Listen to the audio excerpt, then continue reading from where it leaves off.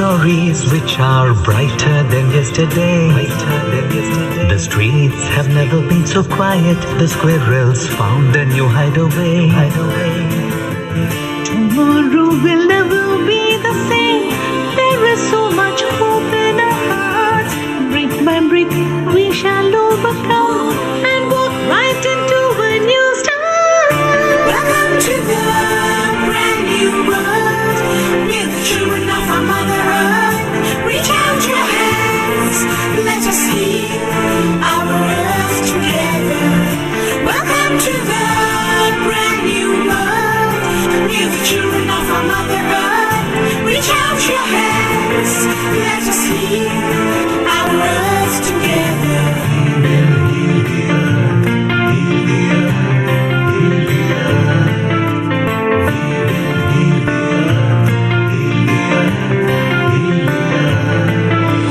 Birds are flying strong and fearless. Green is greener in shrubs and trees.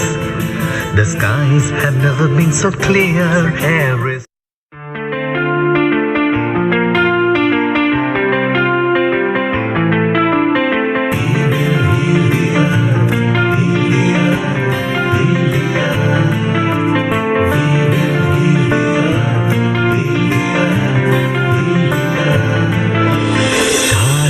can tell you stories which are brighter than yesterday. The streets have never been so quiet. The squirrels found a new hideaway. Tomorrow will never be the same. There is so much hope in our hearts. Brick by brick we shall overcome and walk right into a new start. Welcome to the brand new world. We're the children of our Mother Earth. Reach out your hands, let us heal our earth together. Welcome to the brand new world. We're the children of our Mother Earth. Reach out your hands, let us heal our earth together.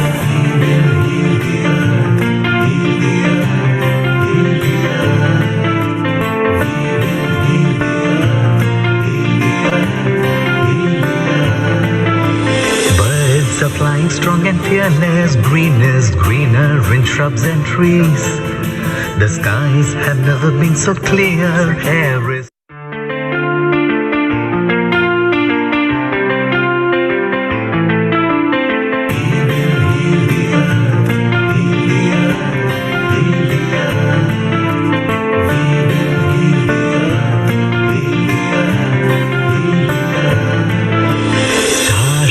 can tell you stories which are brighter than yesterday.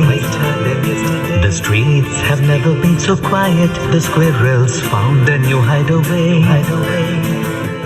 Tomorrow will never be the same. There is so much hope in our hearts. Brick by brick we shall overcome and walk right into a new start. Welcome to the brand new world. We're the children of our Mother Earth. Reach out your hands, let us heal our earth together. Welcome to the brand new world. We're the children of our Mother Earth. Reach out your hands, let us heal our earth together.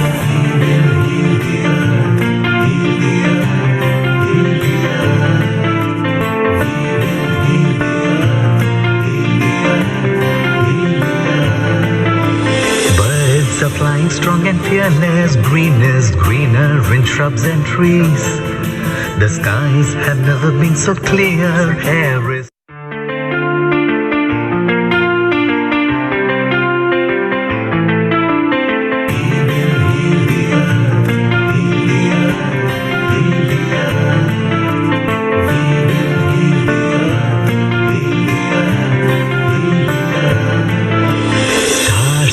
can tell you stories which are brighter than yesterday. The streets have never been so quiet. The squirrels found a new hideaway. Tomorrow will never be the same. There is so much hope in our hearts. Brick by brick we shall overcome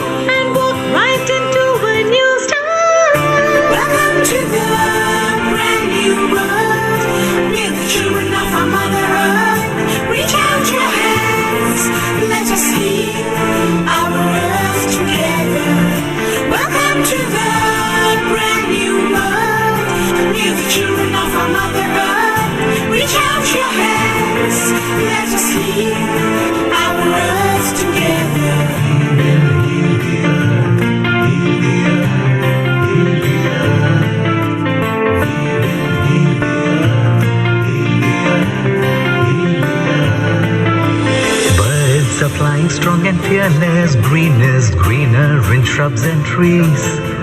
The skies have never been so clear. Air is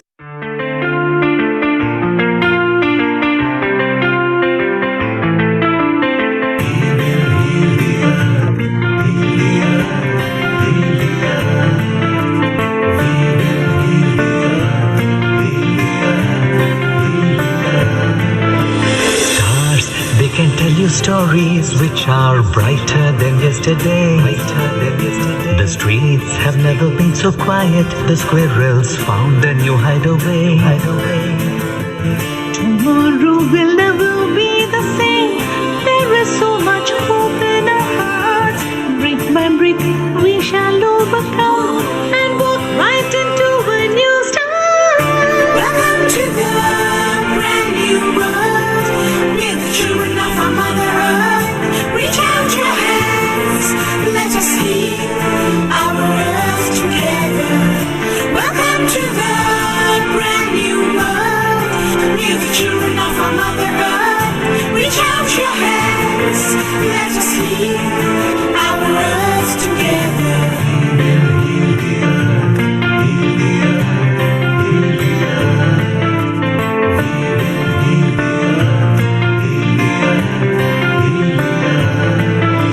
Birds are flying strong and fearless. Green is greener in shrubs and trees. The skies have never been so clear. Air is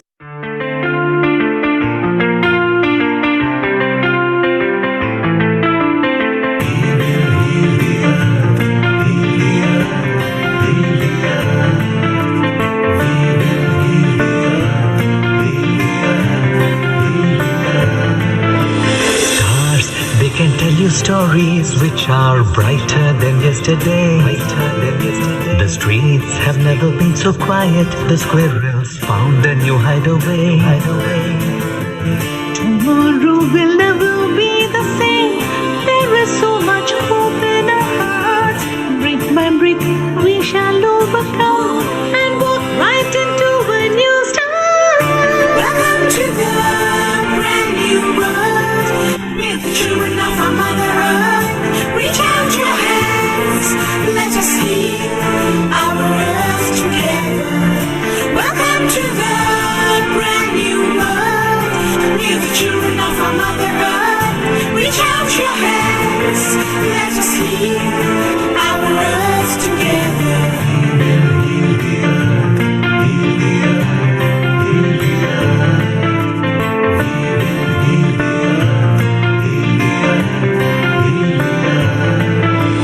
Birds are flying strong and fearless. Green is greener in shrubs and trees.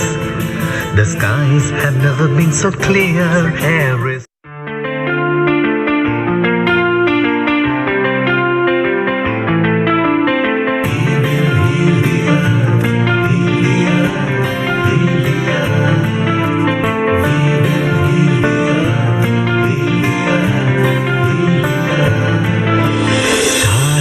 can tell you stories which are brighter than yesterday. The streets have never been so quiet. The squirrels found a new hideaway. Tomorrow will never be the same. There is so much hope in our hearts. Brick by brick, we shall overcome and walk right into a new start. Welcome to the brand new world. We're the children of our Mother Earth. Reach out your hands, let us heal our earth together. Welcome to the brand new world. We're the children of our Mother Earth. Reach out your hands, let us heal our earth together.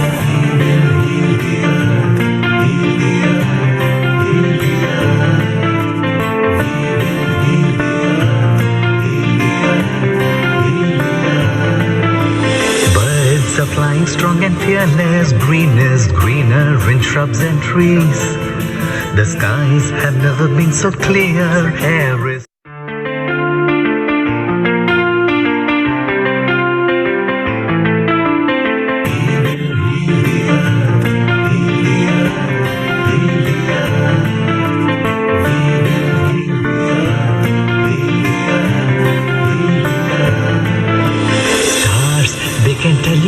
stories which are brighter than yesterday. The streets have never been so quiet. The squirrels found a new hideaway. Tomorrow will never be the same. There is so much hope in our hearts. Brick by brick, we shall overcome and walk right into a new start. Come to the brand new world. We're the children of our Mother Earth. Reach out your hands. Let us heal our earth together. Welcome to the brand new world. We're the children of our Mother Earth. Reach out your hands. Let us heal our earth together.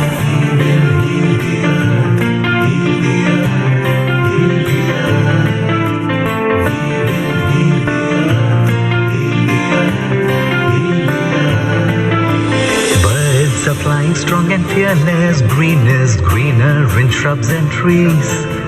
The skies have never been so clear. Air is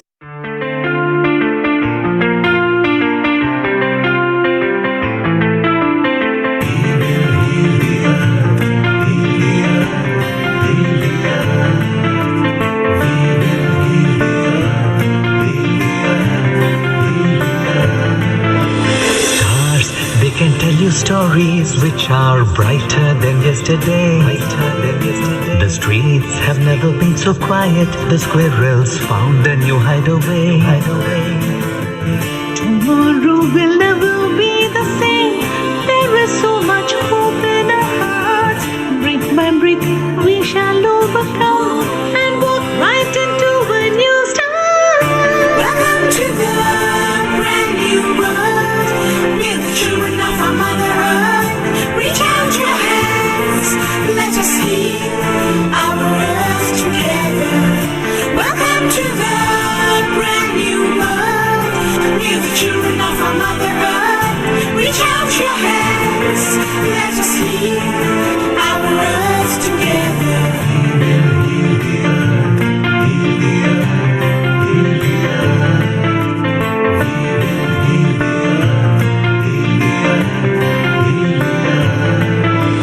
Birds are flying strong and fearless. Green is greener in shrubs and trees. The skies have never been so clear. Air is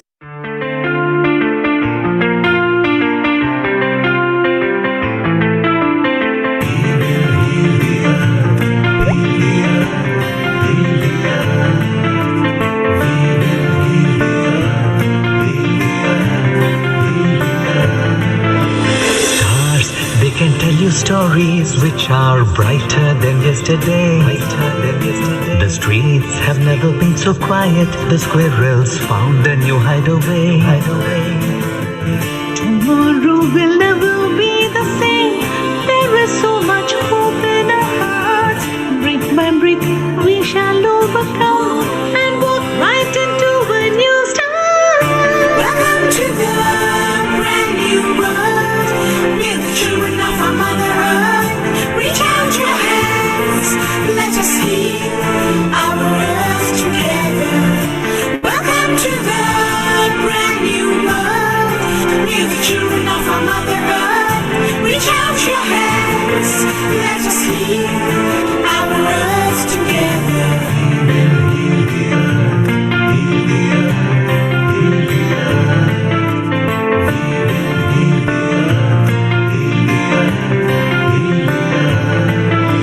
Birds are flying strong and fearless. Green is greener in shrubs and trees. The skies have never been so clear. Air is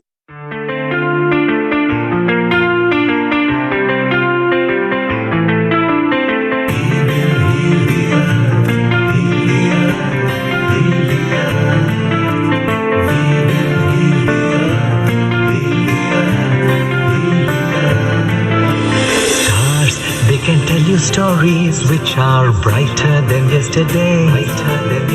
The streets have never been so quiet. The squirrels found a new hideaway. Tomorrow will never be the same. There is so much hope in our hearts. Brick by brick, we shall overcome and walk to the brand new world. We're the children of our Mother Earth. Reach out your hands, let us heal our earth together. Welcome to the brand new world. We're the children of our Mother Earth. Reach out your hands, let us heal our earth together.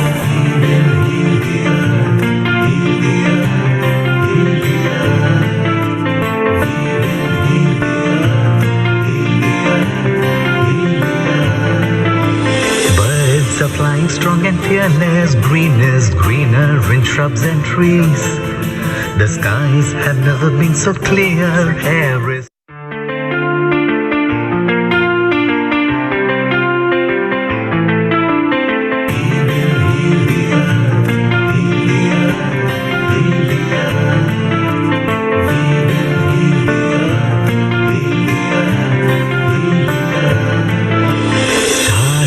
can tell you stories which are brighter than yesterday.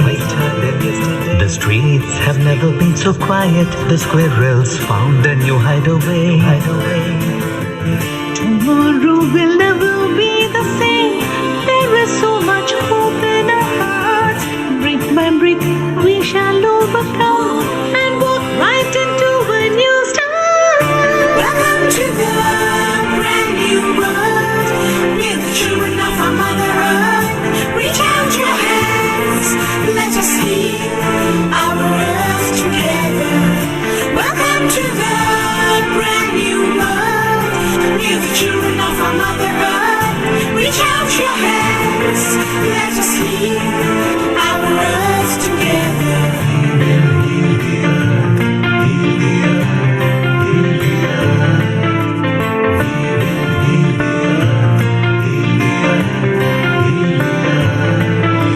'Birds are flying strong and fearless. Green is greener in shrubs and trees.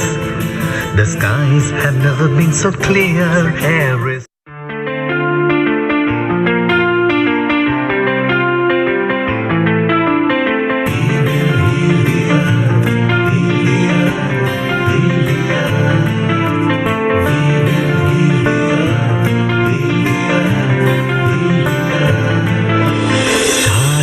can tell you stories which are brighter than yesterday. The streets have never been so quiet. The squirrels found a new hideaway. Tomorrow will never be the same. There is so much hope in our hearts. Brick by brick, we shall overcome and walk right into a new start. Welcome to the brand new world. We're the children of our Mother Earth. Reach out your hands, let us heal our earth together. Welcome to the brand new world. We're the children of our Mother Earth. Reach out your hands, let us heal our earth together.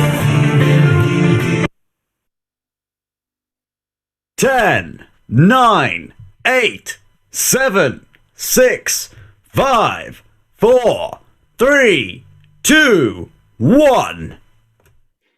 A global namaste to all of you wonderful souls. A very warm welcome to you all on this motivational, inspirational session of Healing Our Earth. Before we start today's session, let us all fold our hands just in the prayer position and close your eyes, and we will start with the most universal mantra, the Gayatri mantra. Now, this is the mantra that's most universal. You can chant any mantra that you desire to that will bring up positive energy. Invoke that before we start today's program. So let us do that. Close your eyes, take a deep breath in, and all the way out. Om Bhurbhuva Swaha Tat Savitur Varenyam Bhargo देवस्य धीमहि धियो यो न प्रचोदयात्.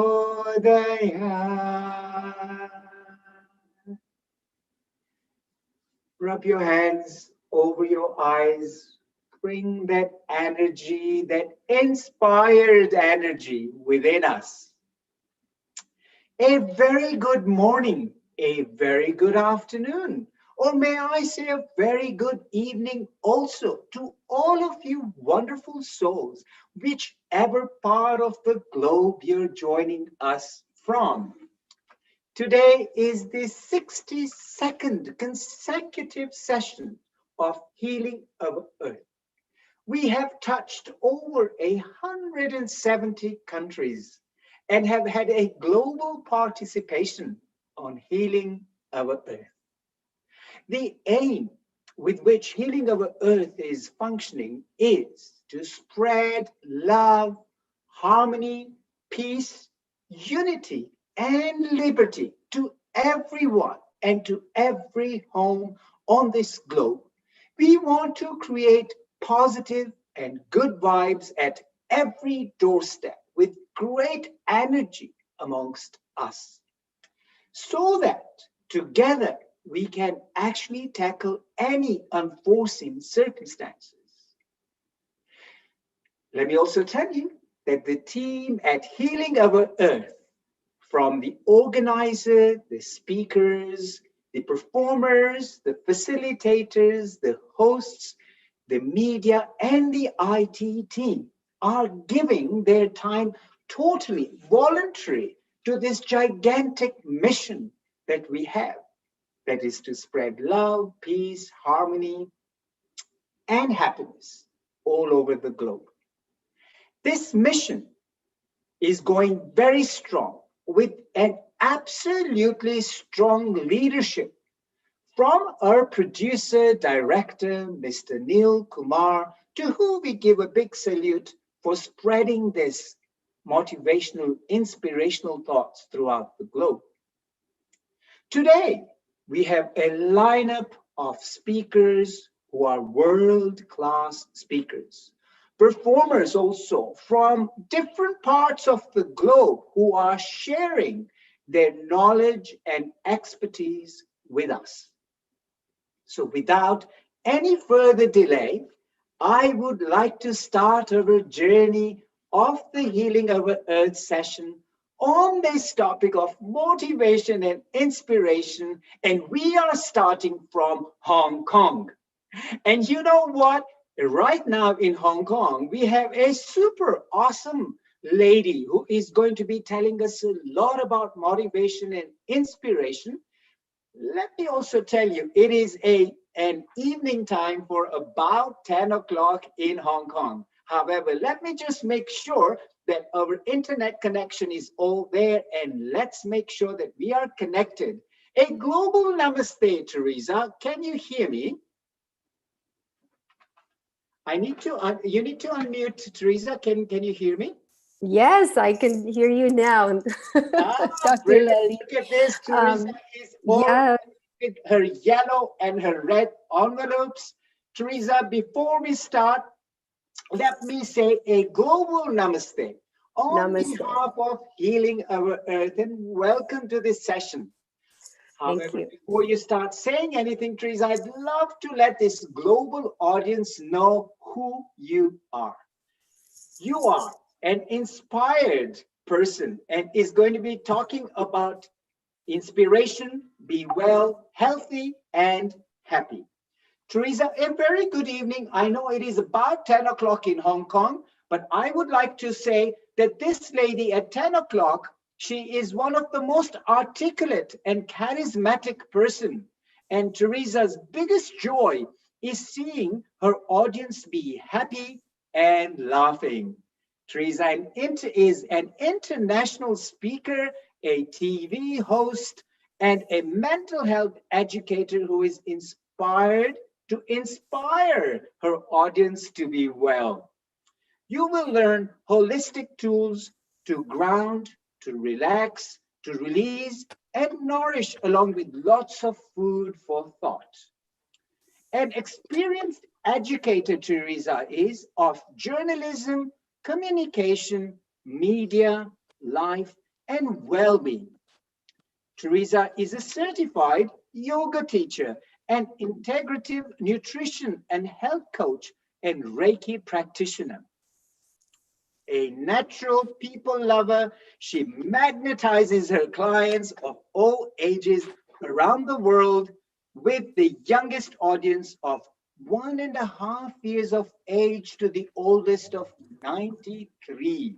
Wow. Teresa specializes in wellness curriculum, strategy, and implementation and works closely with corporates and schools. Teresa is an advisor for global community health and BRICES and APSES, international organizations that promote lifelong healthy living for children. My God, we have this super awesome person with us, Teresa. Welcome. And on behalf of Healing Our Earth, once again, a global namaste. The floor is all yours, Teresa. Thank you so much, Dr. Lalit. You make everything super amazing. Love your energy. Love you sounding so inspirational and motivational. Firstly, Thank you. Gong Heva Choi to you again. Remember these red packets and the golden one. These are healing colors as well, and very vibrating colors, vibrant colors. It's Chinese New Year here, you know, and we're heading right into the second week of Chinese New Year, and it's been wonderful. I had a really good break. I'm really honored to be here. Now, if we could just, I'll go right into sharing my PowerPoint. Is that Sure, okay? sure, Yeah. sure. And Teresa, by the way, Happy New Year to you. Yes, you can. Yes, thank you. Wonderful. I was telling everybody before the Western New Year came on, I was already right into 2021. Yeah. So who can share? I could share now. Yeah. Okay. I Yes, could the media Perfect. team, the technical team will allow you to do that for sure. Got Yeah. it. Yep. They do that. That's wonderful. Yeah, so this is good. Slideshow. I've got a. Ooh, Oh, yeah, just give it another try again. No problem. okay, got it. Let's do that again. It's great because I'm zooming almost every day because when I Wow. teach, oh, I got drop out again. So if I could get the technical team. Okay. We've got a very super expert media team and IT team, and I'm sure they will be looking into this and trying to help you, Teresa. All good, all good. We're used to doing live shows. Everything is good. It There says you who go. can share, right? It does say all participants. I am already in their slideshow. Okay, now I play from the start. Very good. Here we go. We got There it we going. go. All right, Wonderful. that's just a title page with a lot of vibrant colors, and I think Dr. Lalit's already put in all the, made this a very good starting point. So I could skip all of this. Healing the earth. Let's all be well, happy, and healthy. Yeah, let's do that. Who am I? I'm inspired. Some photos you could see me being happy with food and people, lover, and all of that. All the wonderful qualifications that I'm blessed with, Dr. Lilith went over, so I'll just skip right over that. So today, what am I doing here? Really is to inspire you because that's what I do with my mission on health and wellness. It's been for years, and what I do is really inspire people to be well on their journey and be successful and all of that. So allow me this chance to help you take care of you and inspire you wherever you're at, take your journey a bit further. So let's do this together. So what makes us happy then is the first question. Some of us look at money, right? Some of us go to the gym. Some of us invest time in our families and the people that we love. And some of us invest in property, all wonderful stuff. And whatever is making you happy, like this guy here, my Lion King, if it's making you happy, keep it, hug it, whatever it is, keep doing it. But today we're going to give you a few more tools to work with that are feasible, that are accessible, that's going to make you well, but really taking the journey a bit deeper, because sometimes we look at, these are the surface things that could make us really happy. But sometimes if we could go even a bit deeper and look inwards, we could get, a little higher. We could go a little bit further. So let's do that today. Could I invite all of you? Firstly, it's been challenging times. Sometimes we forget to take care of ourselves. Let's do that. Can we start with giving all of us a big hug? Hug yourself. Wow. Ah, feels good. I wish I could be there to give you a hug, but I'll give you a virtual hug. A And virtual that's, hug. Absolutely. yeah, it's fantastic. Exactly. Um, you know, we look at wellness and well-being. If you ever seen this, the tree is often used as a symbol of wellness and well-being. Why is that? If you look at the trunk and the roots, and this particular graphic doesn't have the roots, but the tree is always rooted in its roots, isn't it? And the heart is always at the bottom. So we could vibrate everything from our heart space and not from our mind. Things are very different. And as you see the tree, it accentuates up with all those fabulous covered colors of the rainbow. So imagine if you were like that on a daily basis or most of the time, how would your well-being be any different or be different, right? So I always focus when I do my talks is grounding, very number one, grounding in the heart space. And that's space of intention of love me. It's always love me. And I had to learn that myself, really. It's been a tough journey the last couple of years, but I've learned a lot. And my bestie Seema is here, and she's the reason why I'm on this talk is we talk about this all the time. Now, the holistic toolbox that we all need is really breath, right? Breathe, which is we're born with this is our birthright. We could work on our mind, you know, having a positive mindset. And how about a little bit of movement? Yeah. And quieting. I think quieting is so useful for me, like on my own personal journey. I spend a lot of time being quiet, like I said, tuning in, really looking inward, closing my eyes and bouncing out the outer world that's so noisy. Sometimes we really don't need that. And today you mentioned food for thought, but I really want to talk about food, foods that we eat, edible foods. So today we have a combination of edible foods and non-edible foods as the holistic toolbox. So if I may invite you along with my friend the Lion King here, is if you could sit on the edge of your chairs and if you could plant your feet firmly on the ground, allowing yourself to connect with Mother Earth. And if you could just sit straight up with your chest open, eyes closed, and place your hands over your lap. So as you can tell, I'm also a yoga teacher, yes? Go ahead and do this is if I want you to, sometimes our focus is really in our forehead because we're constantly absorbing, sensing and other energy that are sometimes not ours and too much information. And often like when I'm teaching these days, it's information overload. Go ahead and close your eyes. And I want you to shift the focus from your third eye area or your forehead to the tip of your nose. And I want you to just listen to your breath for 1 minute. Nothing else, but listen to your breath.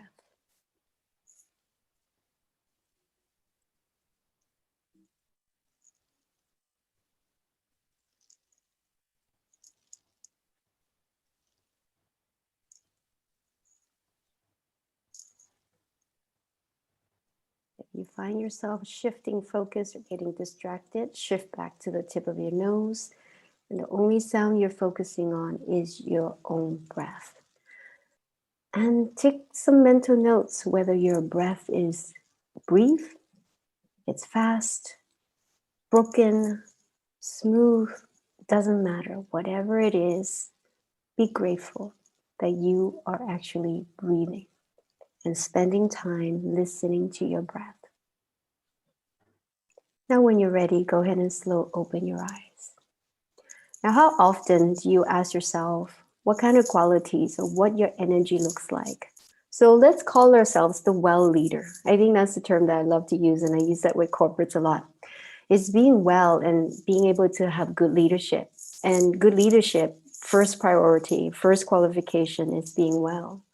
What is a well leader? What are some of the qualifications or the energy or the positivity that you like to bring into the, into the room when you walk in? When you walk into your office or when you walk into your house, what do you want to bring in?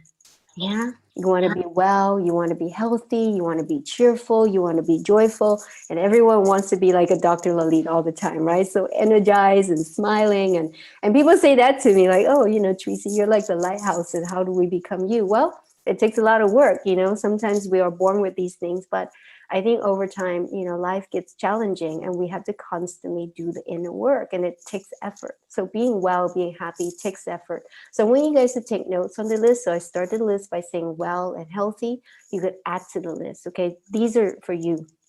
Okay, these notes are for you. These are the qualities that you like to work on, that you could set an intention to get, you know, to get started, to see what you want to bring into the room. Yeah.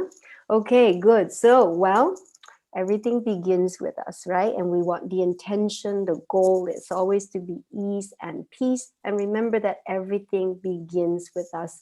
So let's pause. If I could have you set up again, is with your feet planted on the floor. So it's a continuation. So I add on a little bit of more tools as we go on. Good. Your hands are on your lap. Eyes are closed. Now this time add a smile to your face. And sometimes some teachers say, even if you fake it, you know, fake it, fake it. It's okay. Still smile because that sends energy into your cells. Now remember, everything that we are, the way we speak, the way we think, the way our being is all at a cellular level. So it's really important the way we communicate with ourselves. Now, when you pause, what are your cells doing? Stay where you are. Good. Keep closing your eyes. Now I'm going to add, if I could just invite you to do another breathing exercise, just take a deep inhale through your nose. And if you can just sigh through your mouth, any grievances, any negativity that you have, go ahead and make it loud. It's okay. And remember, leave all your grievances, all the things that you dislike to Mother Earth. She can take it. That's why she's here. That's why we have to heal her as well. We have to respect her. Go ahead and take another deep inhale in. And sigh.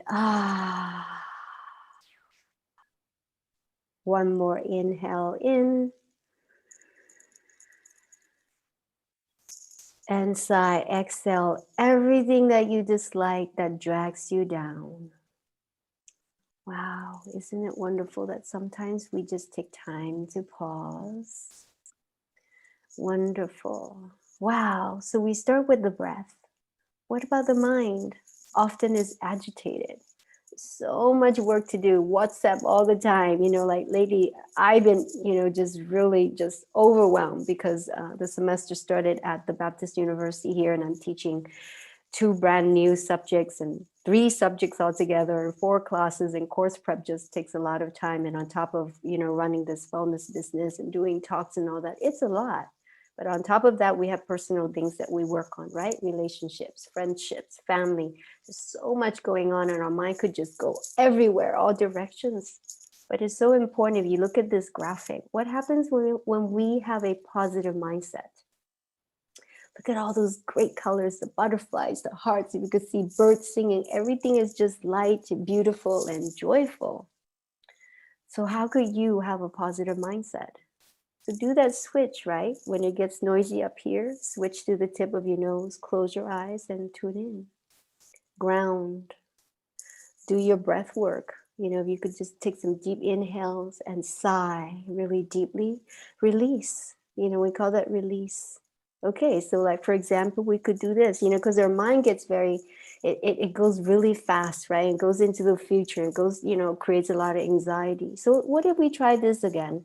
Another breathing exercise is let's inhale positive thinking.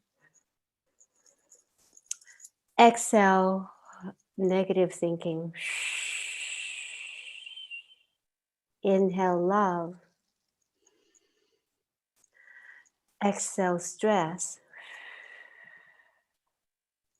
Inhale gratitude. Exhale anxiety. Would this work? How about something else? Tapping, EFT, if you guys are familiar with this. So take your like 3 fingertips. Let's tap the head a little bit. Yeah, and your forehead. Tap around your ears, your eyes, even, you know, around your jaw or your mouth area, because that's where when we think too much, we tend to clench our jaw and sometimes we forget to express ourselves. And, you know, sometimes most people, are afraid of being vulnerable. And we tend to just have everything stuck in our head, then what happens? Our head gets really tight, gets really tense, and it goes to our body and it goes into our cells. So physical, mental, spiritual, everything is all working together. Wow, very good. I'm seeing some people who are really tapping. You could even tap your eyes, like we're constantly looking at the computer all the time. What about tap here for your immune system, just right around your collarbone? That's fantastic. So guys, I'm really just a messenger. So I don't create these things except for the smelling breath. Listening to your breath part. And that was fantastic. Yeah. So wow, all that. Yeah, imagine this, if you could release all the tension, or to begin with, the intention is not to have tension, but we do. It does accumulate, right? And if we have positive thinking, our head's going to be lighter. There's going to be less tension. And that's the whole idea. Yeah. Yeah, wow. Let's go on to the next thing and see more tools to work with today. Now, very importantly, as you know, stress is inevitable in life. And with, all that's been going on with the global pandemic now leading into the second year, like in Hong Kong here, we've had some protests before that. So we've had, it's been a good 2 long years. But how often are you actually looking into your stress level? So I want to invite you, if you have a pen and paper, is I want you to look into your stress level and your emotions. Guys, it's totally okay to be vulnerable. Growing up, I was not taught to cry, but and I even tell Seema and my girlfriends, like, if I need to cry, I need someone to help me punch the button or do something to help Teresa cry. But over the last couple of years, because of what I've been going through, I've actually learned to be vulnerable. And it's really totally okay to get away our cultural beliefs that it is okay to be vulnerable. So I really want to tap into your emotions, is, come up with an adjective. So I started the list here is, have you been frustrated? Are you stressed? Are you anxious? Are you out of breath, right? We did the breath work earlier. So you were, measuring and taking notes on your breath. Are you overworked? Are you overwhelmed? Now, a lot of people get confused with the word depressed and overwhelmed. So try to see the difference is overwhelmed, right? And it's just like, oh my God, I couldn't handle this, too much to do. Yeah, and that's a little different from depression, as you know. Are you getting temperamental, confused, lost, guilty? Guilty is a word that I had a lot of people tell me when I did talks in Bangladesh last year, because a lot of families went through COVID and had people die. And, some of the CEOs were thinking, they weren't able to take care of their families as the way they should. Guys, everyone is going through this for the first time. We are doing our best. And the best thing that we could do is really vibrate on high energy by doing work like this, taking good care of ourselves. So the key message is individual well-being equals collective well-being. And all we could do is stick together and really work on ourselves and put out the right energy, right? So I was telling them all this, it's great to feel all this, but guilt, is not going to help better anything. So let's try to, come from a neutral perspective that we're all in this together and that we're all trying to help each other and that we could be supportive each other. Now, fear, we all have that. Worrying about the future, right, creates all anxiety. So take notes, guys. It's really important that we, look into our own emotions and to know where we're at. And it's really, really essential, right? Now, so we've done the mind, we've done the breath, we're looking at the physical stuff. Normally, I would put in some videos in there, but concerns over copyright, I left those out, which is okay. I think we're doing really well. Now, energy-wise, how's your energy level now? I mean, not just mental energy, but your physical energy and your whole being, which I mentioned earlier. Is what do you want to put out there when when you walk into your room? What do you want to feel like? What do you want to look like? And what are you infecting? Let's use the word positive, infecting, the people around you with. Now, food is very important. As many of you may know or may read about me, is that I'm really big on holistic nutrition, integrated nutrition. I'm mostly vegetarian myself, but sometimes my body has called for a bit of fish and seafood. I allow myself to do that. I'm a true believer that food is energy and so important because all of us eat, right? So I want you guys to look into after today, if you haven't, is look into your food. How are you feeding yourself? How are you nurturing yourself with food? So if you see there, that's a The base is a vegan burger, and I put sardine on top. And I always tell people, look, you could put chicken, you could put whatever you like. That would, that's your food, and you talk to your body, and that's what you need. You add to it, but mostly it's plant-based foods. That's really important. Now, food and nutrition has become even more important because of the pandemic, because I think a lot of people are looking into immunity. I showed you the tapping earlier on immunity. But guys, mind your stress and mind your immunity at any time. It's not just because of the pandemic that you need to take care of yourself, but the stress level, emotion, right? Emotional stress level, physical, everything is all connected. And remember, everything starts with the head, and then it goes into the cells, and then it goes into different parts of your body. And imagine your body like the computer, because that's what it does. It's like it just stores emotions. And we have to be really mindful of how we nurture ourselves on a daily basis in all the aspects of life, right? So food and nutrition, really important. I'll go through this very quickly. Plant-based, omega-3. If you're vegetarian or vegan, B complex 100 is very important. B6, B12. If your B complex doesn't already contain those, right? Vitamin D3, you could get some of those in the sun, but liquid form is very important. Vitamin E, magnesium, all of that. And I don't have to tell you, all these great foods, plant-based, whole foods, natural, colorful foods are going to make you shine from the inside out. And that's what we're trying to get at, right? But it's not just shallow beauty. As we're talking about really nurturing the organs to really be able for them to function better. And when they're happy, it's going to show up on our faces, right? So very good stuff. That I had a video that would help you dance a little bit and show you a video, but instead of the video, can we just kind of have you stretch and dance a little bit and da, da, da, da, da, da, and just kind of be happy.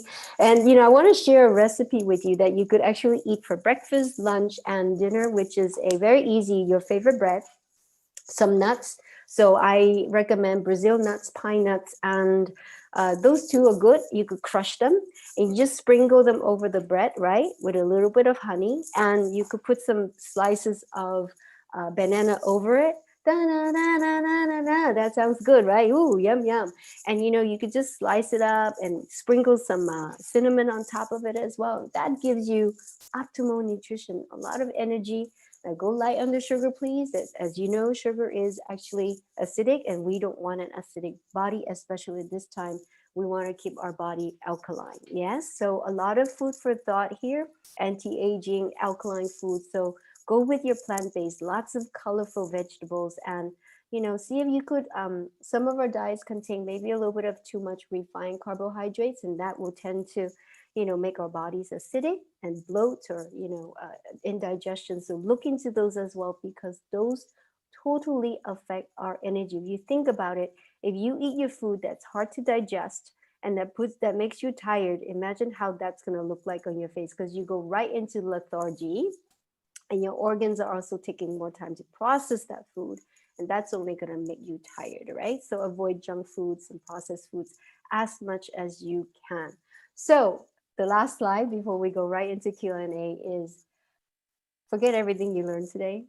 Let's start with your well-being. And I really want to inspire you is start doing the breathing exercise. If you forgot everything I taught you today, if you could just ground yourself, close your eyes, and just listen to your breath.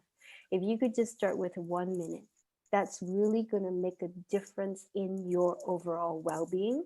And as we know, happiness is an inside job, and it isn't anything like a car or a computer or any materialist things that really make us happy, but it's really doing the inner work and tuning in and being and really accentuating joy from the inside. That's going to affect our being with other people. And we talk about the well leader earlier, the quality, the good qualities that we could bring in as a well person. So please breathe, recharge, eat well, and have a positive attitude on life as much as you can. And from time to time, tune into your emotions and check with your physical body, because remember, it is a computer. Where you have stress, where you have certain emotions like anxiety, grief, guilt, it goes into different places, right? And before we came on, I was talking to Dr. Lalit about our hips. I was doing yin yoga today and a lot of hip openers, and our hips tend to store a lot of emotions, believe it or not. Now, very importantly, because we've been in lockdown and, we've been having to work from home, please remember to move. So the tension in your body is going to also give you indications of where you are at with your mental well-being. And that's really important. Now, H, look into your heart, because a lot of times we are in a head, we have a negative mindset. It's important to tune in and go, what does my heart say? My mind sometimes just doesn't really count. And there's a saying, right? If you could conquer the mind, you could conquer life, right? In different words that says that. Now, remember, ease is the key here. So we want to be at ease and peace, and everything begins with ourselves, right? So again, happiness is an inside job. So I invite you, whatever you forgot today, don't forget to start with your breath. Do your breathing exercises as much as you can, and that's going to be, I think, a great inspiration and motivation for your well-being journey. Dr. Lalit, Q&A time.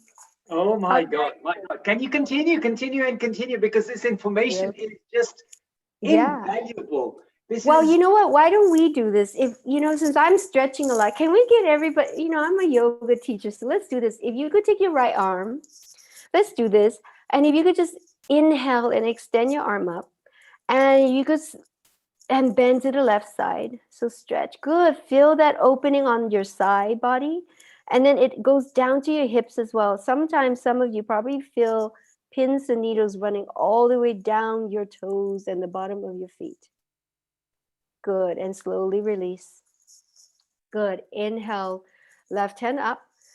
And go ahead and, bend to the right hand side. That feels so good. I'm going to have such a great night's sleep tonight. Yeah. Yeah, I wish I could stay up all night with you guys because the energy is so great. Good. 5, 4, 3, 2, 1. Slowly release. Ooh, how do you feel? How about we do a little bit of a twist? If you could just sit in where you are, feet planted, right? All that set up. And just Teresa? twist to the right hand side. Yes? Sorry, I'd love to continue the stretching. Would you mind stop screen share so that we can get everybody on the screen? Yes. Stop share. Perfect. I like that. Good. And then we could do a left turn, left twist a little bit. Thank you. Ooh, and then slowly back to center. Very good. Does anyone want to do a qigong? Go ahead. I was watching a video and it reminded me this morning. So good for immunity, focus, and relaxation is you could just take your palms, right? So you start at the bottom, kind of near your pelvic floor. So you inhale up and just above the head a little bit. And then you exhale down a bit. Good. Inhale.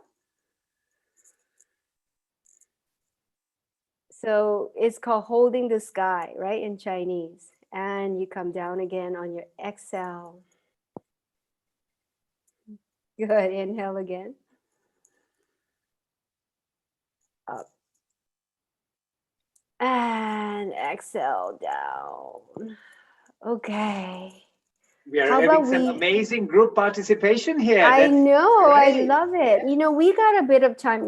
Let's do this. Let's do this, Dr. Lally. We got to do this. It's so important.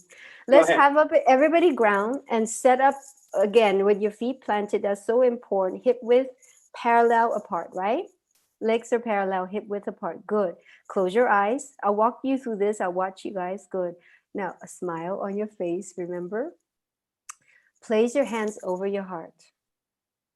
Good. Close your eyes. Now, I want you to think of a gratitude list. So this is called the gratitude meditation, which I love doing because I'm all about gratitude. I love it. I love it. Now, if you could actually, sometimes if you're in a negative mindset, if you could think of 1 or 2 things that you are grateful for, it's going to completely change your mindset. And I know this works for me. I know because I try it all the time. Okay, now close your eyes. Good. Keep mentally making a gratitude list.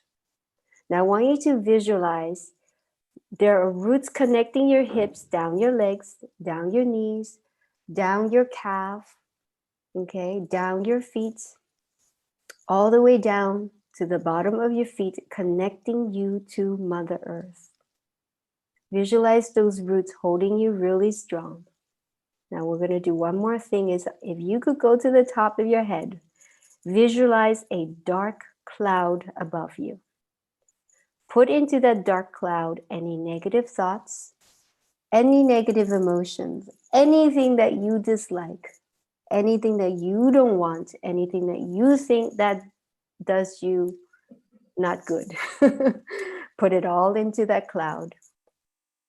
Now, when you're ready, I want you to take a deep breath, deep inhale, and visualize that dark cloud like an escalator and send it down to your forehead, your face, your neck, your shoulders, your chest, your hips, your legs, your thighs, your muscles, your knees, your calves, your ankles, and all the way down through your feet, down those roots, and hand them over to Mother Earth and thank her.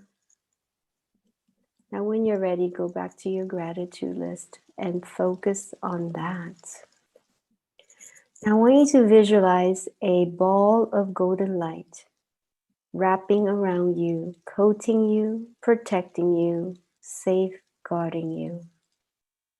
And we all need this because it's inevitable. We have fear and worry. But with the golden light, we feel much more powerful and empowered at the same time. Now, I'm going to give you double protection. So visualize a ball of white light coating over the ball of golden light, giving you double protection, feeling even stronger, safer, and grounded. Visualize all of that, all that empowerment and all that power within you. And just to know that nothing else matters except everything within you and everything that is all of you, 6 feet above, 6 feet below, left and right, 6 feet. All there is to work on. Nothing to know, nothing to do. The best thing to do is anchor yourself in your heart and your feet and be grounded, and you could handle anything in life. And when you're ready, I want you to take a deep inhale. And on your exhale, I want you to focus on that gratitude list and lightly press your heart, gently press your heart, and lock that list in. And when we're done today, continue adding to that gratitude list because that really gives you a different perspective on life. Now, when you're ready, go ahead and slowly open your eyes with a smile, feeling more grateful, feeling more blessed, feeling all that bliss vibrating from within you. Wow, how amazing is that? Dr. Lalit, let's do the questions. My God, this is super amazing. I Can we know. not do this every single day? This is an awesome exercise. Let's do it. You know, some people do a gratitude journal so you could write it down because you could see it, and some people visualize it. And sometimes, you know, when you two get busy, like, you know, like in Hong Kong, I ride what we call the subway. So, you know, my hands are free and whatever, I'm free. Sometimes I meditate on the go, and sometimes I feel, you know, I'm feeling like, oh, I'm like, okay, let's take a deep breath.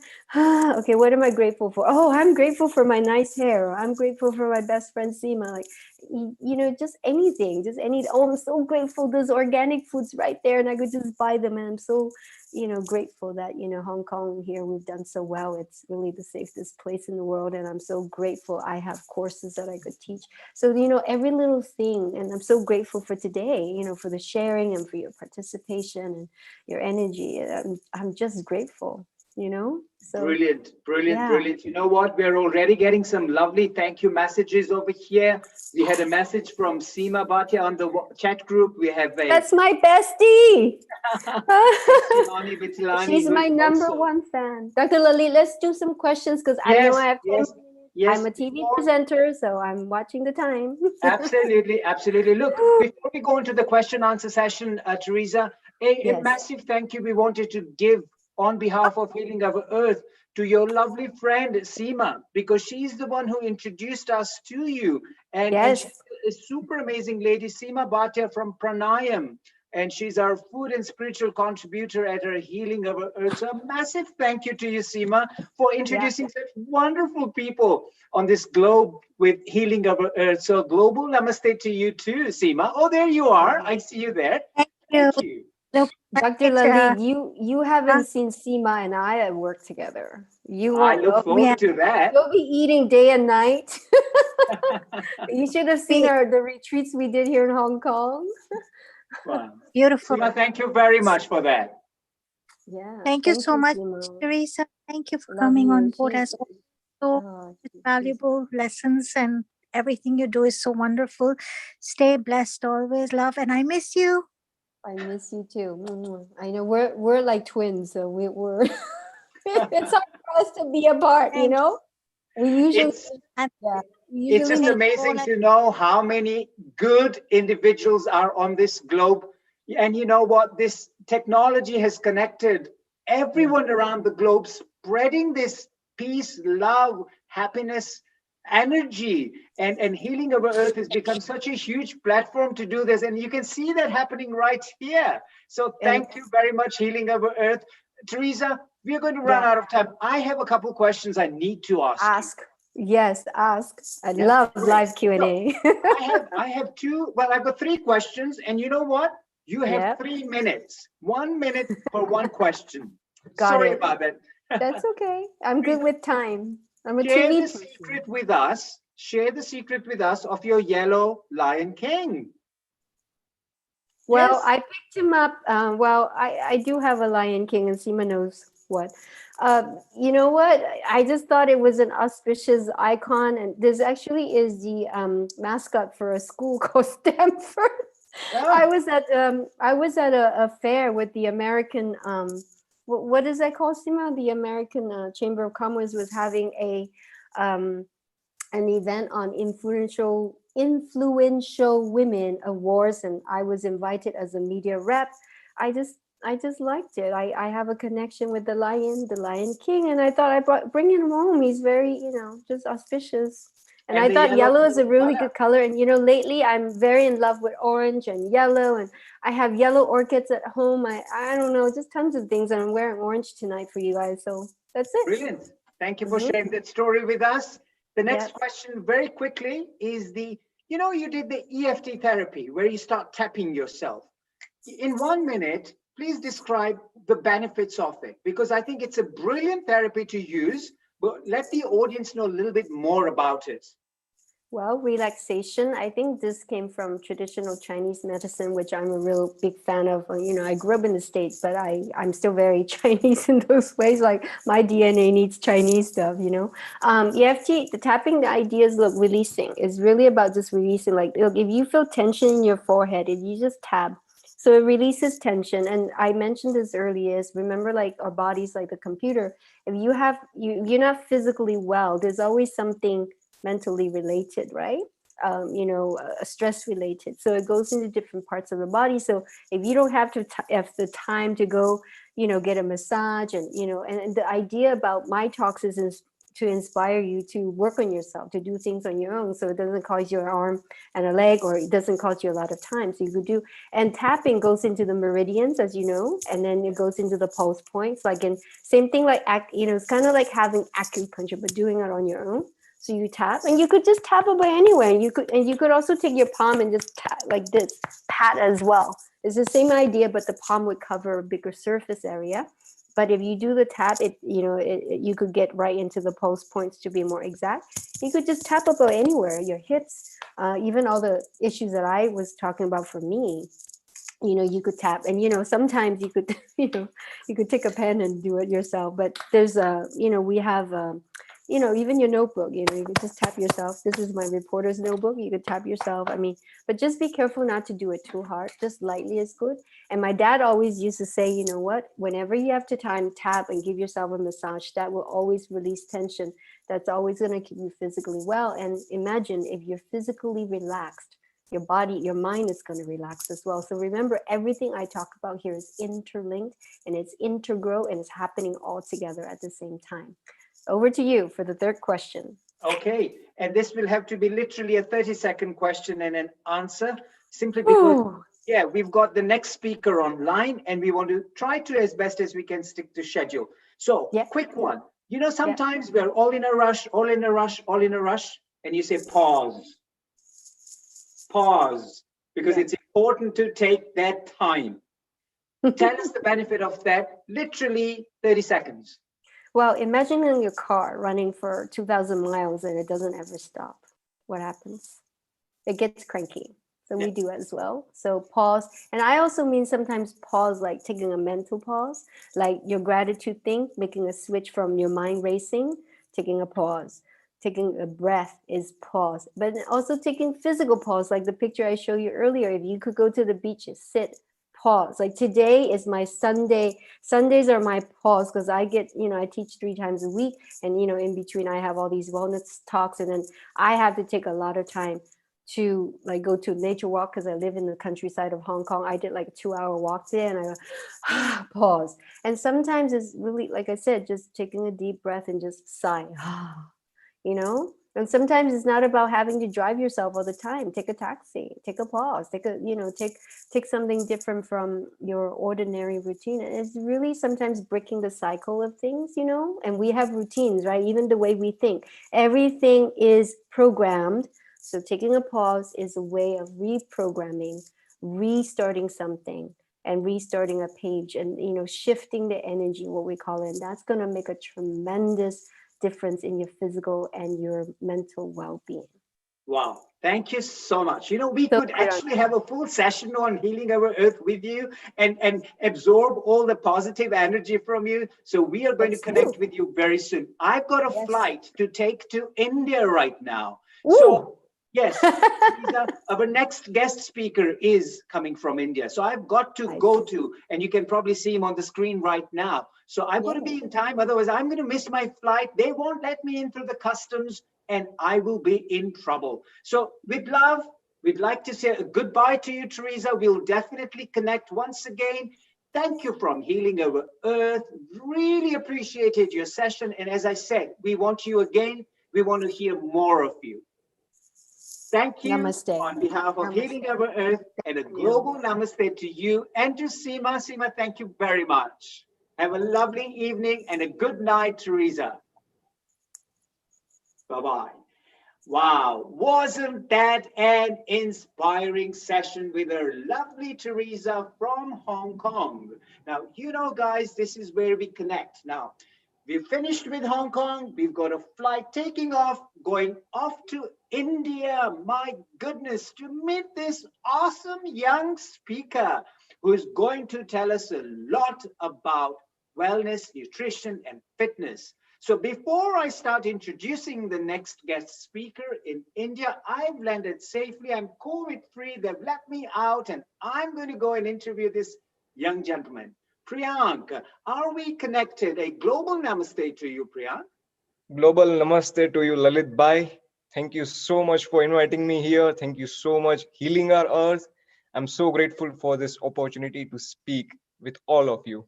Absolutely. So, Priyank, the world, the globe is waiting to hear from you. But before they listen to you, I would like to inform them as to who this young, vibrant individual is. So Priyank Barbaya. Priyank is going to be telling us about lethargy to energy. And I love that quote. And health for everyone in only 3 steps. So we're going to be learning 3 top steps for keeping healthy. Let's tell us about Priyank. Priyank Barbaya is a nutritionist and internationally certified from Precision Nutrition Canada and a corporate fitness trainer.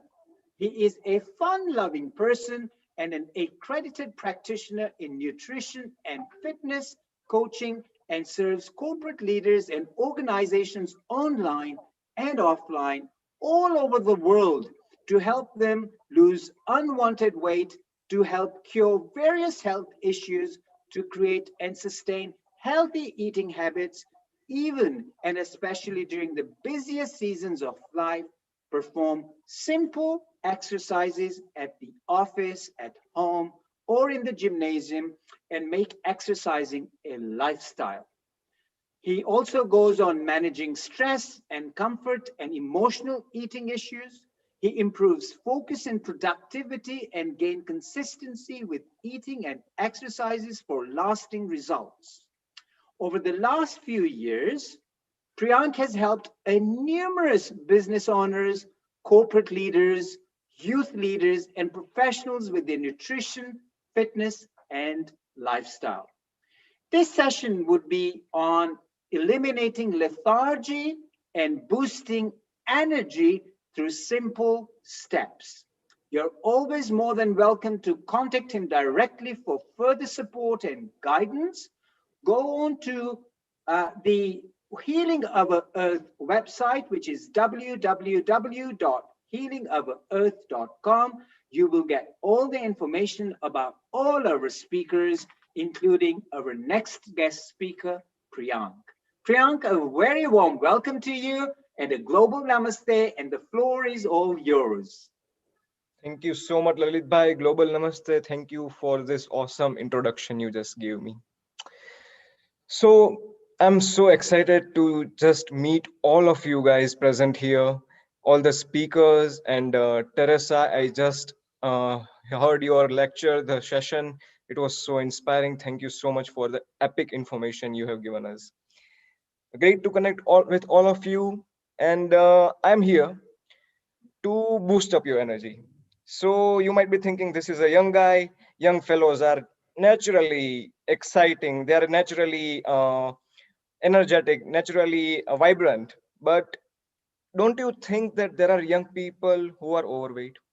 Don't you think there are people younger than me, kids who are overweight? Don't you think they are having health issues?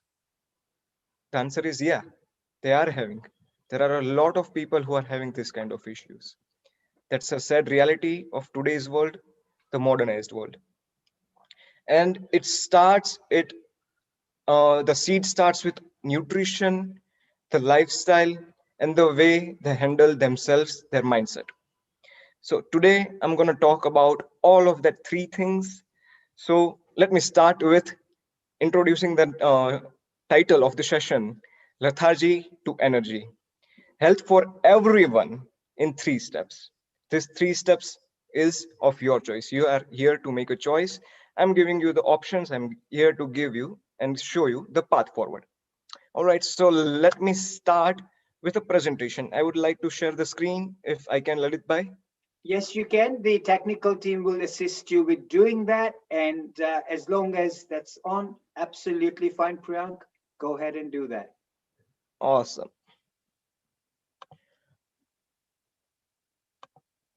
All right, There we so go. all right, so as you can see, the title of the session. Now, before we go on, I would like you to close your eyes with me and take a deep breath. First of all, imagine this situation. Yesterday night, you planned today. Today morning, when the alarm rings, you wake up. You wake up with a smile on your face. Not a small, little smile, a huge smile where your teeth are shown. A huge smile when you wake up, you see the sun from the window of your room. You get out of your bed, you put the first step out of your bed, and you thank the God for giving you another opportunity. When you rise up, you exactly know how your day is going to be. You have decided the vibe of the day.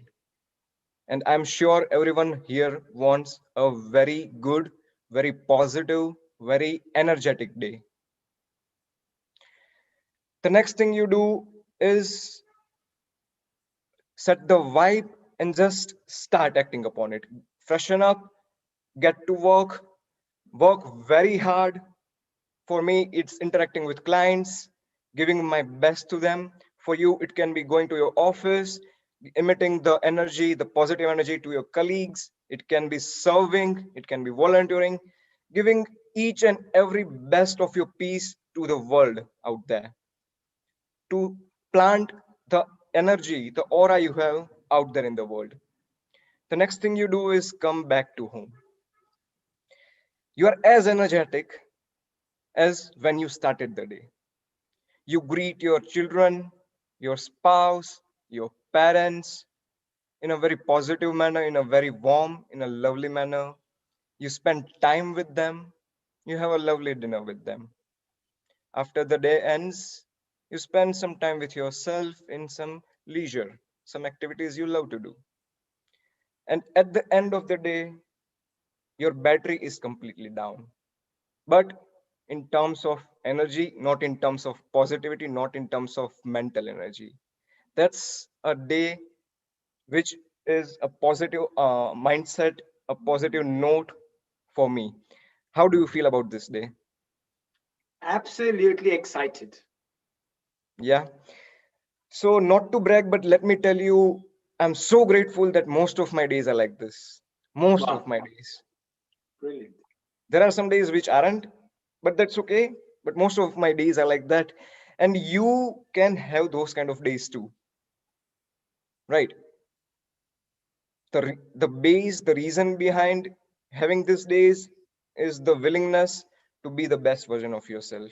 If you are willing to be the best of yourself and have the best version, have the best portray the ideal image of yourself, then we can move forward right now. So all of this is possible for me after working hard for 8 years. Now this started with my mom enrolling me in a swimming class, and I was in my teens, and I was just having fun doing swimming. I was just kicking, doing the bubbles inside the water, kicking back and forth. That was just immature beginner swimming stuff I was doing. That was 8 years ago, and right now, a lot of things happened. Right now, I'm grateful that I have been teaching people about fitness, nutrition, lifestyle. Along with teaching people, I'm here because I was incorporating each and everything I learned from swimming. Then I went to gymming.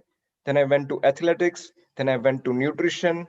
In this whole 8 year process, I have tried so many things. I have went through so many things in terms of physical activity, sports. I have tried so many things. So it took me 8 years. Now, what I call this period of 8 years is compound health. What is health compounding?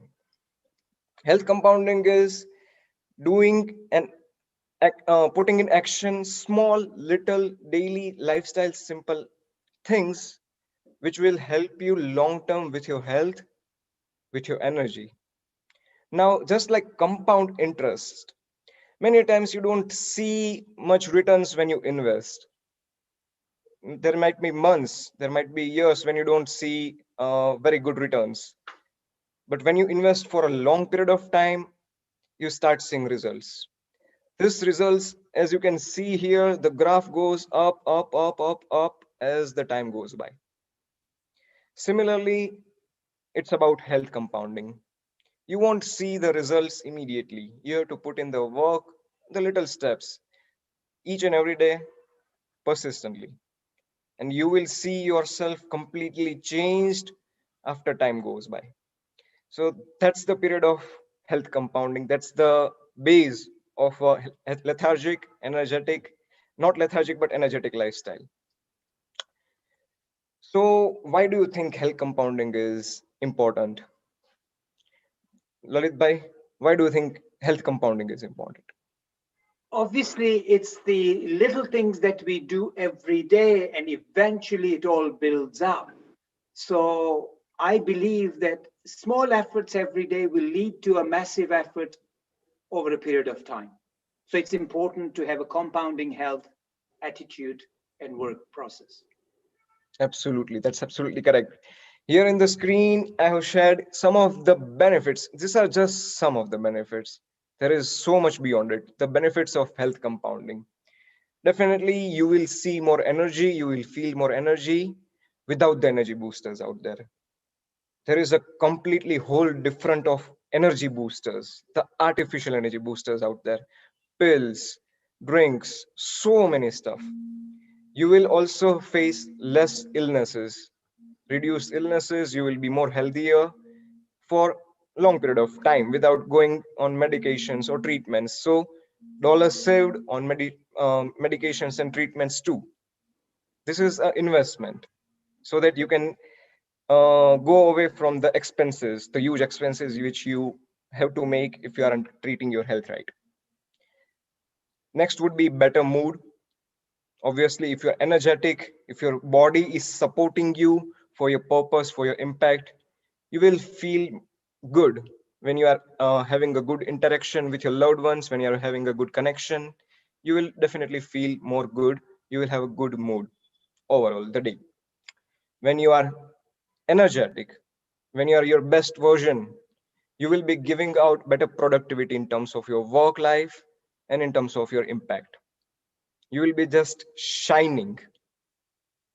It can be anything. You can be the best employee of the year. You can be the best business person of the year. You can be the best sportsman if that's your field. You can be the champion, the gold medalist if that's your field. So it gives you better productivity. Now this is applicable to each and every field. All of the benefits are applicable to anyone at any level. Next would be better family life. As I told you, if you are having enjoying good connections with people you love, if you are having energy for them after a long day of work, you will experience a better family life. Honestly, I've been through a period of time where I was working extremely hard. I had no energy for my family, and that felt very bad for me. I had to get out of that phase. I wasn't feeling any kind of connection with my loved ones. So that was about a better family life and ultimately a life with more fulfillment. All of these things is something which all of us want, right? All of us want. And health compounding is a base to achieve all of this. There are so many more things upon it, but it's a base. You can't have a healthy mind if you don't have a healthy body. All right. So, in my experience of coaching people, I have seen some mistakes, common mistakes which I see people making. First one would be going straight for the quick fixes. Now, I told you that there is a completely whole market dedicated to quick fixes, the energy boosters, the energy drinks, the energy pills. I recently heard about the bulletproof coffee. They put a ton of butter in their coffee. So there is a completely whole different thing about it. Going for quick results is like putting a band-aid on the wound without actually healing the wound from within. That is the first mistake I see, and I see it so often. Everyone wants result, everyone wants the weight loss extremely fast as possible. Next mistake I see is I will start from Monday. Have you told, have you ever heard yourself speaking these words? Another thing I hear is I'll start from first of the next month. Another thing, I will start from 1st January of the next year. And as I told you, health compounding is a long journey. You can't wait to start because there is no endpoint, there is no starting point too. It's a continuous process. It's a work in progress, and there is no endpoint until you die. So there is no starting point. It makes so much sense to start right now. What you can do right now. We'll see what you can do right now. Third is comparison. Everyone of us here are at different levels in terms of our mindset, in terms of our business life, in terms of our age, in terms of our geographical location. Many of us are locked down, are trapped into their home. Many of us are going out, doing the work. So everyone is at different level. You can't compare your result with someone else's because they have a completely different life, a completely different body, a completely different hormonal profile, a completely different mindset. So one thing doesn't work for all. You need to find the thing which works for you. So now you are avoiding these mistakes.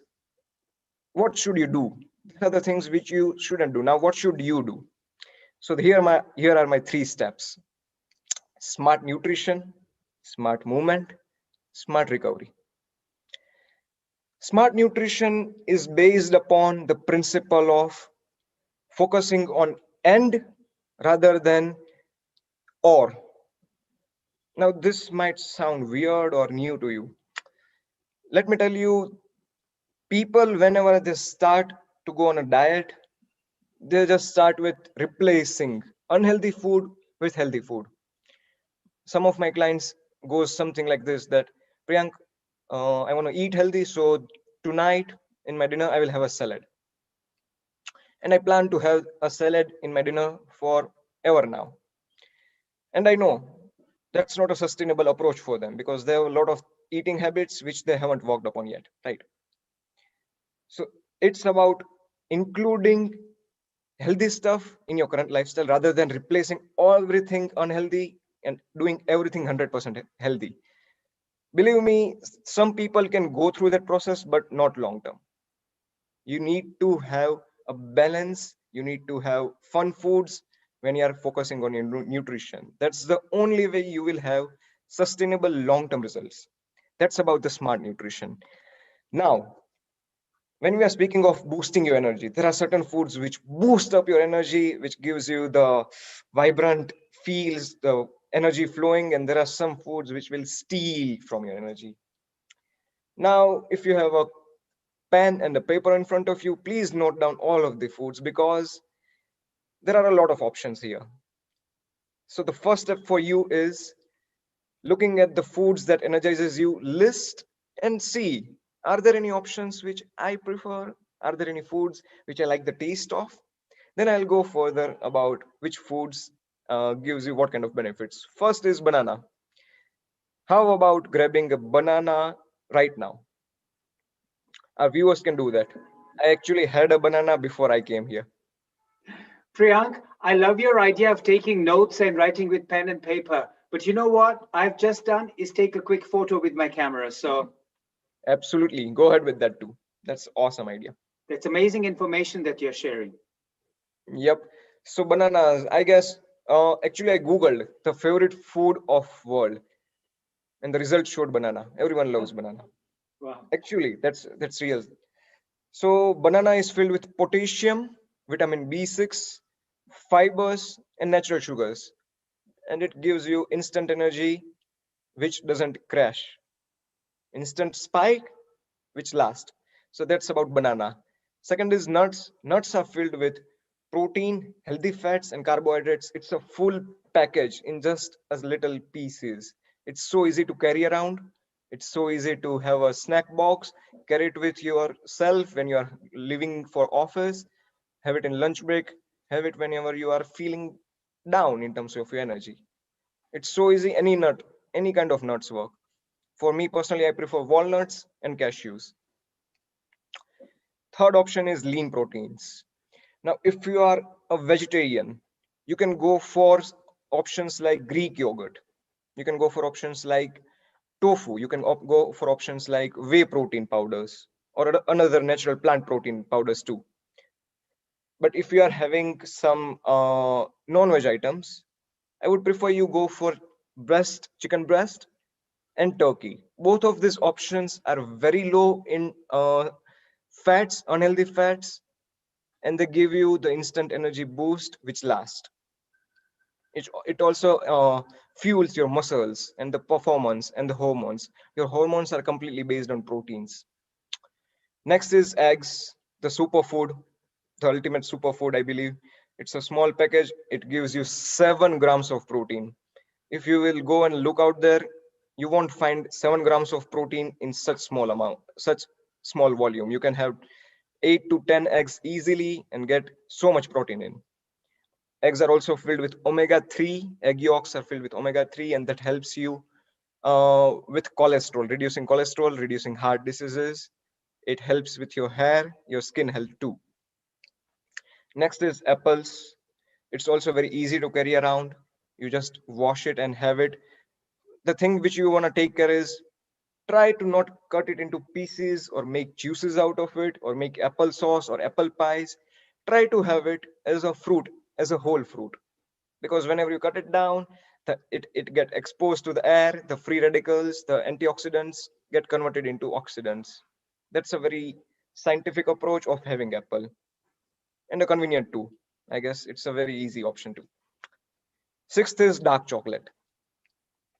Now, recently on my Facebook wall, Lalit Bhai commented on that post. I put up a post where, yeah, where I asked people what is the chocolate you like, and most of the people say dark chocolate, and it's very healthy. It's also filled with antioxidants, and it helps with your blood circulation. Whenever you have the dark chocolate, a piece or two, you get instant blood circulation in each and every part of your body. Your body uses the oxygen you intake very efficiently. So this is a very good option while you are having your workout. Seventh is lentils. In India, we are very fond of lentils. Lentils we call dal here. So it's a very basic staple food in India, and it is very rich in fibers. It is very rich in vitamins and minerals. It's like one of the best food to get in minerals. It is also very rich in protein. So it's a very good staple food. You can go for so many options out there. You can choose whichever you like. You can try, you can see, you can experiment. Eighth would be iron rich foods. Now, these are the list. Now, eighth is a complete sector, a complete segment. Iron rich foods are raisins, dates. These are the basic. I try to involve raisins and dates in my daily life whenever possible. You can also go for low iron foods like spinach. And one more tip, whenever you are having spinach, try to have it boiled with some lemon squeezed in. The lemon boosts in the absorption of iron. So whenever you are having spinach, go with lemon. Now, foods that steal your energy. We might be aware of all of these foods: white bread, pasta, white rice. All of this gives us a complete boost in insulin and a crash afterwards. This gives us a quick boost, but it drops. It rises the sugar level. Long term, it affects and it increases the chances of diabetes. Second is cereals with added sugar. Uh, this is a typical Western breakfast cereals, but now in India, I have been seeing in the stores that all of the aisles are filled with new and new cereals. People are launching cereals each and every day. It's in huge demands right now, and that is not a healthy thing because you can find so much added sugar in the cereals, and as we know that sugar spikes up the blood, it raises your chances of getting diabetes, heart diseases. So it also ends up in a very huge energy crash after you have it. Third is alcohol. Now I know that people find alcohol very relaxing at times. They like few drinks, one or two drinks at night after a long day at work. Alcohol might seem that you are being relaxed with it, but it ultimately harms, and it ultimately affects the sleep quality. You can't reach in a deep sleep when you're intoxicated with alcohol. So try to limit your consumption. I know that it's not possible for many of us to cut out if we are having a long term habit of it. Similarly, go for coffees. Having 6 to 7 cup of coffee a day can give you instant energy boost, and I have seen many corporate people, many professionals have coffee before a meeting when they are feeling lethargic, especially after their lunch time, especially after in the afternoon at 3 or 4. They like to have a coffee, and coffee contains caffeine, which affects your sleep. You can't sleep, and you can't reach a deep sleep state when you have many cup of coffees a day. So try to limit your coffee in terms of 1 or 2 cups a day. Fifth is energy drinks. Again, these energy drinks are have lots of sugar in it. Have lots of. You can find around 50 gram of sugar in a bottle of 500 ml energy drink. So it gives you quick energy, but it will also end up in an energy crash. So these are the foods to avoid. Now, when you look at these foods, there will be some which you like. There will be some which you might be having, the unhealthy ones.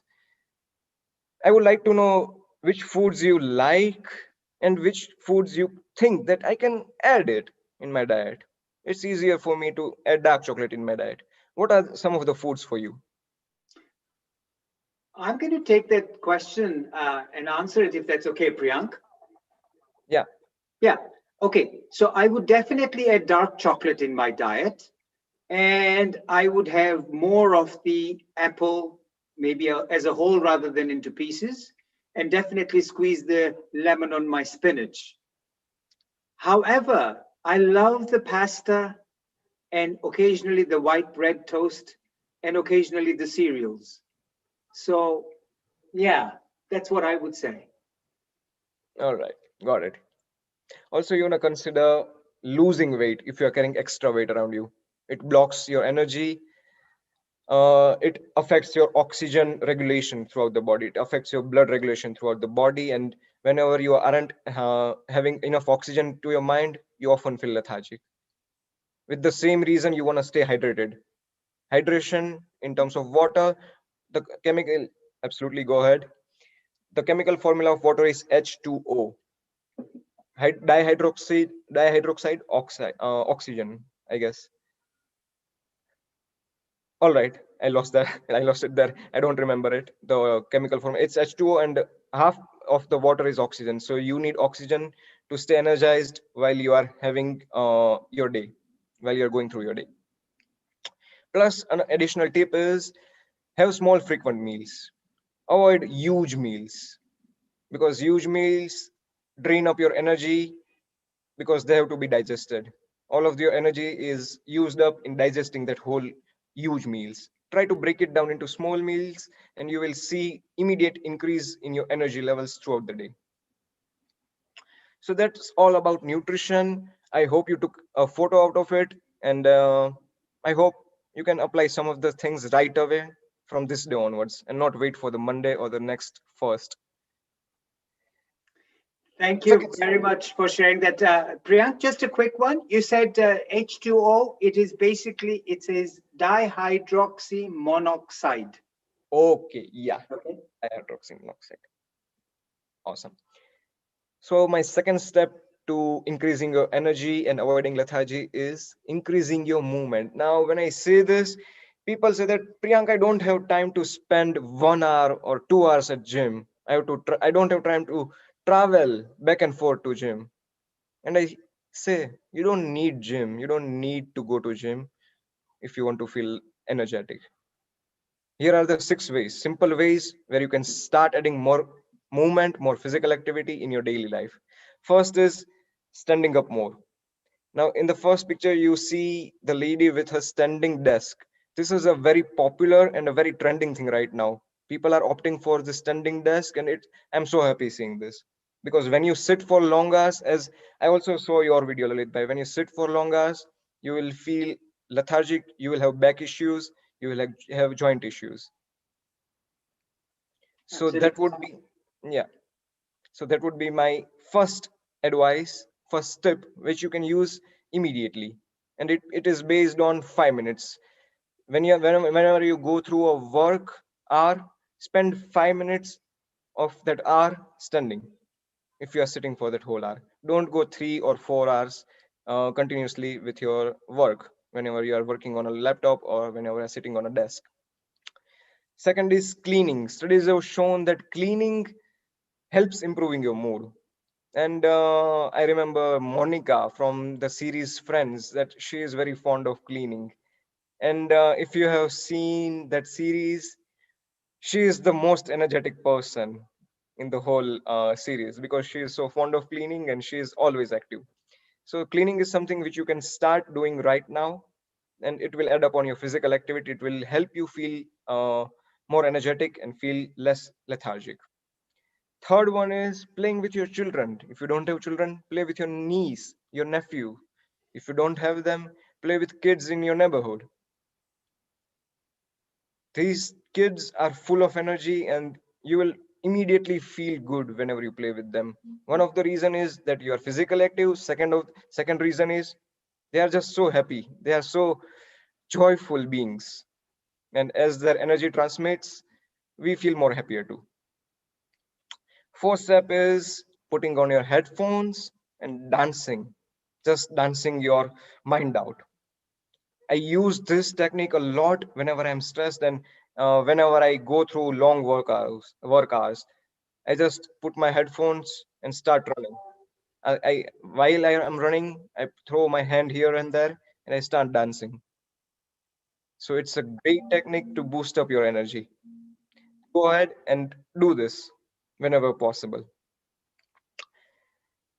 Fifth tip here would be to join group classes, and my recommendation is join aerobics or Zumba group classes because it integrates the factor of dancing, it integrates the factor of movement, it integrates the factor of community and the social interaction which we want to have. People, human beings are social beings, so this is a complete package which you can try.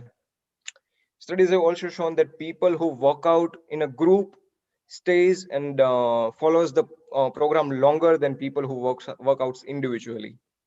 So it's a great thing which you can immediately start doing. Sixth is taking up a sport.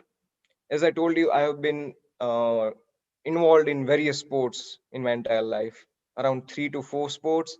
And whenever we look at athletes, champion, we can see the health, the fitness they are having. It's just so visible. So taking up sports is the highest form of fitness you can take. It's the highest form of physical activity which you can take up. It's fun. Lalit bhai, let me ask you, what sports are you involved in? My, I'm not a racket sport person, nor am I a shooting a ball anywhere person, but I love my walking and trekking. So that's my sport. All right, yeah, yeah, that's awesome too. It Adding on any kind of physical activity will help you boost the energy levels. Yes. Now I would like you to see a combination of physical activity and my next step, and I will use a famous personality for you to relate with him. So here he goes. I hope you are seeing the video on Yes, we screen. can see the video. Ah, brilliant. That's none other than our Prime Minister, Mr. Narendra Modi. Yep, he is the most productive, one of the most productive guy I know. I have read in the Google that he works for 20 hours in a day. He just sleep for 4 hours. And this is his workout, is it? Yep, it's his morning routine. Wow. He is incorporating physical activity, yoga, stretching. If you can see here, he is walking on different kind of surfaces barefoot. Now, walking barefoot is proven as a scientific way to reduce the intensity of menstrual cramps Wow. with women. It's also a scientific approach to reduce headaches. It helps you with increasing the and normalizing the biological rhythms you are experiencing in your body. It also helps you reduce anxiety, stress, and the risk of heart diseases. So go ahead and walk barefoot whenever you can in natural surfaces. Here, Mr. Narendra Modi is using so many different surfaces. Even simple grass works for us, normal people. He's And also this incorporating, breathing, is it yep, incorporated breathing? Yes. yep. Here he is using the pranayam technique of breathing. So that was him showing us his routine. And now this video leads me to my third step. That's called recovery. Just a sec. Yeah. So the third step, which you want to use to increase your energy and reduce your lethargy, is recovery. As important as movement, because whenever you are working out, whenever you are involving yourself in a diet, whenever you are cutting out some food, you are putting a kind of physical stress in your body. If you don't recover from that stress, you won't see results, first of all. Secondly, you it will harm your health rather than helping you. So recovery is as important as getting involved in workouts, and physical activities. One of the recovery techniques which I suggest is walking barefoot on natural surfaces. It's so awesome, it's so relieving. Another relaxation technique is breathing. Now this is called a triangle breathing technique. uh, I invite you all to use it with me. So as a triangle have three equal sides, we'll be dividing this breathing in three equal parts. 3 seconds of breathing in, inhaling, 3 seconds of holding on that breath, and 3 seconds of exhaling it. All right, let's start with it, all of us. On a count of three, two, one, let's inhale. One, two, three. Let's hold. One, two, three. Let's exhale. One, two, three. Again, inhale. One, two, three. Hold. One, two, three. Exhale. One, two, three. One more time. Let's inhale. One, two, three. Hold. One, two, three. Exhale. One, two, three. How does that feel?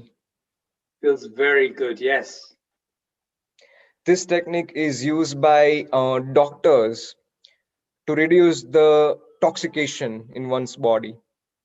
Whenever you hold on to the breath and release it slowly, your lymph system, which is the drainage system of your body, starts working better, and it starts throwing out the toxins out of your body.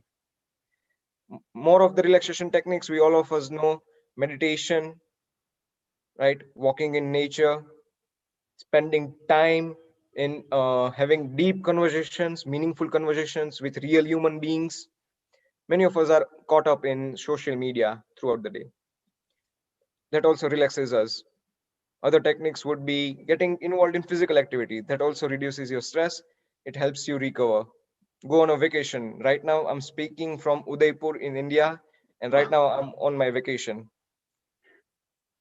That's amazing. You're enjoying your work and your vacation, Priyank. Absolutely, absolutely. So Brilliant. go for vacation whenever you can. It's a great relaxation technique. It fills up your tank so that you can move ahead. You can make greater impact. A major part of recovery is sleep. Now there are some things which you can do to make your sleep better. First thing I covered initially is cutting out from your coffee, cutting out of your alcohol if you're if you're getting involved in them. Second suggestion would be to block all the electronics 2 hours prior to your bedtime. Take the TV out of your bedroom, shut down the laptop, stop replying to emails 2 hours prior to your bedtime. But if it is very necessary for you to do it and you just can't afford to take out the electronics, wear blue light blocker glasses while you're getting involved in the electronics before your sleep time. This blue light blocker glasses blocks the blue light, which affects our sleep. Another tip would be to having a warm shower before you go to bed. It relaxes, calms down your body, and you will enjoy a great sleep. One more technique which I like to use is this triangle technique before I sleep. It calms down my mind so that I get away from all my overthinking, all of the thoughts which all of us experience before we sleep. We just think about random things and things to do the next day. And that's very important too. But you need to do it before your bedtime. So these are some of the ways which will help you have a better sleep. Now, a great part of recovery is getting away from the decision fatigue. I'm sure many of us have heard about this word, decision fatigue, and it's a very common phenomena. We have lots of decision to make throughout the day about uh, what clothes to wear when you go to office, about what to have for your breakfast, decisions when you have to make in your work, meetings, decisions to make about the product launch you are starting, decisions on what image you need to put in your marketing stuff. So there are a lot of decisions we make, and let me tell you that there is a limited amount of capacity for you to make that decisions. Whenever you have made and used all of that decision battery, you aren't left with any capacity to make better health choices, make decisions for your health at the end of the day. So getting away with this decision fatigue is a super important tool to get away with your recovery. And I have a gift for you guys, whoever is live here. This is my simple guide to eliminate lethargy and boost your energy, and my Sunday planner. I'll link this guide here so that you can download it. But let me just show you what I mean by my guide, the Sunday planner. So every Sunday, I sit down, I decide what I'm gonna do in terms of my meals. So breakfast, I love overnight oats with nuts and a fruit salad. I also have yogurt alternate days. Yogurt is a great way to incorporate proteins, if you guys remember. I plan my meals out so that I don't have to think about it afterwards. Another thing is I plan out my priorities and appointments so that I know exactly at what time I'm going to be busy and at what time I can schedule my workouts. At what time I can go and have time for myself. I can go and play with my kids. Sorry, I don't have kids. It's for you. When I can play with my nephew. And I have a nephew who is 5 year old, and he's just a bomb of energy. Another thing is I put a to-do list for each and every day. One of the thing is drink water every hour, get one workout every day, express gratitude to God before the day ends, and an act of kindness. An act of kindness is treating people, serving more and more people in my coaching. And there are some words which I live by so that I can stay focused when I'm tired, when I am drained of the energy, and so that I can stay on track. One is I am the creator of my. Yes, Lalit bhai. Sorry, lovely. This is just wanted to say that if you're stopped with your screen sharing, then we can communicate properly. So maybe you want to stop screen share and then share your few final words, as our next speaker will be on schedule to coming in shortly. So I don't mean to rush you, but we can probably switch off the screen share and then have a quick chat. Yeah. Definitely. All right, I will do that. Thank you.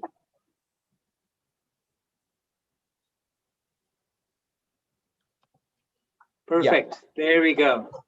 Yeah. So I will send this guide over to you through the link, and the gift is that there are certain things in terms of your nutrition and in your diet which you would like to get right with. Okay. So I want you guys to fill up that planner for your entire week, the next week, and send it over to me at Priyank Fitness with 3S at the end, FITNESSS at gmail.com. I will review that list and I will give you whatever you can work upon, whatever you can make better, which things you can incorporate, which will help you and which will get you the best self, reach your best self. So Lalit bhai, I will send the link over to you. You can put the link down here. And if you don't see the link here, you can email me and I will send it over to you. Sure. Thank you, Priyank. That link will actually be posted on our website, www.healingourearth.com. So all the audience who's listening right now can get a hold of that link, share your weekly diary with Priyank, and get some feedback from that. Priyank, thank you so much for an amazing talk that you gave us. I think this has enlightened us for looking after ourselves. With absolutely, we want to look at the nutrition, look at the smart nutrition, smart movement, and smart recovery. So that's really good. And thank you for sharing that awesome video for our Prime Minister, Mr. Narendra Modi, who incorporates that into his daily life, and look at what a success he is. So once again, thank you very much, Priyank, for being on Healing Our Earth. You were an awesome speaker. You shared an awesome amount of information, and I'm sure the globe is appreciating that, and I'm sure they will take on board your daily planner. So once again, a thank you from Healing Our Earth and a global namaste to you, Priyank. Thank you so much, Lalit Bhai. It was great interacting with all of you guys here. I hope I gave you some insights, and I hope you put each and every 3 steps into practice at whatever capacity you can. Go out and execute. Thank you. Thank you so much for that. And have a safe evening, a good night. I know it's a bit late over there. Well, not quite. You guys are having a good time at 9 o'clock in Udaipur. Enjoy your vacation. And we will be moving on to the next segment of our Healing Our Earth motivational, inspirational session. You know what, ladies and gentlemen, before we move on, I just wanted to share something with you all. We have some awesome events coming up. Next week, we have the Kids and Teens. It's Saturday, the 28th of February, 2021. Healing Our Earth is bringing an event for the kids and the teens. It's children's variety special. It's an educational, fun, and informative session. Join us on the free global online session. And for the further details, look at www.healingourearth.com. The one after that is a very special one for Nari Shakti, for the women on this globe who play a very, very important role. And for the International Women's Day special, we have it on Sunday, the 7th of March, once again from 2 till 7 p.m. GMT. Ladies and gentlemen, join us for that. The speakers, facilitators are all going to be listed on our website, www.healingourearth.com. Connect with us on the website, connect with us on the WhatsApp number that we have there. And we would love to share more and more peace, love, energy to all of you. Ladies and gentlemen, Priyank is having a good time in Udaipur. I'm taking my nature walk in the next little while. My session of hosting comes to an end now. And I'm going to be handing over to a beautiful young lady, Sarita Menon, our next host. So before we move on to Sarita, are we connected? And I just want to wish you a global namaste. Namaste, Dr. Soda. Yes, we are. Oh, brilliant. Let me tell you a little bit about our family host over here at Healing Our Earth, a resident host, Sarita Menon. Sarita is the managing director of Indus, a printing company based in Elstree in England. Prior to that, she ran a training business which followed a career in the travel sector. Sarita is also an NLP master practitioner and started her spiritual journey several years ago when she joined the Art of Living Foundation, and is now an Art of Living teacher who conducts various well-being courses, including breathing techniques, meditation, and yoga. To connect with Sarita, once again, connect with her on www.indus.co.uk, and also for more information on www.healingourearth.com. And her details are also present over there. Welcome on board, Sarita. Namaste to you. Namaste again, Dr. Soda. Do you know what? I was listening to Priyank, and that was absolutely amazing, the kind of information he was giving us. But also from a professional, from a chiropractic point of view, if I was to ask you professional, your professional opinion on what do you think everybody should be motivated to do for their own physical well-being, something that would make your job easier, what is the 1 or 2 things you think they should do, we should all do? Well, I live by one major principle, Sarita. I'm surprised you're asking me, and I'm going to share that information. So my philosophy, my motto is health is by choice, not by chance. You choose to be healthy. So my 2 major points with choosing to be healthy is you are what you eat. So make sure you put in the stuff that is good for you. And as Teresa, our first guest speaker, and Priyank have shared their knowledge, on good nutrition, and I'm going to pick dark chocolate from it. So you are what you eat, and you lose what you don't use, meaning be active, exercise regularly, and take the example of the video that we just saw for Prime Minister Narendra Modi. Get some time to breathe, to move, and the more you move, the better health you have. So health is by choice, not by chance. That's amazing. Health is by choice, not by chance. I love that. I'm going to make that my motto for, the foreseeable future. Now, do you know what? Since we're talking about motivation and inspiration, what are the things that motivates or inspires you to be the best version of yourself? What is it that helps you as a person? Wow, there are several things I would say. You put me on spot there, but several things that inspire me. To first of all, I would say my own profession that really makes me wanting to spread that positivity and health.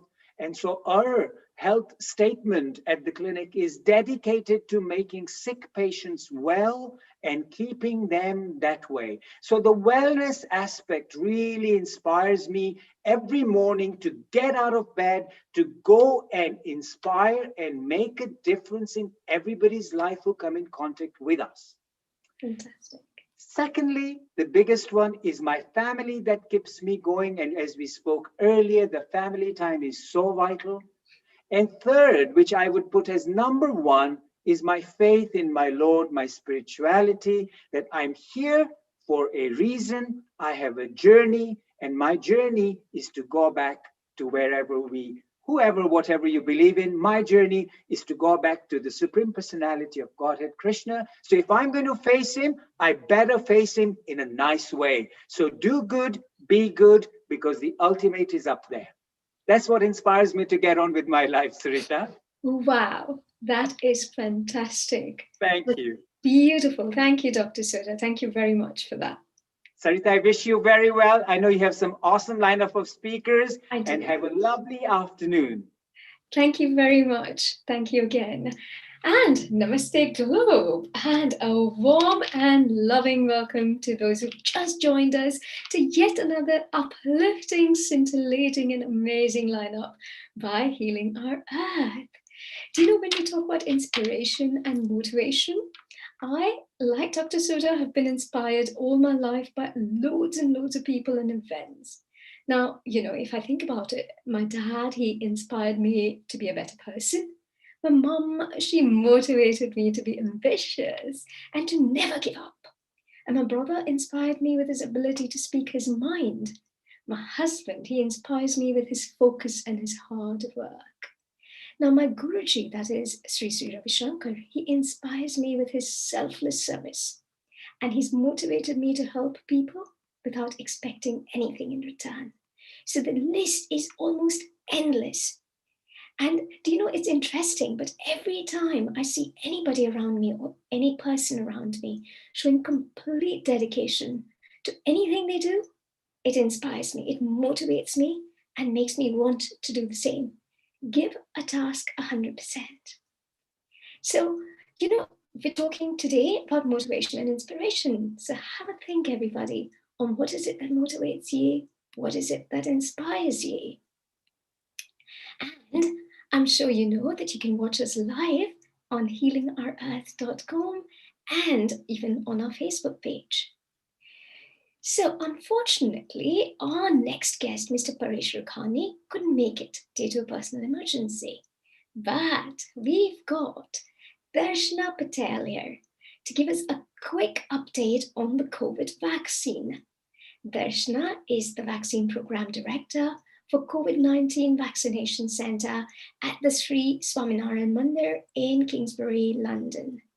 Now, the site is run by Harness Care Limited, a group of 20 GP practices.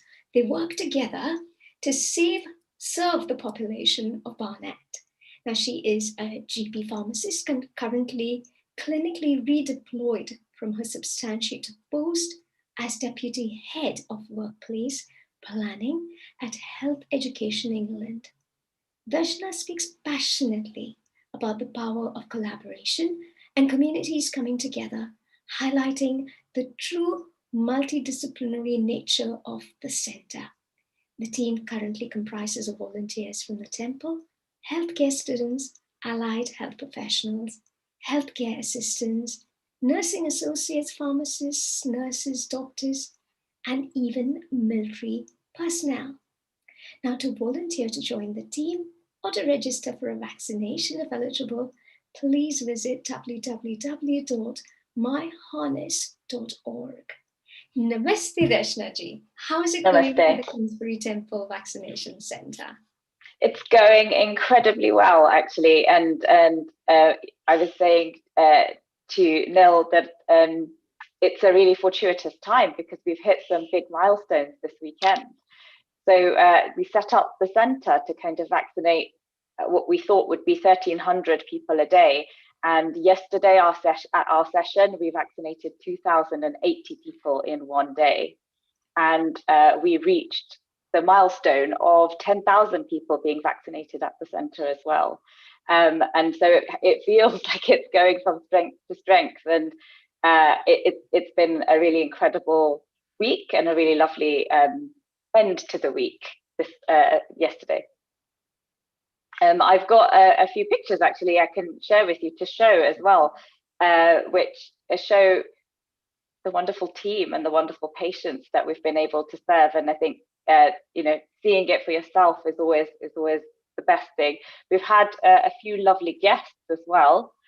If I am able to share. Yes. Bear with me. We've had a few lovely guests. So we've had the Mayor of London, Sadiq Khan, and we've also had the Chief People Officer for England, Prerna Issa, visit, both of which have been really incredible for us, actually. Are you able to see my screen? Yes, we are. Wonderful. So just going through the technical challenges. Give me 1 second. No problem at all. There you go. So hopefully that's enlarged now. So this is the centre at Kingsbury Mandir, which is held in the Purushottam Mahal Hall, which is a multifunctional hall, meant to be used for weddings and sports and all sorts of wonderful events, which at the moment we know we're not able to have. And actually, you being able to use it to serve the community in this way has just been incredibly inspiring. That's our wonderful ops manager, Vijay Patel, with Sadiq Khan when he came to visit. That's Prerna Issa standing next to a poster of why the centre is doing this and why the community is supporting this. And it is in memory of our Guruji, Acharya Swamishri Maharaj, whose message was around, you talked about inspiring, and his message inspired me and inspired thousands of others around serving society. And he says, society before self. And that's the message that's really galvanized this community. So yeah, we've got a really lovely team of people doing all sorts of different roles. So we had the RAF in on the weekend as well, and our lovely volunteers who we couldn't do without. The workforce every day to run a centre like this is about 160 people. So actually, we really couldn't do it without this wonderful team. And it doesn't matter whether you're clinical or not clinical. Every role is equally important. Every role is vital. And in fact, the stewards are just incredible at making this place run like a slick operation. These are our wonderful vaccinators, a real mixture of medical students who've obviously not had the opportunity to train as they might otherwise have. Physicians associates, nursing associates, and actually so coming here has allowed them to train on the job and meet patients and do something that otherwise they wouldn't have been able to do during this pandemic. That's our lovely admin team who keep all the technology and all the processes running smoothly. And again, as we all know, an operation like this just wouldn't work without them. This is our pharmacy team. So we've got pharmacists, technicians, and again, people who have done all the training but not yet been able to register because exams have been delayed, and actually they're not able to get a job as a qualified pharmacist, but they can come down to a center like this and be able to support with vaccine preparation. This is me and my colleague, Dr. Sachin Patel, and who is also leading on the program, and some wonderful medical students with us as well, Tom and Mairead. And as you can see, it just is a bubbling, buzzing center, but it's safe and it's clean. And actually, what the feedback that we had from patients yesterday, which was lovely, was this is quick. This is quicker than going to your doctors for an appointment, which is wonderful. So we've had some really, really lovely feedback, and just a really, really lovely week with the whole team. And with our wonderful patients. So it's been a real privilege, and it's going from strength to strength. And we hope that actually centres like this can inspire others to also, take up the opportunity as soon as you get offered. I think the thing that's happening at the moment that's causing a little bit of confusion is, people are saying, oh, why me? Why so early? We know that in the UK, the government has come up with a new way of understanding how people are at risk, and so more people are being shielded, more people are being invited in for vaccines, and that can feel really uncomfortable.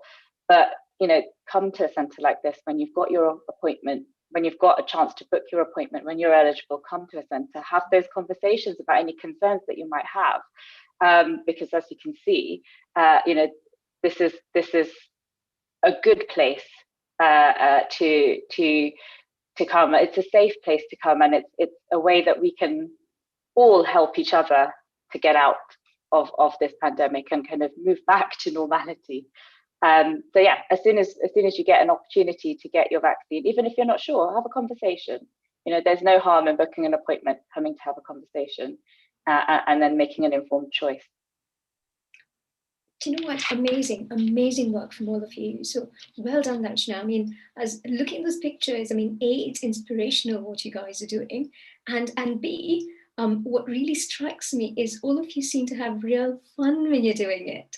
That is amazing, and that I think is touching. Darshana, you spoke about when you're eligible, contact you. So how does somebody know when they're eligible? Is it simply when they get a text from their GP surgery, or okay? So yes, so it may well be that they get a text from their GP surgery saying you are now eligible, please book. And we know that lots of people are not sure about why they're eligible, especially with the new calculations that the government's done. But actually, what we know is we have capacity at centres, and so it's no longer just about if you're in the elderly category or clinically extremely vulnerable. Appointments are being opened up to younger people with health conditions, and so actually there may well be kind of other reasons why you would be invited because of the way that this is now being calculated, and I think it's about exploring why that is, but understanding that ultimately we're all going to get invited, and it might just be moving a little bit quicker in some areas than others, and use the opportunity whenever you can get it, and it may well be that so for example on our website we've got the criteria that we are very clearly inviting, and a criteria for a list that we can keep as a reserve list. So if we do have extra vaccine available, we go through the reserve list, and so if you're able to apply onto that website and have a look at the criteria there, that can help to understand whether or not you are eligible.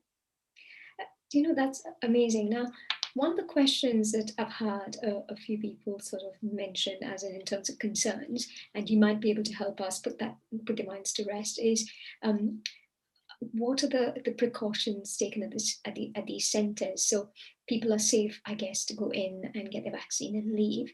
Just, would you like to add anything just to put people's minds at rest?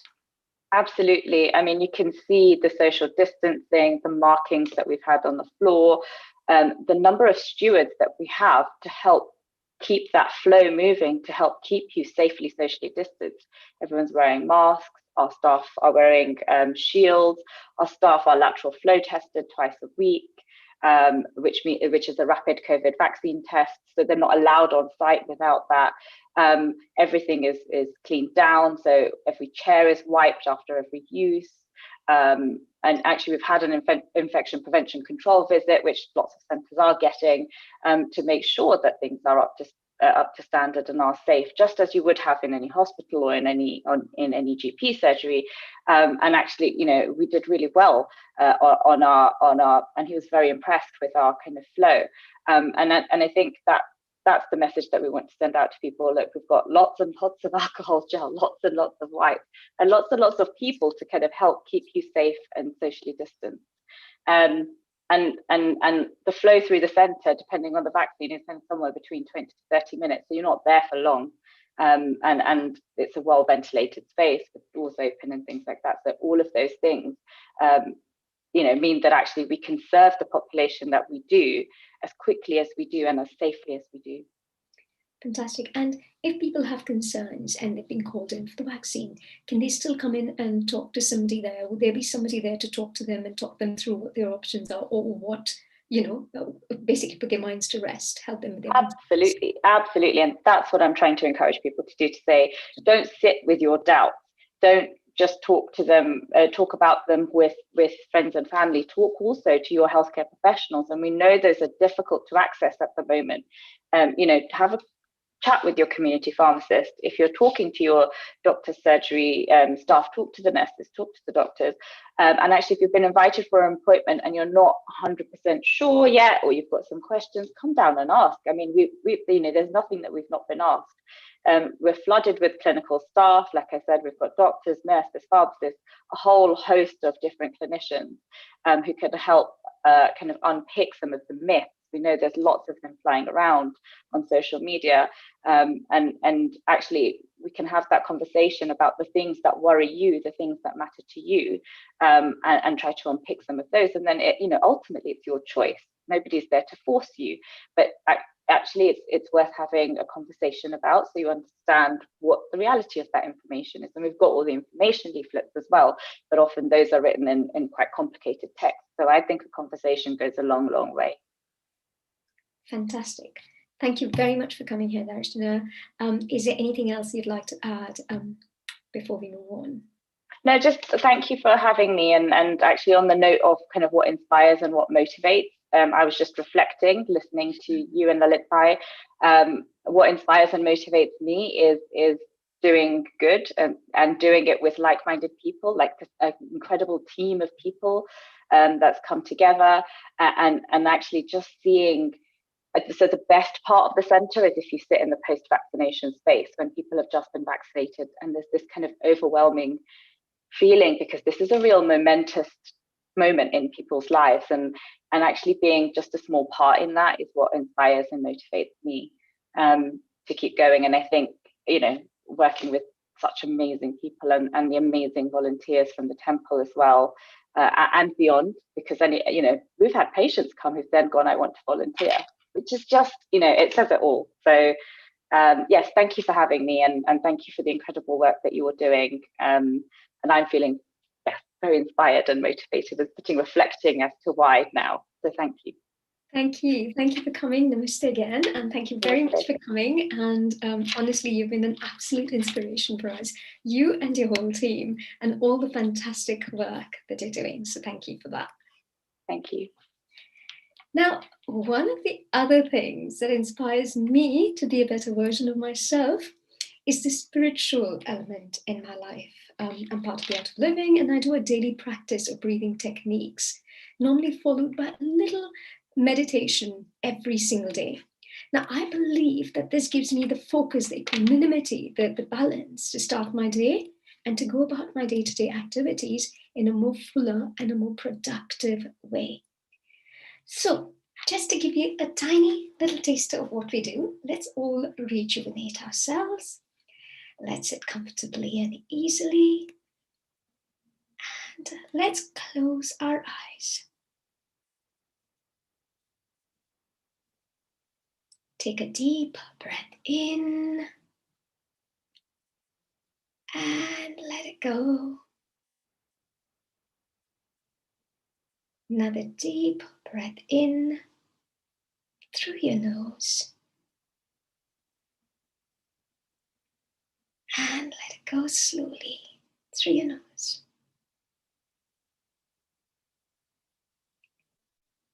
Listen to the noises around you. It doesn't matter what that noise is. Whether it's the wind blowing outside,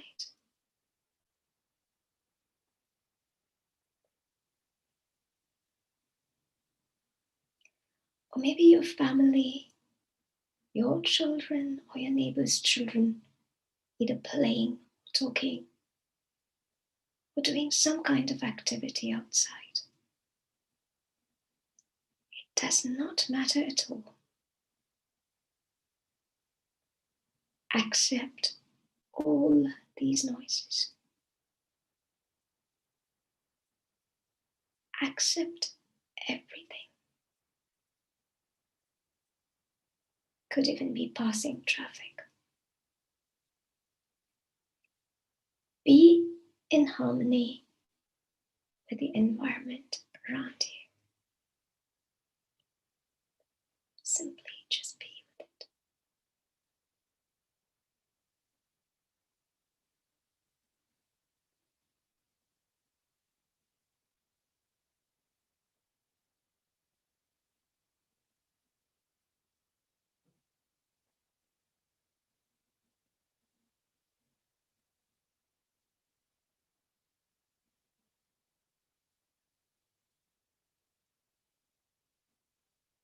Take a deep breath in and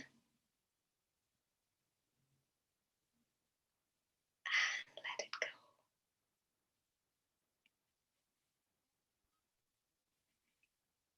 Now become aware of your physical body. The body is a beautiful gift given to you by nature.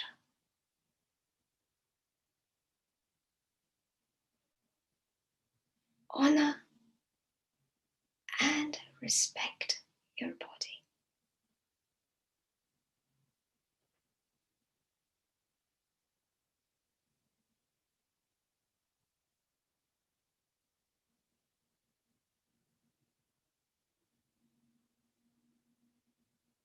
If you feel any discomfort, any sort of aches and pains, any little niggles in your body, just simply be aware of it.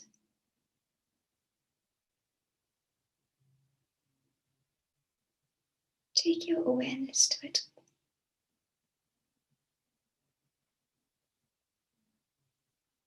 So let's go through the body in parts.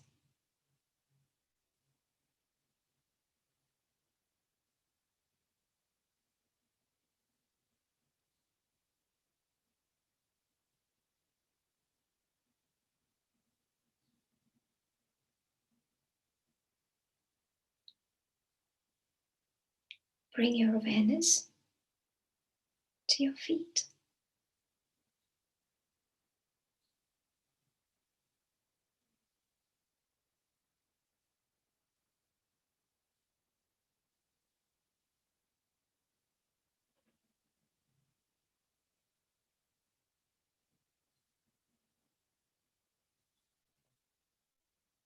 If you feel anything, simply be aware of it.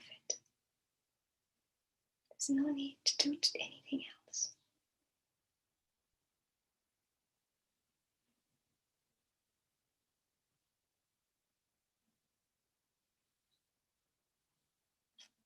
Your legs.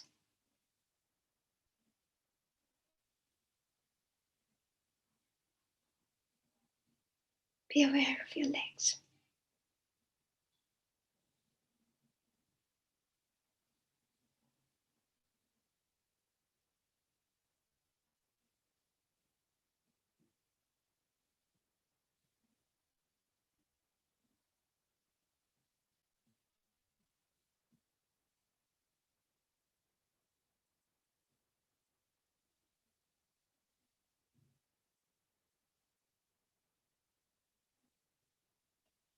Be aware of your genitals.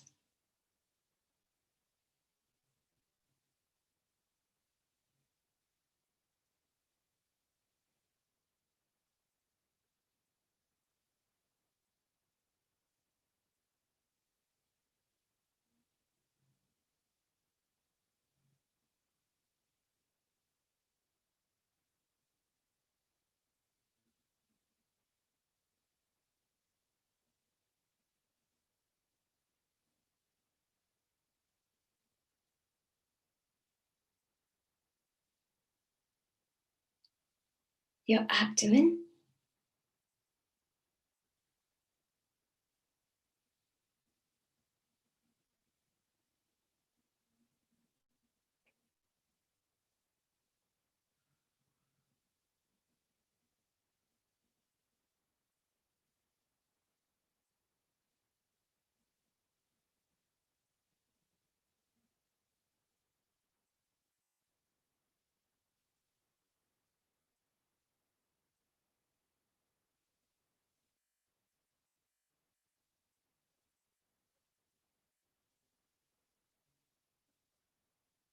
Your stomach.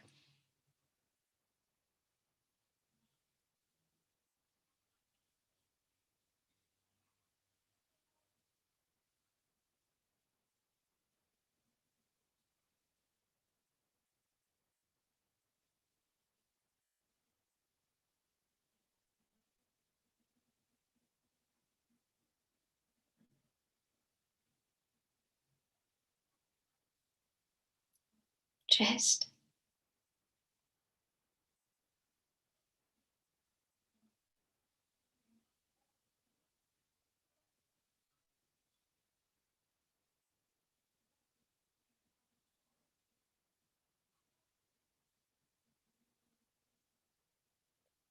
Remember, you're simply just taking your awareness to it.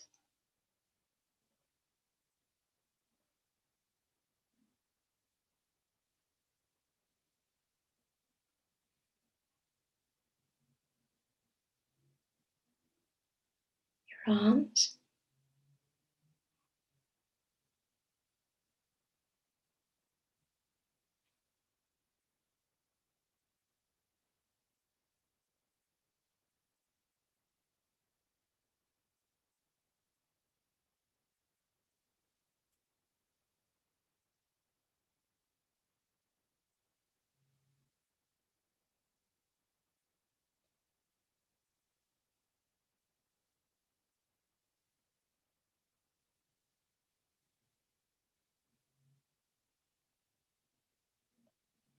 Your face.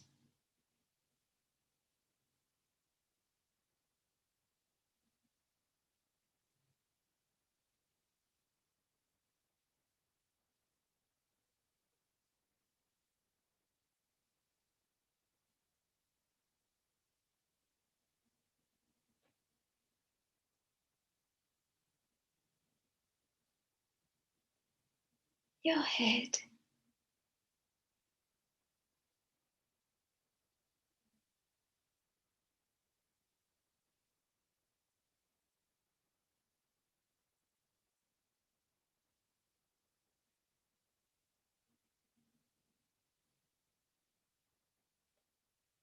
Your whole body. Your whole body.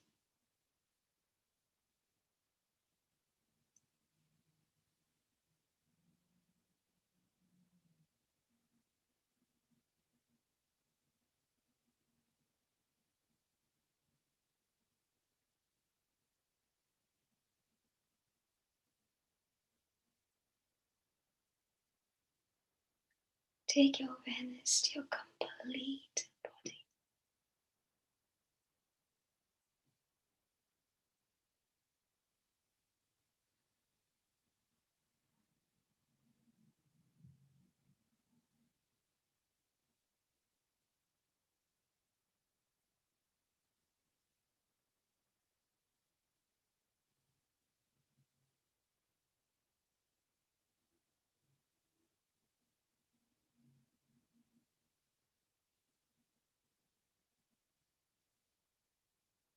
Breathe in from your nose. And breathe out.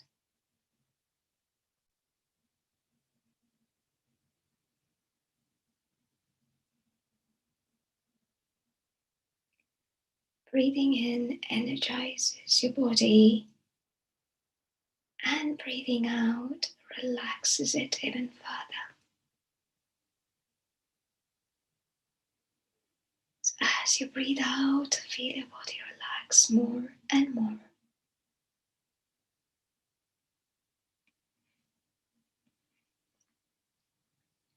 Become aware of your thoughts, whether they're good thoughts or bad thoughts. Simply be in harmony with them. Do not resist any thoughts. Just let them come.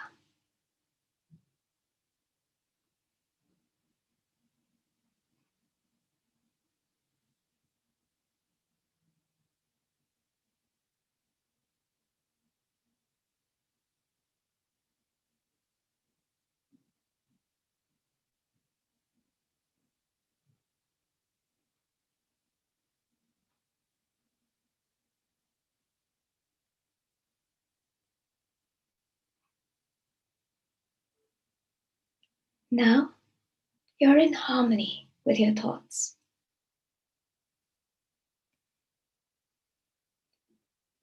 Take a deep breath in and let it go.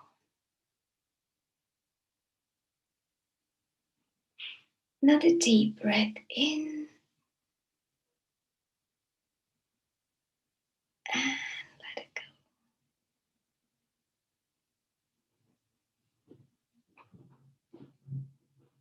Become aware of your feelings.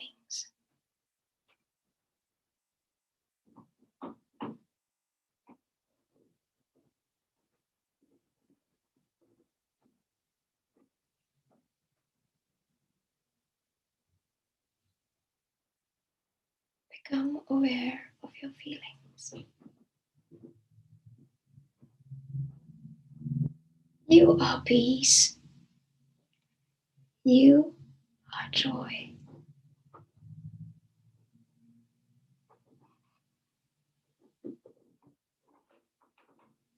Just be aware of your feelings.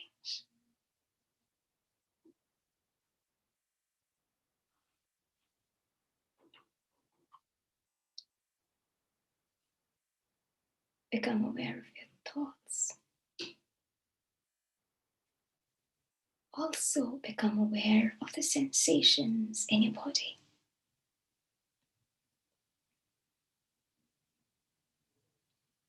And slowly and gradually become aware of the environment around you. Take a deep breath in and let it go. And now, slowly and gradually, in your own time, taking as much time as you need to, slowly and gradually, you may open your eyes.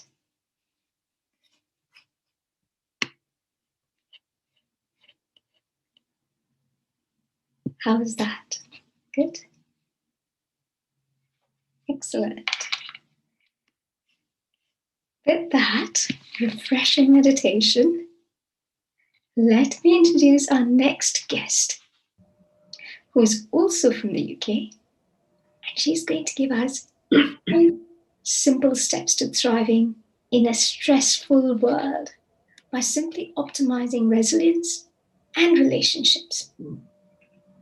Hansa Pankania is an author, executive coach, and a speaker. She's an expert in corporate well-being and resilience with 25 years experience. Her passion is to help companies save money which was lost through stressful situations and to develop mindful workplace environments. She has published 7 books on this topic, including a series of stress to success books.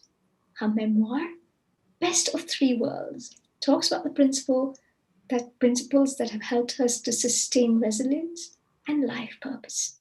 In her presentation today, she will pass on 5 daily practices, which are all free of cost and can be easily integrated into a busy routine. Now, these practices will keep you relaxed, resilient, and ready to cope with the stressful, chaotic world that we live in. So please visit www.ownconsultancy.co.uk to download Hansa's free ebook, Coping in a Crisis.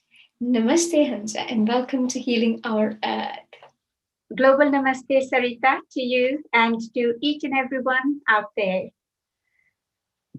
I'm delighted to be part of Healing Our Earth and to have the opportunity from Neil Kumar to contribute today and try and make a difference as best as I can to the people who are listening in and to their lives. Fantastic, Hansa. Can't wait to hear your presentation. Go for it. Okay, so I'm going to share my screen. Sure.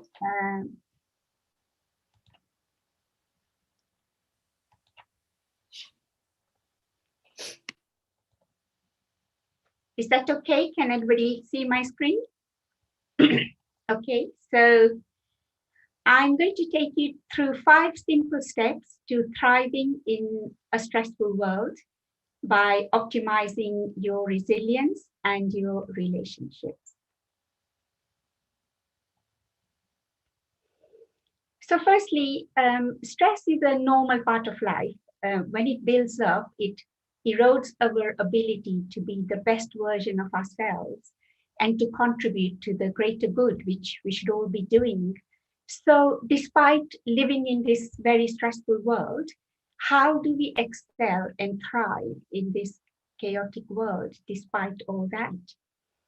So in today's presentation, I will guide you to understand the concept of stress, because there are a lot of myths about it. And, it can be from feeling very stressed because you missed the bus to depression where you can't come out of it. So it can be from, anywhere along that continuum.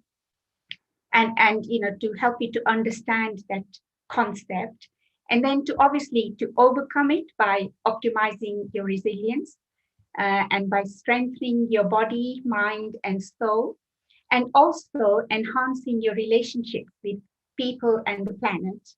And I'll take you through 5 daily steps, which will keep you healthy, resilient, ready to cope with the stressful, chaotic world that we live in. So what's the definition of stress? So there's a myth that stress is good for you. Yes, it's good for you. But it's when it becomes unreasonable and excessive that it can be very, very bad for you. So let me try and explain when good stress becomes bad stress. So on the left-hand side of my continuum here, you are at a place where you got no stress at all in your life. And that's not good either, because we all have an intrinsic amount of creative energy that God has given us. And we need to be expending that into something and using it creatively that is true to ourselves and that is part of our nature. So if we are not doing the creative things that we are meant to do, then we will be in underload where we have got no stress at all. And at the moment, some very good examples of people who are furloughed, or not working, people who are retired. Children are a very good example, because if you don't give children things to use up their intrinsic creative energy, they get very frustrated and very bored. So we all need a certain level of stress in our lives that uses up our intrinsic energy. So when that's being used up and it's in balance with our resources and our energy, we're in the calm and relaxed middle zone. But when the stress begins to be an excess of our energy and our creative energy within us, our levels of performance will begin to go down, and you will begin to feel the impact of excessive stress in your body. And at this point, if you don't do anything to address it and come back in the middle here, your levels of performance and stress will increase, where you will become exhausted, anxious, depressed, and here you come to a point of complete breakdown, right? So what we want to do is we want to try and be in this space here where our creative energy is nicely balanced with our stress levels. And I'd advise you to take a photo of this slide, so every day you can go into your body and you can measure whether you're in underload here or whether you're overload here. And as soon as you realize you're either in underload or overload, you would be doing the 5 steps that I'll be taking you through that will quickly bring you up here. And so the idea is that you always here, right? And ideally, you are here. As soon as you find yourself slipping down there, you've got your 5 steps on your fingertips that you do very quickly. And over a few weeks, you will come back in the middle zone again. So I hope you all had a photo of this slide. I think you can go back to it on the Healing Our Earth website if you have missed it. So if you want to share in the chat box whether you're in underload or overload, you can do that. Sarita, where are you? Are you in underload or overload? At the moment, I think I'm in between. Oh, that's yes. good news. I know I am. I'm very lucky. I've been through some overloads, but at the moment, I'm nice. Okay, so you can resonate when I say, when I'm talking about overload, yeah? Yes. Okay, so the other thing is that everybody's underload and overload is different, and the signs that your body gives you, whether you're in underload or overload, are different for everybody. So as I'm talking through the next couple of slides, I'd like you to think about what are your signs, So for example, my signs are, I get very impatient and then I don't want to talk to people and, I withdraw.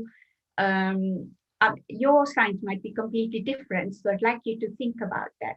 So imagine that you are hit with a stressful situation in your life, okay, in your body. So there you go. Switch goes on in your body as you are hit with a stressful situation. And your body reacts in the fight and flight mode. So this is how God has made our body react when we are hit with stress, okay? So our mouth will dry up, hands will get very sweaty, muscles will tense up, you might want to rush to the loo, your hairs will stand on end, and your body will go into this fight and flight reaction, and I'm sure a lot of you can identify that. Now imagine that you don't switch this switch off at all, and this reaction carries on and on and on and on. And can you imagine the harm it will do to your body? And if you don't do the things to switch the switch off, you will experience all sorts of long-term symptoms, right? High blood pressure, skin conditions, aches and pains, backache. If you have a predisposition of any illnesses, they'll flare up or they'll get worse, and all sorts of illnesses, mental and physical, will transpire. So the bad news is, I'll give you the good news later, but the bad news is that excessive stress impacts on all aspects of your being. And as human beings, we're made up of mind, heart, emotions, physical body, relationships, our soul purpose, and all these things are impacted by excessive stress in our body. So I'd like to think about what your signs are here as I'm taking you through this, okay?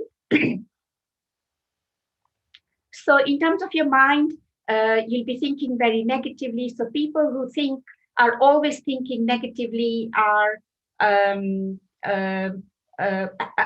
have excessive stress in them, they become very pessimistic, they become worriers, they're always worrying.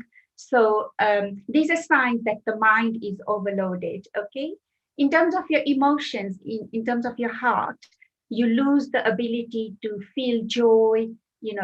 There are lots of good things happening in your life, but you can't seem to connect with that happiness. You'll feel very anxious all the time, you'll panic, you'll feel depressed, right? You will have the anger outbursts. So that's how your heart will be impacted. With physical body, you'll have illnesses, like I said, you'll be exhausted, you won't be able to sleep.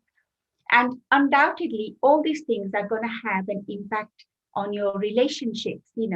So I'm sure if you think about somebody who's very stressed in your family or in your team at work, you will agree with me that they will stress everybody else out.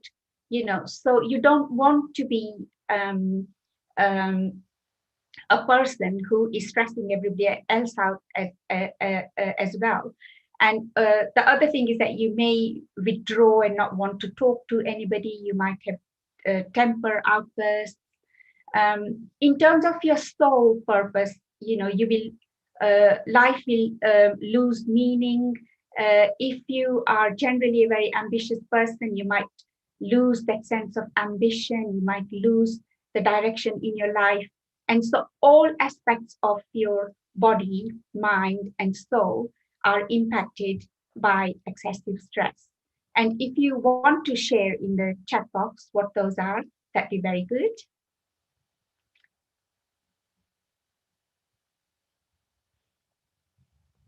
So stress is an invisible toxin which needs to be released daily from our body. So it's same as our visible toxins. So, like we go to the toilet every day, we have to flush out the toxins out of our body.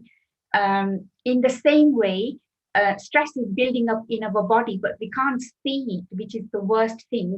But it still needs to be flushed out, like we flush out the physical toxins from our body every day.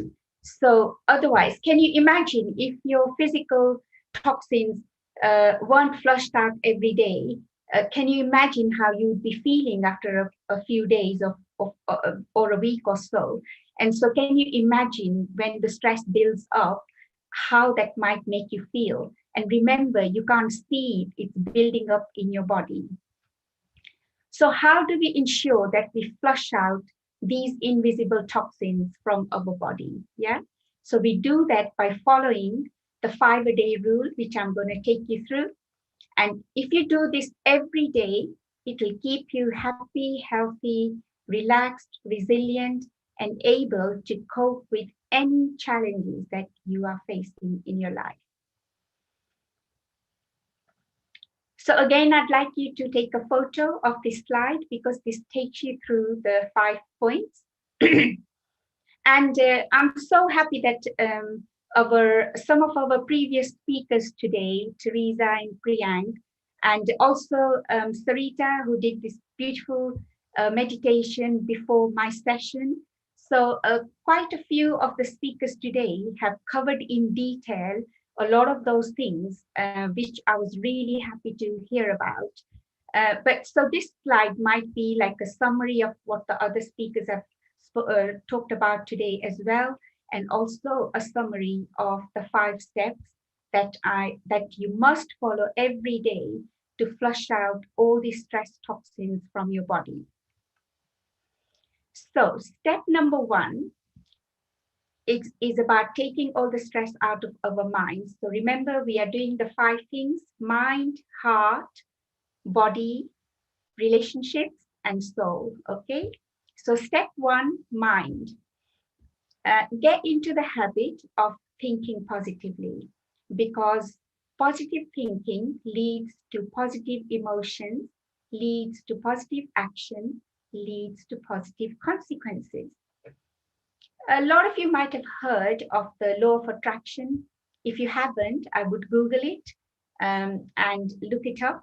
And basically it says If you think positive, you will have positive outcomes in your life and vice versa. So get into the habit of thinking positively every day.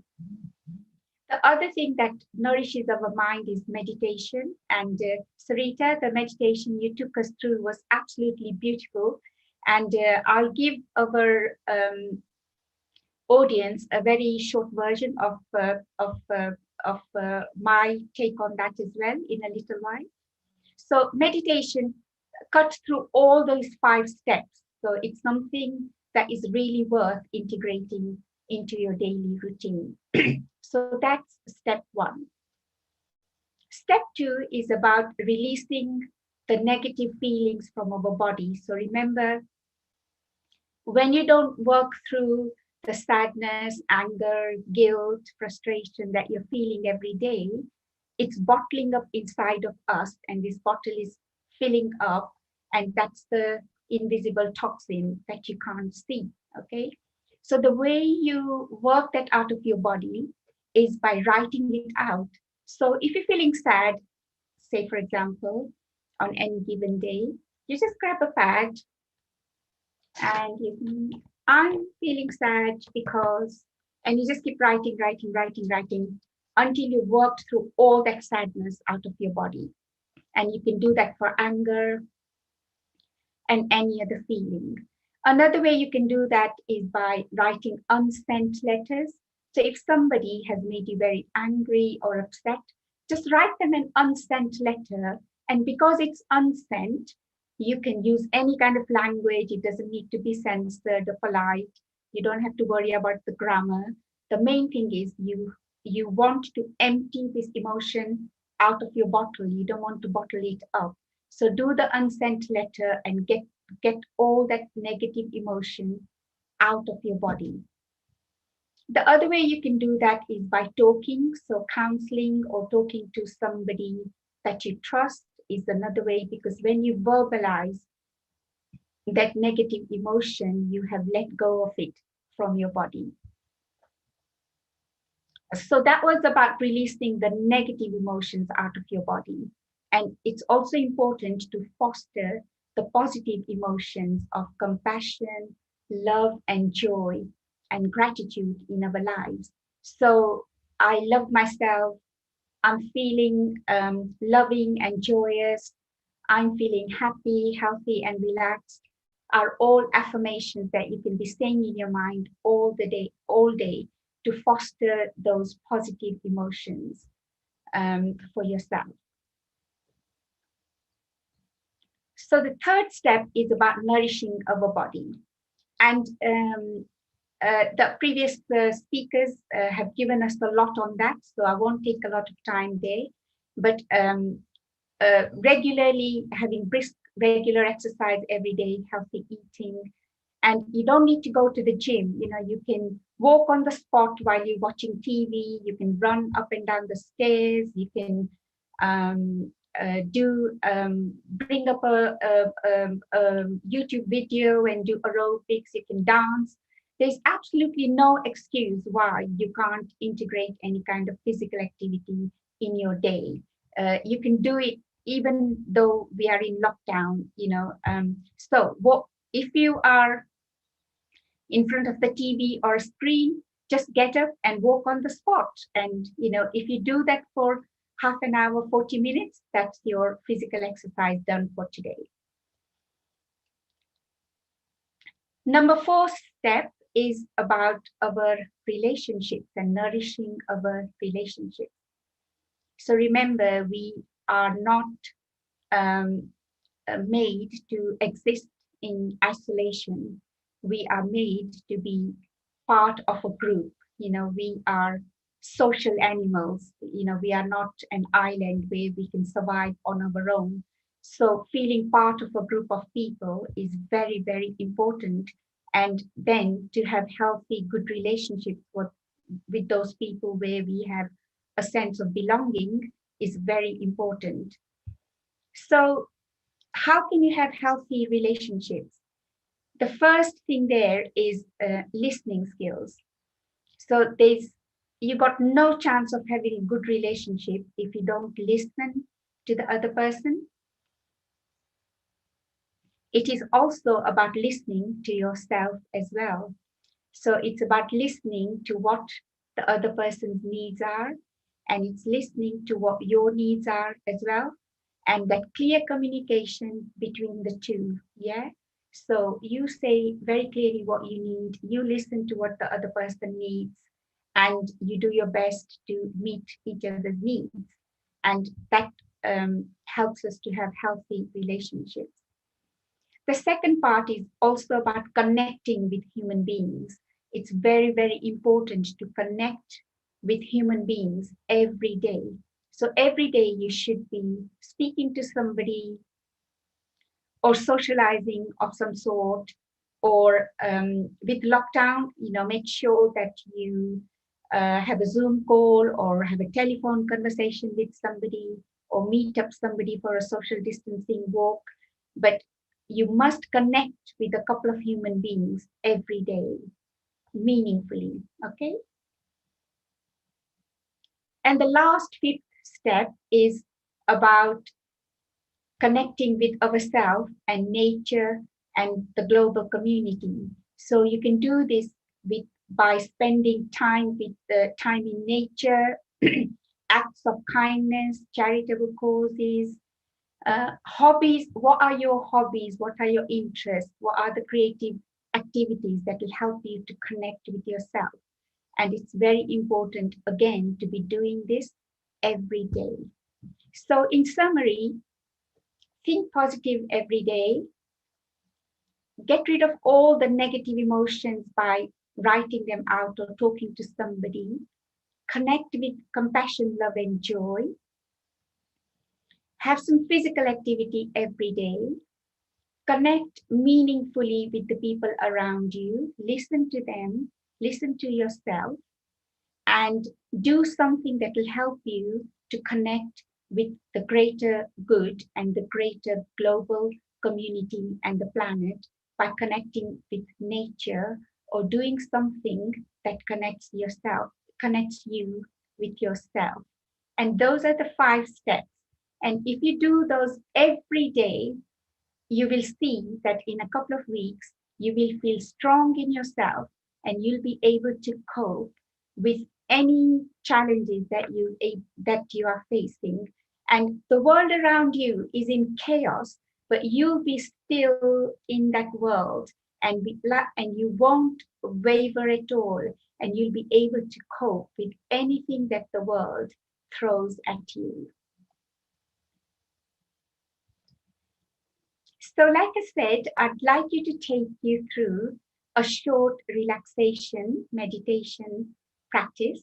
So I'd like you to sit back and get comfortable where you are. And while you're doing that, I'd like to say that I've done lots and lots of research in stress. And when you do 10 minutes of what Sarita took us through earlier on, or the techniques that we're going to do now, 10 to 15 minutes of this practice is equal to 1 hour of the benefits of sleep. So can you imagine if you do half an hour or 40 minutes every day, 20 minutes in the morning and 20 minutes in the evening, can you imagine the benefit this is going to do to your body? So if you're all settled in your chairs or lying down, sit back with your arms and legs uncrossed and take your attention inside your body.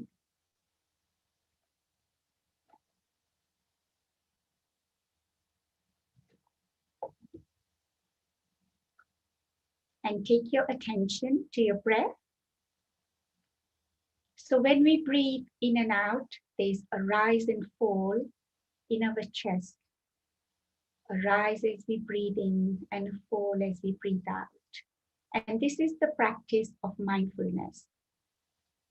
And I'd just like you to just observe the movement that your breath is making in your body for a minute or so.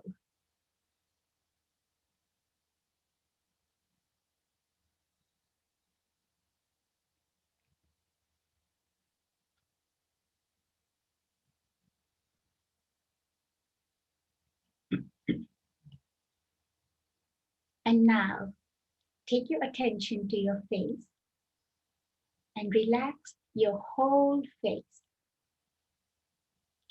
Relax the back of your head, your neck, your shoulders, your upper body, your hands and your fingers.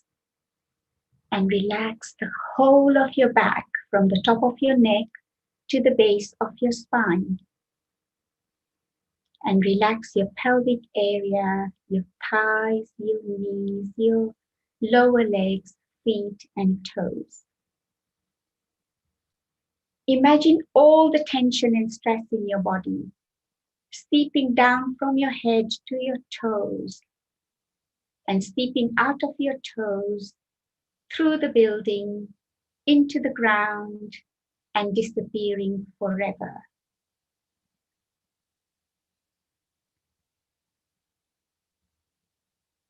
And in the ground is this beautiful white, vibrant, golden energy. And draw that through the building into your toes, your feet, your legs, the upper part of your body, the hands and fingers, your face. And this beautiful, vibrant light is spreading out of your body and forming this beautiful bubble around you. And you're surrounded by this beautiful, vibrant white light. Now take a deep breath and breathe in this light into your body. Breathe it into every cell in your body.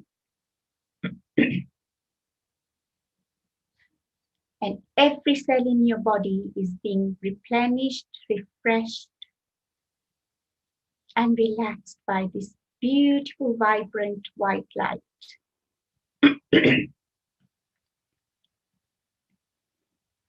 Take 2 more deep breaths, breathe in this beautiful light and breathe out very gently.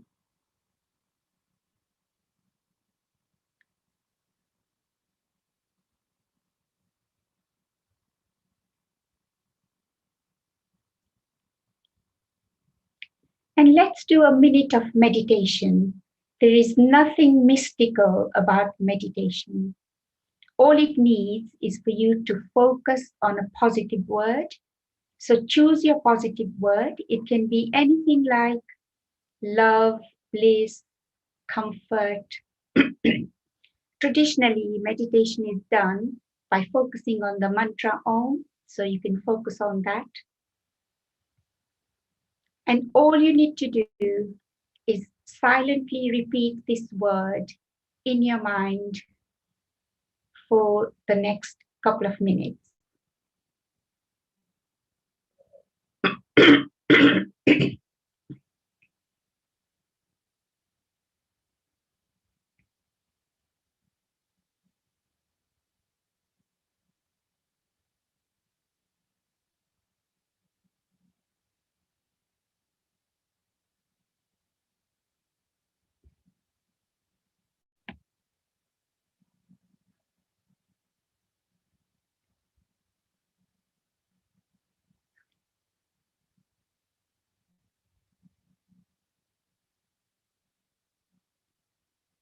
Okay, and now take 1 more deep breath. Breathe out very slowly. Just shuffle a little bit in your chair or bed, wherever you are. Move your arms and feet. Gently open your eyes and bring yourself back to the healing of our earth community. And as I said, 10 to 15 minutes of this practice is equal to 1 hour of benefits of sleep. And I hope you all feeling nice and relaxed and refreshed after that. So to conclude my presentation, I'd like to offer you a lot more support through our Wellbeing Consultancy. So I'm head of on well-being consultancy, and we can be your expert well-being partner in many ways. So me and my team, we offer, we have associates across UK, Europe, and internationally, and we can offer one-to-one sessions in coaching and well-being counseling. We also offer group training for managers and employees. I've written 7 books on well-being for adults and children. They're on Amazon, and they're also on our AUM consultancy website. This is the Stress to Success. So there's a series of 3 books in there. And this is my memoir, which is Best of 3 Worlds. And this talks about my journey of overcoming stress and all the values and principles that I've grown up that keep me strong and resilient. And the techniques I pass on here are across 3 continents, because I was born in Africa of Indian origin and living in England. So I've drawn from the cultures and the values and principles from all these 3 cultures into my memoir, which is Best of 3 Worlds. And our children's book, which teaches children, introduces natural well-being techniques for children at a very early age to prevent mental health and anxiety issues for children. I think it needs to start at a very early age. So we've got a children's book and 2 more children's books that are nearly ready, which will be published in the spring. So you can keep in touch with us through our website, and we'll let you know the publishing dates for that as soon as they're ready. We've got lots of free resources on our website. So the breathing and relaxation we did, there are lots of other videos and podcasts of similar techniques on our website. We also do a regular newsletter with the latest well-being tips. So I've been researching this, and I've got loads of tips that are in my books. But as we are learning more cutting-edge tips, we are sharing this with you, and we're integrating these into our future books. So the best way to keep in touch with us is by subscribing to our newsletter. And we also run a monthly managers well-being forum. So if you're a manager who is committed to your own well-being and the well-being of your organization, and you want to save money, which is lost by stressful situations all the time in organizations, then we run a monthly managers well-being forum. If you just contact us through our website, we'll send you the Zoom meeting details for that. The next one is on the 2nd of March, every first Tuesday of the month at lunchtime at 12:30. So the next one is the 2nd of March at 12:30. And if you get in touch through the website, we'll send you the Zoom invite for that. And you can also follow us on Facebook, Twitter, LinkedIn, and Instagram. So we'd love to hear from you and support your well-being and be your partners in making you happy, healthy, high-performing, relaxed, resilient, and successful. And we would love to hear from you. Fantastic. So if anyone of you have any questions, or Sarita, you have any questions, I'm very happy to take those. Fantastic. Thank you, Ansa. To start with, tell us a little bit about your 7 books. What are these 7 books, and what are they for? What are they aimed at? Okay, so the first 3 are the Stress to Success series. So they integrate all the techniques that I've researched over the 25 years of doing this work. Some of them are presented in a story form, and some of them are, so in 2 of the books, they're presented in story form. And in one of the books, it's in a 28-day well-being program that you follow. So those are the first three. The fourth one is the Coping in Crisis, which I'm giving away free. I wrote that in the last lockdown. And all through the lockdown, I've been giving it away free. Again, if you go into our website, you can download it there. The next one is for managers. It's Managers' Health and Wealth, a guide for managers in optimizing both. So this is for managers in the corporate world, how they can cut out stress and create very mindful, trusting, healthy working environments, and increase their productivity and profits. So that's the Managers' Health and Wealth book. My sixth one is my children's book, which I showed you, Yes. Which was published just before Christmas.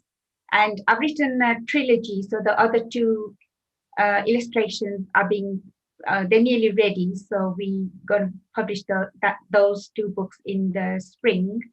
And I think Neil has given me an opportunity to talk about that next week in our children's section. So that's it. And I'm writing another one for managers at the moment, which is being informed by the managers forum that I talked about. So all the questions that are coming through the managers forum, I'm writing the blogs on there, and eventually that's going to be another book.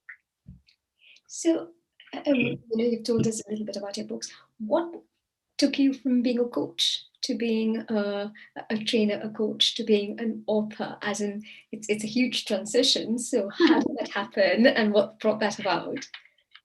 I think I'm always looking for ways to reach out to more and more people. So, I'm working one-to-one, or I'm working with groups when I'm training.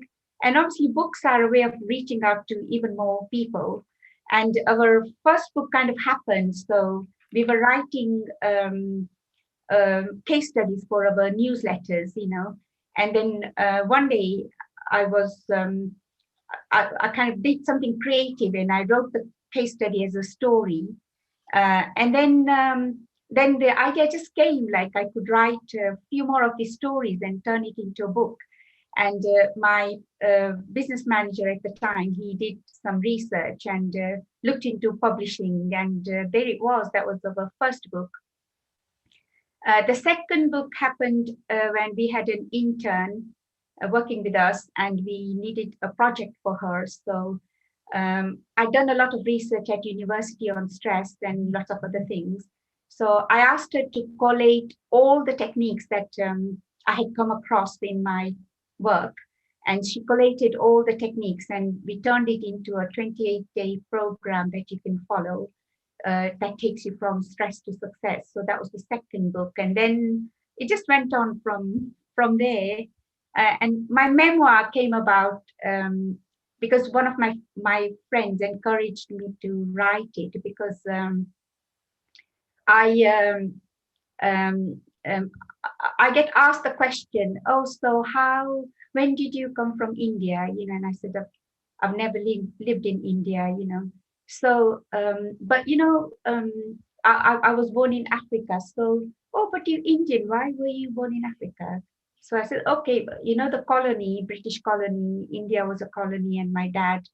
And I'm having to repeat this story all the time.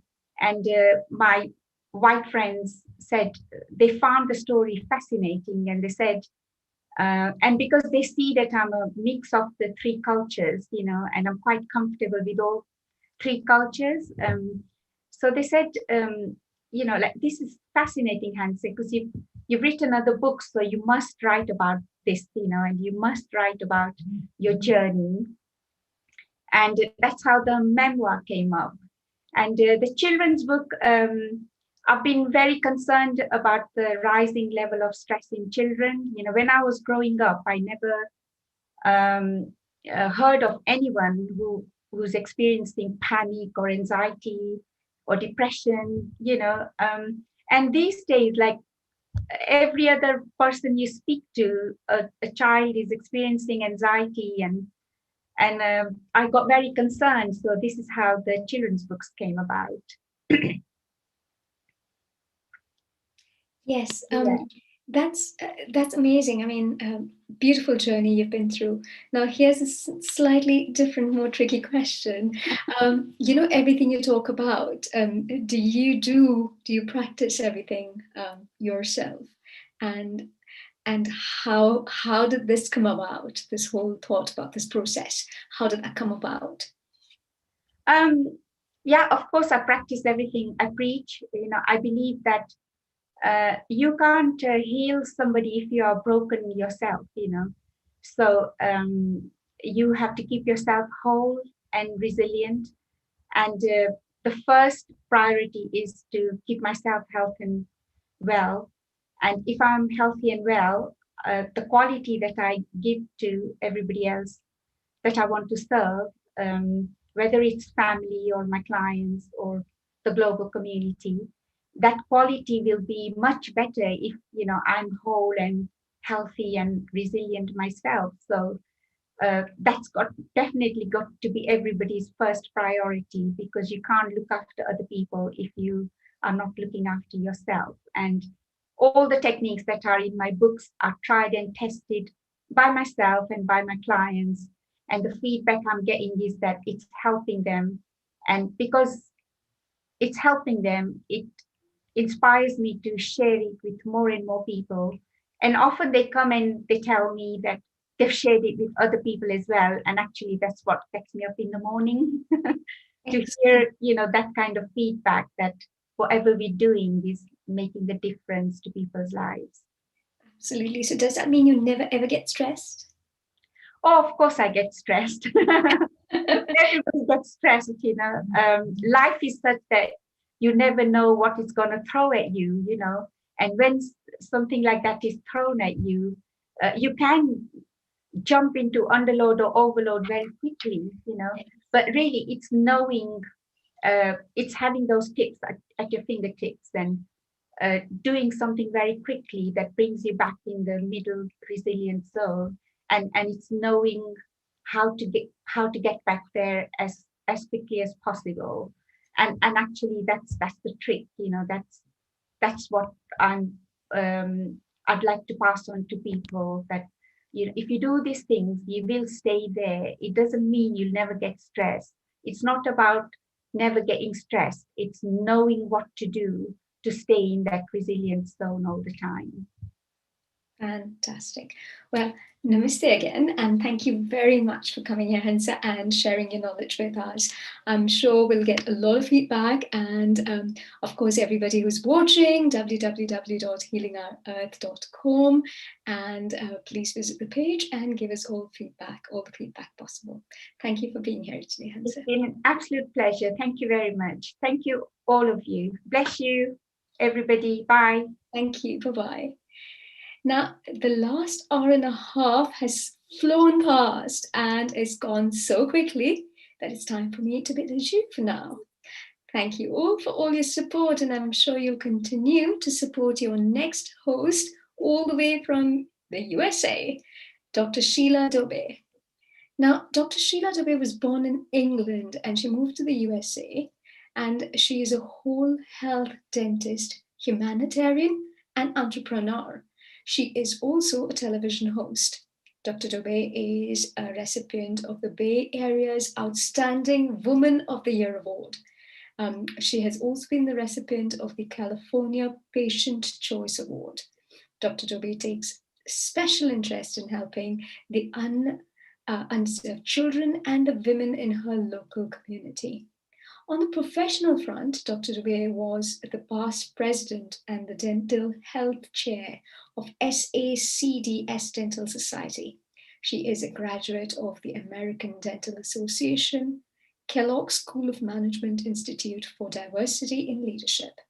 Now, her current passion is working with #Kind20. Namaste, Sheila ji. Namaste, how are you? I am good, thank you. Thank you very much. Now, I hear that you're about to introduce us to a very dynamic and awesome personality. Would you like to tell us a little bit about him? Yes, our next guest is going to be Kane. But before I introduce Kane, it was so good to meet you, Sarita. I guess I'll be seeing you in future sessions. Absolutely, absolutely. See, we'll be seeing each other and a lot of each other, hopefully. Absolutely. Someone has to be out there to help heal the world, right? Exactly. Great. So my next guest is actually a dear friend of mine, Kane Winkers, and he is just an amazing speaker. He's an entrepreneur. He is an advisor to many, many world celebrities and leaders. And let me introduce you to Kane. Hey, Kane, are you there? Hi, Sheila. How are you? Can you hear me okay? Yes, we can. It's so good to Great. see you. How have Yes, you been? same. I've been awesome. Thanks so much for having me here. When they do your introduction, I think I should be interviewing you for this. That would be an absolute honor. So Kane, I know you, I have this long intro for you, but there's pages and pages because you have done so much. But you have an amazing video that you can share with us. Do you mind sharing us your introduction video to show everybody all the great work that you've been up to? More than happy to. Let me know. Can you actually see my screen? Is it possible? Do you see the video there? Yes, we can. Okay. Let's see if we can get this to play. And you tell me if you hear audio and everything as well. So here we go. Yes, we can. Can you put a bit louder, Kane? Have trained over 500,000 entrepreneurs and business owners in over 31 countries on how to grow and scale their businesses. In 2007, Kane and Alessia founded Industry Rockstar, which is now the world's largest business training and investment company for conscious business owners. They wanted a way of giving back the world-class advising and mentoring they had received from some of the world's best entrepreneurs to help tip the planet towards conscious capitalism. Today, along with the Industry Rockstar Advisor and Investor Dream Team, they mentor and partner with over 1,000 companies every single year. Having presented over 2,000 business systems and success psychology presentations, Kane and Alessia have been invited to speak at prestigious international universities, corporations, and think tanks globally, like the Harvard Club of Boston, Indian School of Business, Flame University, Berkeley School of Music, and World Trade Centers all around the world. They have also partnered with massive entrepreneurs like Sir Richard Branson, founder of the Virgin Group, Kevin Harrington, the original shark from the TV show Shark Tank, Randy Zuckerberg from Zuckerberg Media and founder of Facebook Live, and Vishen Lakhiani, founder of Mind Valley, to bring evolutionary education to the world's entrepreneurs. They have personally been invited to share the stage with the world's leading thinkers and entrepreneurs like Tony Robbins, Robert and Kim Kiyosaki, Bill Clinton, Tony Blair, Tim Ferriss, Lisa Nichols, and John DeMartini. They have consulted or coached massive brands like Sony, Universal Studios, Warner Brothers, DreamWorks, Electronic Arts, Microsoft, SanDisk, and Apple. The Industry Rockstar senior partners have generated a combined total of over $2 billion in revenue from 60 different companies. Kane and Alessia have been featured in over 330 magazines, television shows, and publications, including major news stations like NBC, ABC, CBS, Fox, Channel News Asia, Hindu Times, and Entrepreneur Magazine. As philanthropists, they have raised over $5 million for charity around the planet, including for groups like Amnesty International, Virgin Unite, SurfAid, Asha Global, and Heart Kids. Ladies and gentlemen, Kane and Alessia Minkis. Wow, that All was right. an introduction. There you go. That's a little bit of the summary to just make it quick. Kane, I think you're a bit of a celebrity out there. Well, we've been trying to help a lot of people. So thank you very much. It's a great honor to be invited here by the Healing Our Earth team and yourself. So how can I contribute to your audience today? What should we talk about? So there seems there's so much to talk about because you've done so much. I really want to know more about what it takes to be successful. You have mentored and met so many of the top leaders, the celebrities, such successful people. Give us 3 tips on how to be successful. Sure. So So my own background is I've run about 38 of my own companies, and I've done about $500 million in sales in our companies. And so we've learned a lot of what works and what doesn't work. And not everything worked, of course. It'd be nice to say everything always worked, but it didn't. Over the journey, you learn what works and doesn't work. You have many failures, you have many successes, and that's kind of everybody's journey. Whether we got a chance to spend many years with Sir Richard Branson, learning about his journey, and people like Robert and Kim Kiyosaki, and just great leaders. And of course, everybody has their great failures and their great successes. And so we all really equate the successes to really three specific things. And of course, it's hard to boil success down to three things. But if we had to say three things, I'll give you the three. And the first thing is actually having best practices in your business or in your life for whatever you're doing. And although we're entrepreneur trainers, we're business coaches and mentors, we love to focus on the game of business because we feel that it's a very almost spiritual game. It's a game where you are a reflection into your business. So if you want your business to be a certain way, you really have to work on yourself. And that's exciting because then we can work with the leaders of industries or organizations or companies. And we work with really small businesses, brand new startups, and to really massive, Fortune 500 companies. It doesn't matter. The leaders are reflecting themselves into the business. So having the best practices of whatever you're doing, and to take it out of business, if you want to be a great mom, if you wanted to be a great father, if you want to be a great partner, a husband or wife, you really have to understand what is the science behind the best practices. And the cool thing is that people like us all over the world are obsessed with coming up with the best practices in these different areas. You've got relationship experts, you've got health experts, fitness experts, business experts, and we just obsess over figuring out exactly how to get the best out of our days. And so the first one is to understand and to learn those best practices. The second one is to find mentors, because although you can get the recipes for success, you actually really need somebody to help you actually implement them into your life. And that is not always so easy done by yourself. Sometimes we can learn something and we do it ourselves. We can make a change ourselves. Sometimes it works. But typically the deeper, the more difficult stuff, the more challenging stuff, typically that requires somebody to be guiding you or helping you optimize those best practices. You go out and you do something, it doesn't work, and you come back and you say, wait, I followed the recipe, it didn't taste very good, the stew. How do I make this much better? And that's where mentors come in. And that's what we've been doing now. I'm 42. I've been doing this since I sort of semi-retired at 29 years old by selling out of all my companies that I started in my 20s. And we just started mentoring and helping other entrepreneurs. And so we provided that guiding hand. We would take their hand throughout the year and we help them implement the best practices that we teach them. So the third thing we believe that creates success is communities. And we think it's very important that people are surrounded by other people that provide not only great energy and support, but also provide great resources. There's the old saying that the 6 people you hang out with are the future that you're going to, or some people say 5, some people say 10, it doesn't matter. But essentially your community is providing you the opportunities and the resources. And if you are in a community where you don't have a lot of that, then you're going to definitely struggle to hit the success. If you're in a community of people that doubt you, that don't believe in what you want to do, again, it doesn't matter what it is, losing weight, getting more fit, having more energy, running more, businesses, making more money, whatever it is. If your community is not a support, it's very, very complex to do it alone. So we say those are the 3 things. That makes a lot of sense. It's so important to be around people that support you. Say, for example, you have a vision and a goal, for example, and your family, your friends are like, oh, why are you going to do that? Or that's going to be too difficult. Then that's going to really drag you down. So totally. What I hear you saying is basically to make sure that you kind of check who you're hanging out with, who are your friends, who's encouraging you in your life. Is that correct? Well, yeah. And I, my story, which I won't take a lot of time to tell, but my story, how I started in my first thing was actually, I grew up in a pretty traditional family with a father who was a chief executive, a chief financial officer, rather. He was a C-suite officer of very, very large companies, international companies, Fortune 500 companies.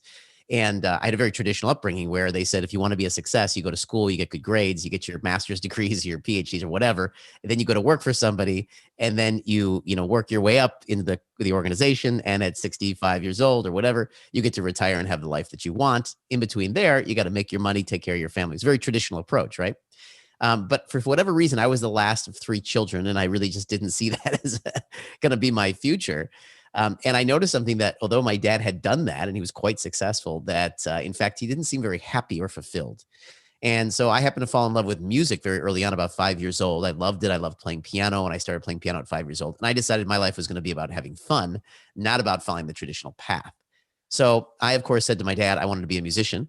And he would say, well, that's fine, but there's no money in music. So you could say whatever you want, but figure something else out. And I was determined, I don't know why, but I was determined to figure out how to make it happen and to prove him wrong. So to fast forward, I got very into music. And by my teenage years, I was performing and touring. And by the time I was a late teenager, I was doing record production for Sony Music and working for them. And I ended up working with major brands like Celine Dion and, Ricky Martin and Destiny's Child and, all these great, Santana, all these great artists. But I didn't really understand how to build a business yet. And so at some point in my early 20s, Napster came along and it destroyed the record industry. And I learned that if you really want to create safety, security, and wealth in your life, you have to understand how to create a brand, how to create a business, and how to do that kind of thing. So I moved into that. We created a very large set of companies, and I'll leave some of those stories for later on. But the point is that I grew up in an environment where even my family was not supportive of what I wanted to do. So it was too artsy, it was too creative. And today I'm very, very clear to people, because I've now done this, 30 plus times, with artsy, creative, interesting, the things that I'm passionate about. That's what we turn into businesses. And of course, along with great practices and mentors and good communities, you can take anything that you're passionate about, turn it into a multi-million-dollar or 8-figure company or even 9-figure company by doing the right things. Wow. So first of all, Kate, I did not know that you had that whole music career. I thought I knew a lot about you. I'm going to have to look you up and find some of your CDs and some of your music. In fact, I was just on a call with a mentor of mine the other day, and we got all these new studios because now everybody's working from home. So we just built new video studios and new podcasting studios, which I'm on right now, which is why I look like I'm flying my helicopter here. And he says, "Sing for me," and I did. He says, "Wow," he says, "you're actually really good." He says, "A lot of people say they can play an instrument or they can sing, but," he said, "you don't always know because everybody thinks they're great." So I studied it I studied music. I was a singer. I was a piano player. I was a drummer and a guitar player. And I've been playing piano now for 35 years and professionally and so forth. And the point is that you really have to stick with what you're passionate about. You got to do what you love to do. You have to focus on that. Now, don't just run off and be passionate about it. You got to get good, best practices, good mentors, and good communities. But if you want to turn it into your life and have it feeding you and your family and feeding your soul, then you can do that. It's very important everybody understands that. And for the people out there that want to know how to get mentored, how do they do that? Well, it's a great question. I get asked all the time, how do I find a good mentor? And my favorite thing is, we run conferences all over the world. Prior to COVID, when we were, able to run big live events, we were running 200 events a year in 32 countries. We would have 60,000 business owners roughly every year coming to us. We've had 3 million come to our events. And one of the funniest things I think that I ever hear is when we talk about mentorship on stage and how we mentor business owners, and they come up to me and somebody from the audience says, "Oh, I get it. I need a mentor." And they go, "Where can I find a good mentor?" And I'm like, "Hello." We talk about it for days, right? But it turns out that many people don't actually really understand how to find a mentor. Now we have a whole bunch of criteria for it. I won't take up the entire time talking about it here. But the first thing is you need to find somebody that you feel like you have a connection with. And the connection usually comes in a couple of ways. You might like their story and the journey that they went on, and you feel like the journey they went on is a journey you would like to go on. In other words, they may have gone through challenges that you're going through right now, and you feel like based upon who they are, you feel like they would have done it already. Now, I'm a very, very strong voice in the world that when you bring on a mentor, they better have done what you want to do. There's a lot of people that scream that they're mentors or consultants or coaches, and they have really no business doing that. There's a lot of, let's say, unqualified people in that world. So just make sure somebody has gone through that journey and they have made the mistakes and they have made the successes. And then 2 is make sure that they actually know how to transfer that knowledge or wisdom to you. Because not everybody understands how to do that. Many times we sit with great leaders of the world, and I won't name any names, but we sit with, people that you would know by name, and it's just not their skill set to be able to decode what they have done and transfer it to people. They're just great at what they do. I mean, as an example, who I don't spend a lot of time with, but I had a lot of interactivity with at conferences and things, Elon Musk. And Elon's brilliant and amazing and all that, but he's not the first person to say, "I have figured out what I have done and I'm going to teach you in a program." He doesn't know or care really. He just does his thing. His focus, his mission is on getting us to Mars and colonizing Mars, or, changing the planet and getting the cars out that he wants to get out. And so brilliant entrepreneur, but not necessarily the right mentor for, everybody to go to. So you got to find somebody that you resonate with and has really taken the time to study the skills of transferring ability to somebody else. That's a whole skill set in itself. And you'll be surprised how many people actually do want to be mentors. If you approach someone and you say, "Hey, this is something I really want to get good at. This is something that I'm struggling with. Do you mind helping me?" Because a lot of people do just want to share on their skills and help, right? Yeah, so there's a couple. There's different types of mentors. This is actually a really great topic because I think one of the if it's since it's one of the three keys for success. It's definitely worth spending some time and understanding. A lot of people feel like when they just help people, they're a mentor, and the word mentor has really, unfortunately, gone through a lot of let's say distress in people understanding. So they're very confused. So sure, you can help anybody, and we try to make the distinction between a sounding board or a support system or a friend or a parent who's just very loving and they just want to give you good ideas or teach you stuff. That's different than a professional mentor. And the difference is two things. Number one, there's money involved, and the reason that's important because a lot of people say, "Oh, I just mentor for free." Well, if you've ever mentored for free, and I've done this with millions of people now, I can tell you that every time I have ever said, "Well, I'll mentor that company for free and take a percentage," it always falls apart because there's no glue there for people to be paying attention, to be getting their attention, and for them to work through some of the harder times.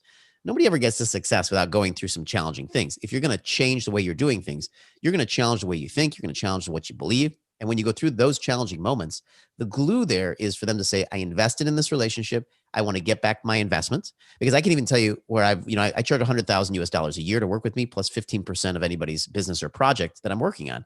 So it could be a significant investment for a business owner. And I can tell you that every time somebody invests, I've got their attention because they've invested a significant amount of money. So if I ask them to do something, whether it's controversial or whether it's confronting to them, picking up the phone and calling people, reaching out to media, and we work with them on all the parts and pieces, but they have to do the work. And when they have that much skin in the game, then they actually do the work. When they don't, they find all sorts of reasons why they get busy in other things. And I can tell you the even more interesting thing is when they or basically earn back that money or they've surpassed the value experience for themselves, you can see their commitments start to wane and start to drop off. So we're very clear that that's a very important factor is that there's skin in the game. And it's not just because they're passionate. We hear this all the time. I'm passionate. I'll do everything you ask me to do. And sometimes we get sucked into that. And every time we always see that it's not a worthwhile relationship together. So that's a very important glue that comes together around mentors is that there's an exchange of that energy and a financial connection. So what about a lot of people out there that say like they've lost their job now and it's time for them to like pivot, change professions or do something different and they can't afford an expensive mentor? How do they start off? What is that where's that initial step to get to that first level? Yeah, it's a great question. So this is a big situation, right? And so since last March, when everything started getting locked down, March 2020, we of course, so we have different levels that someone would need to commit to be able to get access to our trainings and our minds. So my wife and I, who run this company together, she's a brilliant entrepreneur as well, originally from Europe. And so when I met her about 9 years ago this year, she didn't speak any English at all, but she was a serial entrepreneur. She had done hundreds of millions of euros in her business. And I was speaking at an event in Italy with 3,000 people in the room and everybody had headphones on. I was with Robert and Kim Kiyosaki, the authors of Rich Dad Poor Dad, and she was in the audience. So we met there and we kind of energetically fell in love. And as she learned English, we got a chance to start presenting and training together. But, so the two of us absolutely love decoding what we have done in our businesses. I mean, she's done 7 of her own companies or 9 or something like that at this point, hundreds of millions of years. I've done whatever I've done. And so we love going back and saying, how can we take what we have done right and done wrong, and turn it into models and trainings and share them with students across the world? So it's not always critical to be hiring a super highly expensive mentor. It just depends on what your needs are and what your attention is and what your resources are. Or sometimes we say what your resourcefulness is, right? Everybody can get resourceful. If somebody wants to hire a $100,000 a year mentor, they can do that. But if they feel like it's not the right step for them or it's not appropriate, whatever, there are trainings that can be done for much, much cheaper. And you can still get in the minds of the great mentors. So we offer conferences, we offer master classes, we offer membership sites, we offer continuity programs. We have a whole catalog so that we can try to serve everybody no matter what their financial situation is. We believe strongly that education really should be available to everyone, but then there's your time and you have to decide where you invest your personal time, right? We like to spend our personal time on projects that are very impactful for the world, for the industries, for the environment, for the globe. So that's where we spend our personal time. But we love actually sharing even live. We'll do a lot of conferences live now on Zoom, just like we're doing here, where we're teaching entrepreneurs, and it allows us to do it in groups. We'll have 500, 1,000, 2,000, 10,000 people on those meetings, and they can all be learning from us. And what I think people have really loved is that we have worked on the art of systematizing our ideas and our systems and teaching it to them in a way that they can consume it and work on it and run with it. So that's a more maybe practical way for those that are, not at the budget levels or the risk profile to say, I'm going to go do it. And if I may just extend that one more second here, which is a lot of people have actually transitioned or gone into major pivots. And we actually launched a program last year called Pivot Point, which that word pivot I know has been used a lot in the last year, but it's really one of the best terms because most people don't really know what pivoting means. And it's really the best term because what it means is you take the resources you already have around you and you repackage them or you rebrand them or you recreate them to become powerfully useful in your life right now. Which means, for example, in a business, it turns out that about 70% of the value, the resources, the brain power of the business and the business owner is unused or underutilized.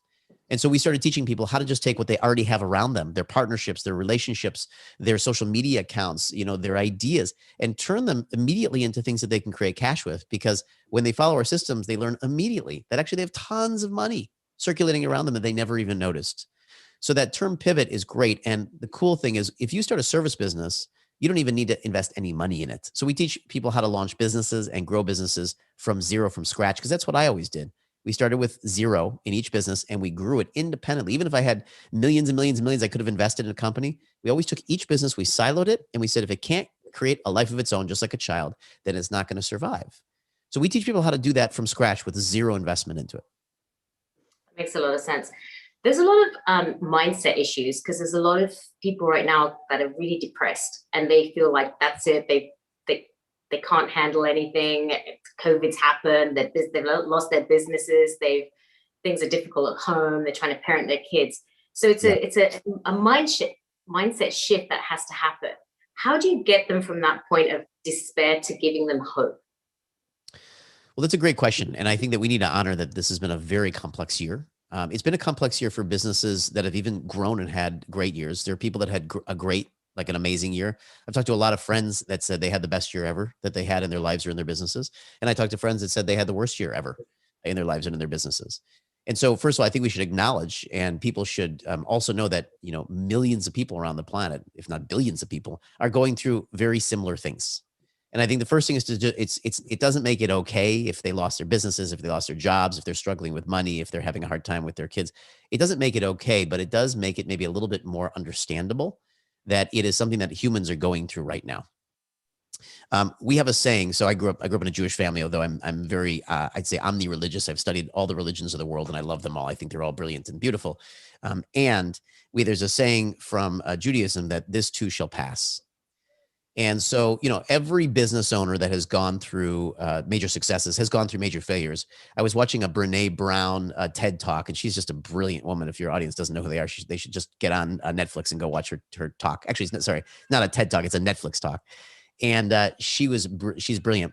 And, she was essentially pointing out the fact that you're gonna go through these challenges in your business. It's undisputable. In fact, she says that she goes into executives and she says to them, if you want success, you're gonna know failure.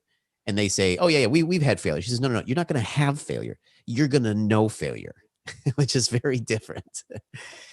And I've seen more and more sayings coming out that failure is part of the ingredient of success. And we've seen these things for a long time, but it's very important to, I think, continue to reconnect. One thing that I think makes humans sad, upset, or depressed is two things, really.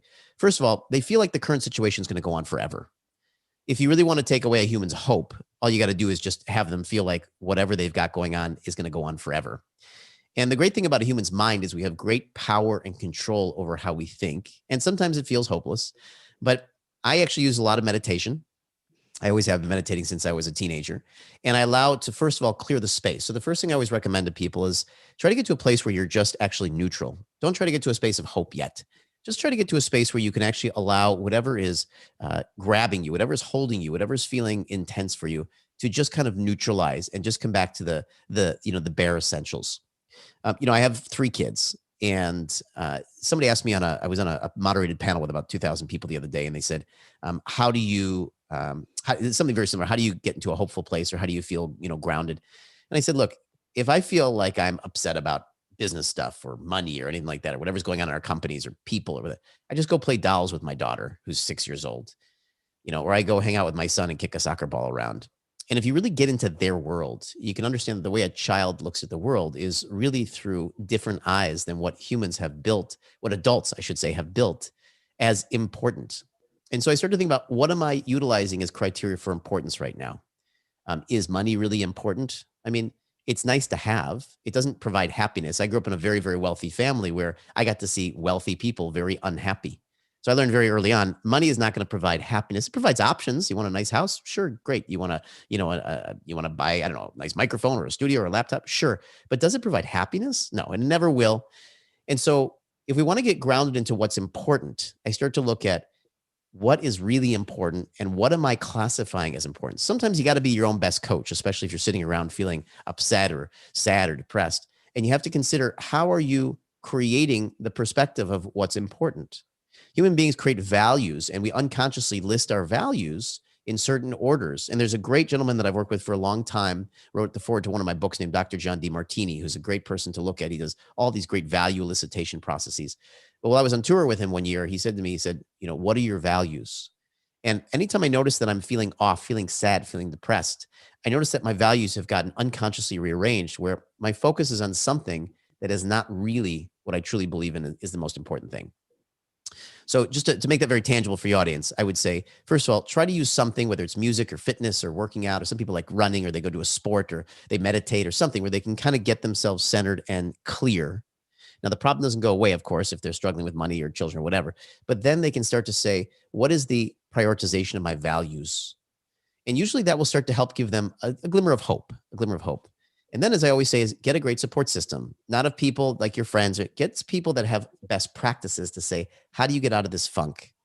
Because at the end of the day, we can't mindset ourselves out of problems. If someone's having money problems, they need to figure out how to make more money. They need to figure out how to get a different job, or go out and build their businesses and grow their businesses. If they're having problems with their children, they need a parenting expert. So, we have to actually proactively take action. And those moments, I think, are the moments that actually define who we are really being in the world. Whether we're going to stay in that funk of I've got problems and nothing can get solved, or whether they're going to say, I'm going to actually take action and I'm not going to let anything stop me, and they become unstoppable. Wow, that's such great insight. Thank you for sharing that. Because one thing I noticed with you is you really practice what you preach. You have a great, you've got your 3 kids and you have a very balanced life. You're not just all work, work, work. You're also family. You've got your family time and your playtime. I remember we had a great time when we met in Dubai, and you had your family time. Your family was there, and then it was kind of almost a little bit structured. Can you share a little bit about how do you? You're obviously very successful. How do you structure your life so that you have it so balanced? Sure. So I'm going to actually bust this frame out a little bit, and maybe throw a little bit of a curveball in this conversation. So I hope you don't mind, which is, I don't actually believe that human beings stay in balance very long. I think we're often mostly out of balance almost all the time. And in fact, funny enough, I ran an event recently with Randy Zuckerberg, who's a friend of mine, and Randy is a brilliant entrepreneur. She's the founder of Zuckerberg Media and 2-time Tony Award winner, and of course, one of the major contributors to Facebook and her family in the Zuckerberg world. But anyways, she also has a very similar approach where she has this thing that she says called pick 3, and she goes through these list of all the things in your life, and she says you only get to pick 3. You can't try to balance everything out. And I will tell you that what I notice is that as humans, we kind of go in and out of balance, and we have to catch ourselves, because I think high achievers, we run a program called Super Achiever here, and we work with people on how to be super achievers.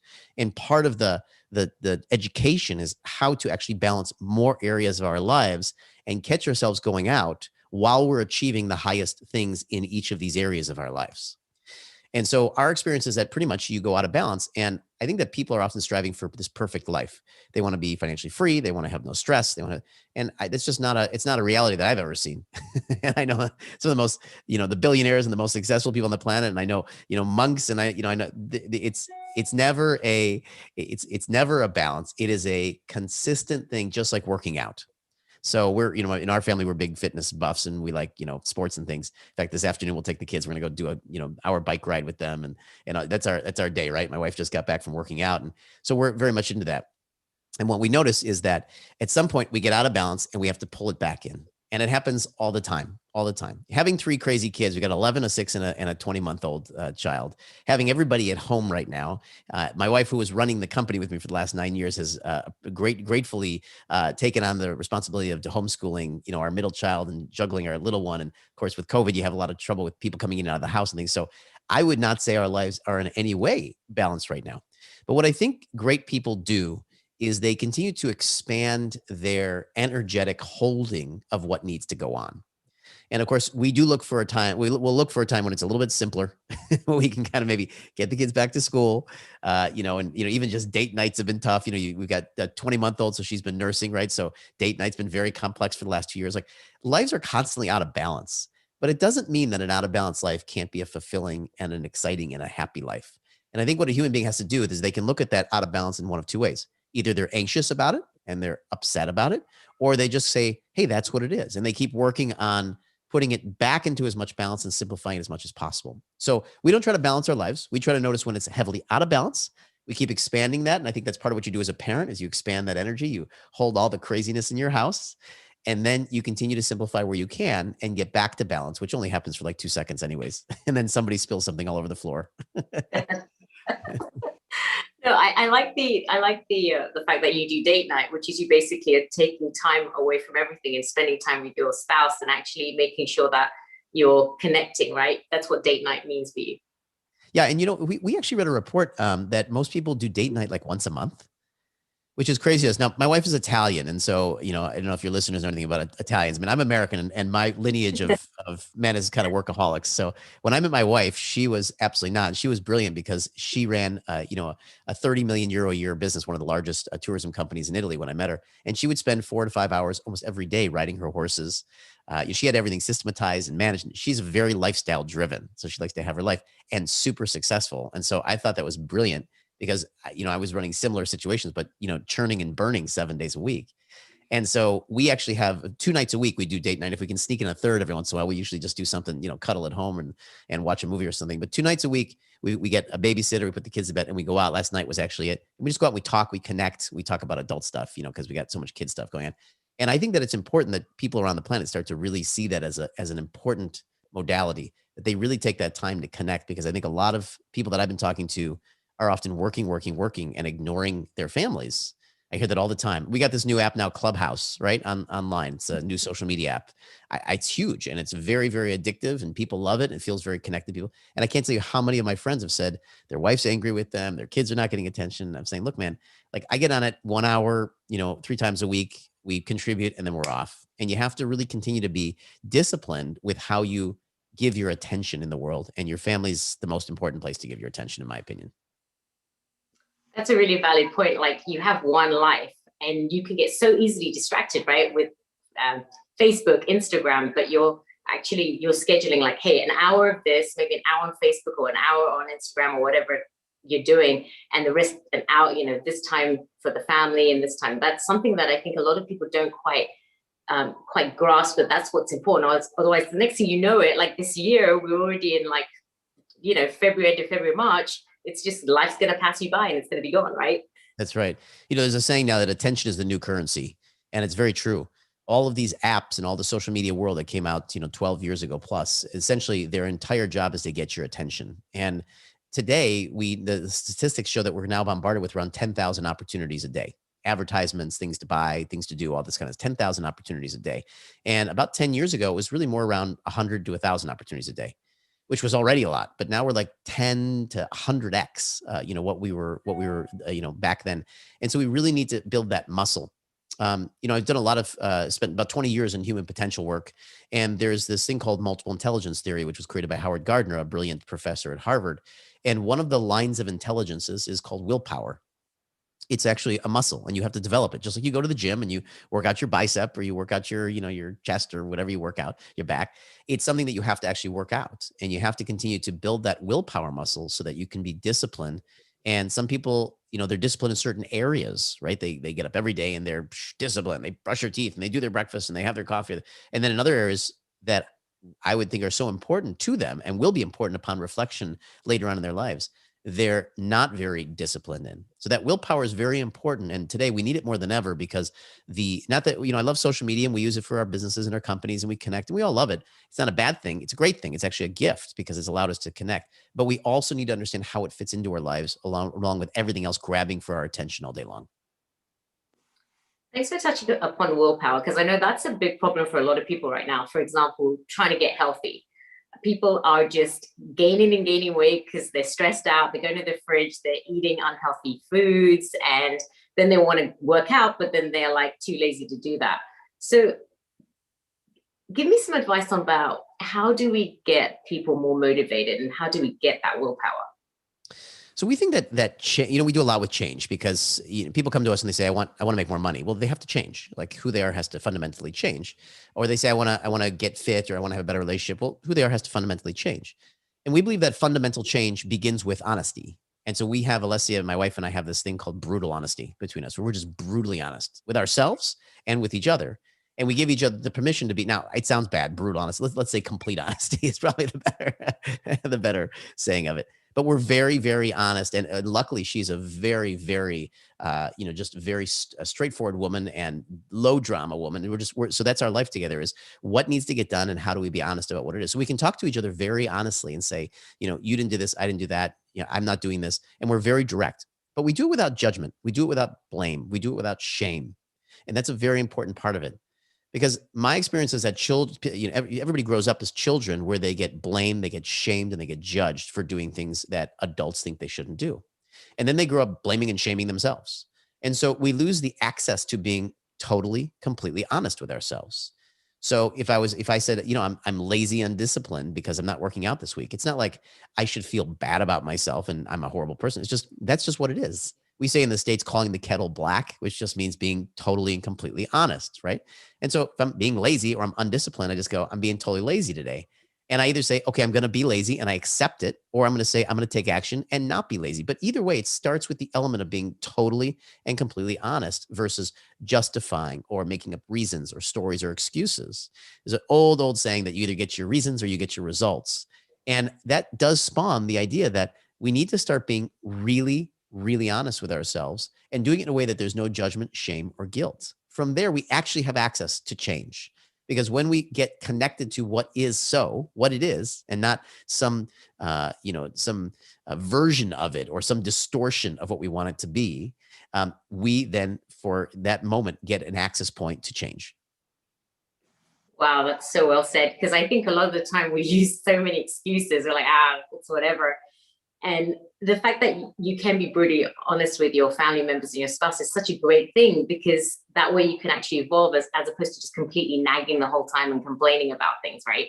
Yeah, well, and when we bring in our students, so we bring in a couple of thousand students a year into a private mentoring program where we the core senior team here at Industry Rockstar that's all done, to $2 or $5 billion in sales together. Very, very sharp, very, not just myself, I mean, all of the advisors here. We ask them if they're okay with us being very, very direct and honest. And they have to opt in for that. Otherwise, we don't accept them into the program. And one might say, wow, it sounds like, you're pretty hard on them. Well, we hold them with a lot of love and a lot of respect. We appreciate and love people at the deepest level that I think any mentor or any human being can. I actually find human beings fascinating. I find people that do things that are totally inappropriate, fascinating and beautiful. I find that the sabotage patterns that they do in their lives and their business are magnificent and exciting. So we have a very deep appreciation of human beings, but that allows them to interact with us where we can be very direct about what's not working, because you can't really get massive breakthroughs if you can't be totally honest. And this has come from the years of working around Tony Robbins and, doing tours with him and getting to know him and, Robert and Kim Kiyosaki. A lot of the most effective leaders are completely direct and honest. And when they do it with love and appreciation and the person doesn't feel judged, it actually it opens a massive access point. And the funny thing is most people don't do this, which is why, people like us and Tony, and that we've become so famous doing it, because we're just willing to be absolutely 100% direct and honest while loving and appreciating and not judging or shaming anybody. Those two things have to go together, by the way. It's easy to just, tell somebody something directly and then, make them feel bad, but that's not effective. That creates a whole different pattern. It's about holding them with great love and appreciation for who they are and hitting those leverage points where they can change. So make sure if you're going to do it with love. Don't just be all mean about it. That's right. For people like you and I who've done a lot of personal development work, we've both done Tony Robbins, we've done a lot of understanding ourselves and a lot of really diving into that space. There's a lot of people out there that haven't even touched upon personal development work. And you mentioned sabotage, personal sabotage. Can you just touch upon that a little bit? Sure. And just, Megan, look, Tony's great and he's world-class in what he does. And there was just tons and tons of other emotional, spiritual, personal development work that I did before I even knew of Tony. I didn't actually even really know about Tony Robbins till I was in my late 20s, early 30s. And I had done a decade of human potential work in all sorts of different workshops and seminars and institutes and programs and mentors, everything from neuroscience to landmark education to Avatar to Hoffman to this and that, and Gestalt training, all, just you name it, I've gone through everything. I became fascinated with it because I want to know who I was and why I did the stupid things that I did. I wanted to get those things out of the way. So sabotage comes from it's an observation of when somebody says they want to do something, but they do the opposite. It's pretty straightforward. If you say, I want to lose weight, but then you're going and you're eating a bunch of ice cream, at night, and you shouldn't be doing it. That mechanic is really one of the mechanics that stops people from having results. Because if you think about it at a normal level, at a human level, or I should say at a basic level, it should be very easy to say, I want to work out or I want to lose weight. We'll just use a fitness example here. And therefore I'm going to eat less calories than I burn throughout the day.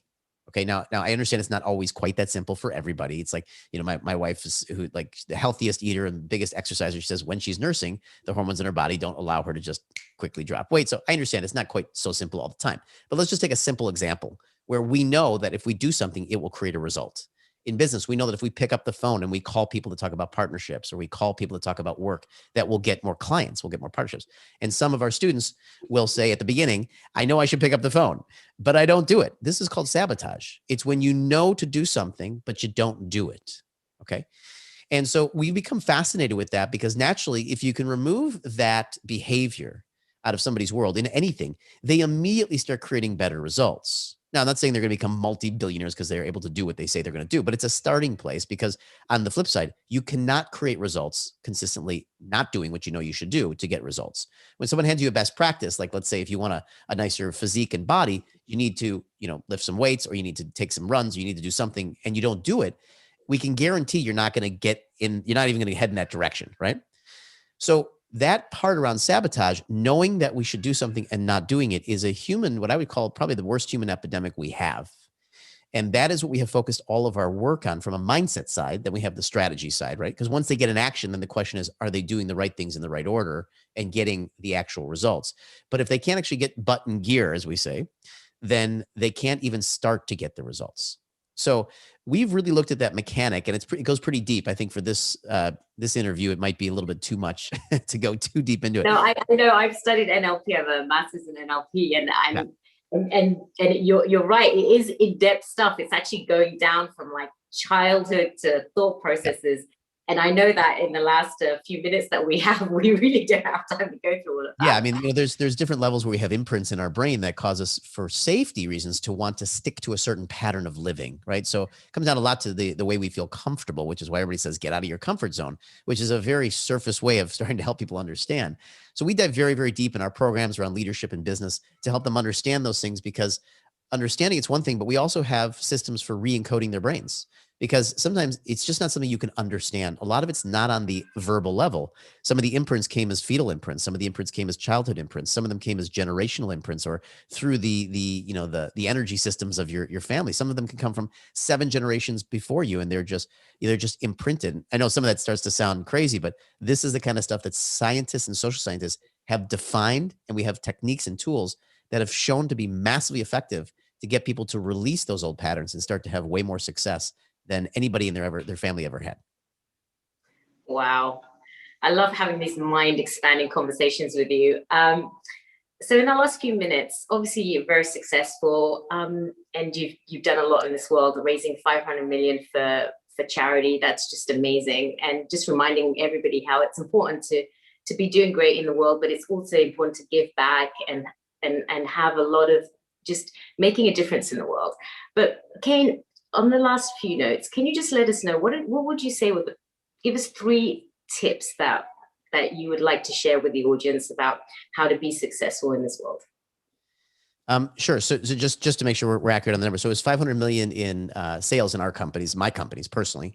What we've raised for charity has been tens of millions over the years, and we have supported organizations like Amnesty International and Virgin Unite and Asha Global and Surf Aid and just all sorts of great Heart Kids and many, many, many great organizations. But not I wish I hit the $500 million donation mark. That would be great. We're not quite there yet, though. But one tip to be really successful. it's hard to boil success down to one tip, but if I had to boil it down to one tip, I really think give us three, Kane. Give us three tips. Let's take out the one thing that they can focus on, because we've given them a lot in this interview. They're going to be drowning in success tips. If there's one thing, is to take a look at where you're getting stopped and learn, go to places or be with people where you're challenging your ability to become unstoppable. I think that's if I had to just look at one umbrella thing that I've always done in my life, is I've always gotten around people that challenge the way I think. And I'll tell you a very, very, very short story that just shows it. As we ran an event in Vietnam. Alessia and I ran an event in Vietnam with Richard Branson. We brought him in as a keynote for event. We had 18,000 people. It was a huge stadium, one of our biggest events that we ran. And he comes into the green room when he gets there, and he's on his phone. He says, I'll be right with you just a moment. And we're in the green room, and we hear him talking. We say, no problem. We'll get you some tea. And he says, okay, Jeff, could you change on that spreadsheet 1 billion to 6 billion? Yeah. Okay. All right. I think that sounds better. All right, great. Thank you. And he folds up his phone. And I thought, well, that's not a conversation that I have on a daily basis. I don't call. I say, can you just change that, 1 billion to 6 billion on our spreadsheet? And that's the new marketing budget. And so, being around people like that constantly is expanding the way I think. And we always have a saying that a mind once expanded can never contract. And we also say a heart once expanded can never contract. And finally, a wallet once expanded can never contract. Wow. Well said. So how do we learn more about your company, and how do we follow you? Can you give us some information? Yeah, totally. Look, the best way is to find us online. You go and you type in Kane and Alessia online. You go to Instagram, you go to Facebook, you go to any of the social media platforms, you go find our websites. We got lots of stuff going on, lots of live events happening online, lots of free stuff that people can go consume, get to know more about us. I would say just get in our world, follow us. And then when we run an online live event throughout the year, we run live challenges and branding and sales and everything. And we run webinars, and we try to contribute as much as possible throughout the year. So just go find us online and jump into one of our email lists, and you'll get information about us. Thank you so much for your time, Kane. I know you're so busy, and I'll connect with you soon. And thank you so much for coming on our show. You got it. Thanks for having me. It's been a pleasure, and namaste. So this brings me to our next guest. That was such an amazing, amazing time with industry rockstar Kane. And now we have our next superstar, which is Hetal Patel. And he's going to be talking about raising your inner game. Hetal is a mindset and performance coach and an inspirational keynote speaker. He's a property mentor and founder of Victorious, a coaching and mentoring company based in the UK. His clients range from CEO, executive leaders, international keynote speakers, national journalists, NLP practitioners, HR leaders, property developers, and many more. His objective is to empower you to look within and find actionable steps to take immediately to be victorious in life. He will give you tangible and actionable tools and techniques that will empower and support you to build up your inner game. Welcome, Hetal. How are you? Namaste. Thank you so much for that great introduction. And a massive thank you for Hani Kalaria for inviting me to this platform, and the whole team at Healing RF. You've been absolutely fantastic introducing me and also bringing me on board. So really excited to be here. Thank you, Sheila. Thank you. We're so happy to have you on our show, and for you to share all your great wisdom with us. Yeah, so Sheila, mine's not going to be any slides and anything. I'm going to be like Kane. I'm just going to go for and speak from the heart, because that's what Victorious is all about. Kane was absolutely mind-blowing, what he just absolutely delivered just there. And a lot of that I resonated with, because the journey that I've gone through, not with the years that Kane's done, mine's been quite a relatively new journey. So I came across personal development about 5 years ago. And I came off it about chance. So I was in the corporate world as a regional leader, and I decided after going to a property seminar that I was going to quit my day job as a regional leader and become an entrepreneur, because I saw everyone else achieving success. And I thought, I can do it. I'm confident, I'm self-assured. I've done extremely well in the corporate world. So I can now take this in my entrepreneurial journey. Little did I know the challenges that you face in the entrepreneurial world are very different from the corporate world. the fact that I thought I was successful in the corporate world means absolutely nothing on the entrepreneurial world. It's a complete different ballgame because you don't have a team around you. You don't have the connections around you. You don't have the resources, and you have to build it yourself. So once I made that plunge, you know, handed my notice in, I decided to leave, and I've gone on that journey. 6 months in, and I'm absolutely broken. You know, I've got no property deals. I'm going to these networking events, trying to network. My confidence is completely gone, and the money that we had in the bank as my savings after selling my dream car that I purchased early on the year before was starting to swindle away. So money was tight. I was struggling financially. I was struggling mentally, and I was struggling emotionally, and that took me on a bit of a path. So 6 months in, I'm absolutely struggling, to the point there was days that I'll get up and I'll get up in the morning, I'll walk my wife downstairs to the front door, and I'll say bye to her while she goes off to work. And what I should be doing was going downstairs and getting into the office and working, but instead, I became the type of man that would bail out and go straight back upstairs, back to bed, and then wake up at 3 o'clock in the afternoon, just before my wife come back home, to come down, ruffle some papers and said, I've had a busy day. Shall we chill out, open a bottle of wine and just relax, enjoy life? I've done nothing to deserve that, right? But that was the state I was in. I was absolutely broken. That was the type of human being I was being. I would go to networking events, and when I go to a networking event, someone would speak to me. And within a couple of minutes of conversing with me, they would disappear and walk away. Or they'll say, thank you very much, Hale, I'm just going to go and see someone else. And that hit my confidence. I was unable to communicate with people. And that had a massive effect. You know, mentally I was distraught, financially I was struggling, emotionally I was struggling. A lot of people might classify that as being depressed, struggling through life, really questioning, what am I doing? But that's the entrepreneurial journey I've come to realize now that I've gone on my path. But at that moment, there was some big realizations I had to make. And I think Kane mentioned it earlier when he was speaking. He's talked about a reality check, you know, being really true to yourself about who you are, who are you being? And I had to ask myself, who am I being? What sort of man am I? What sort of husband am I? What sort of son am I? What sort of brother am I? That I've decided to make a commitment to become an entrepreneur. And I'm not even showing up for them. You know, I'm not even doing the things that I need to do on a day-to-day basis. And that realization really hit. And what hit home for me really was the fact that, you know, with the struggles that we was facing in terms of money, etc., I had to borrow money off my sister, off my mum. And as a 35-year-old man, right, to be in that position was just like, it just hit me. Everything was collapsed. I was done. And I had to make a decision that I had to grow. And that's where personal development really kicked in for me. I attended one of the Tony Robbins' first events, UPW, and there's a story behind that we've got ahead. I thought, and I'll share that quickly here, but just when we was going to UPW, the news that we got was that my wife was pregnant. And it was the greatest news ever. And I just got into this delusional state that when you think positively, you take positive action, life then throws positivity at you, right? However, a few weeks later, we found out there was miscarriage, which was a heart-wrenching thing to happen. But what you realize over time, that that's just a journey that you have to go through to understand what personal development is. Isn't the law of attraction where you just think positively and things turn up. You have to do the work for that to happen. So it's the work that I had to do internally that really allowed me to grow through this process and start to evolve and learn about myself. And through that process, I was able to then start building my inner confidence, start to build my self-belief, starting to build my ability to take action. And that's where Victorious Coaching's pillars have really come about. And my whole coaching organization, I work with master practitioners, international speakers, journalists, but everything we work with is fundamentally around these three pillars. And these three pillars have been super, super important for success. And I think anyone that's listening right now should get a pen and paper and just write these down, because these are the absolute nuggets that I believe, yeah? And anyone that I've seen achieve success, when I analyze them and look at what they've done, I find that these three pillars are the fundamental blocks that they have.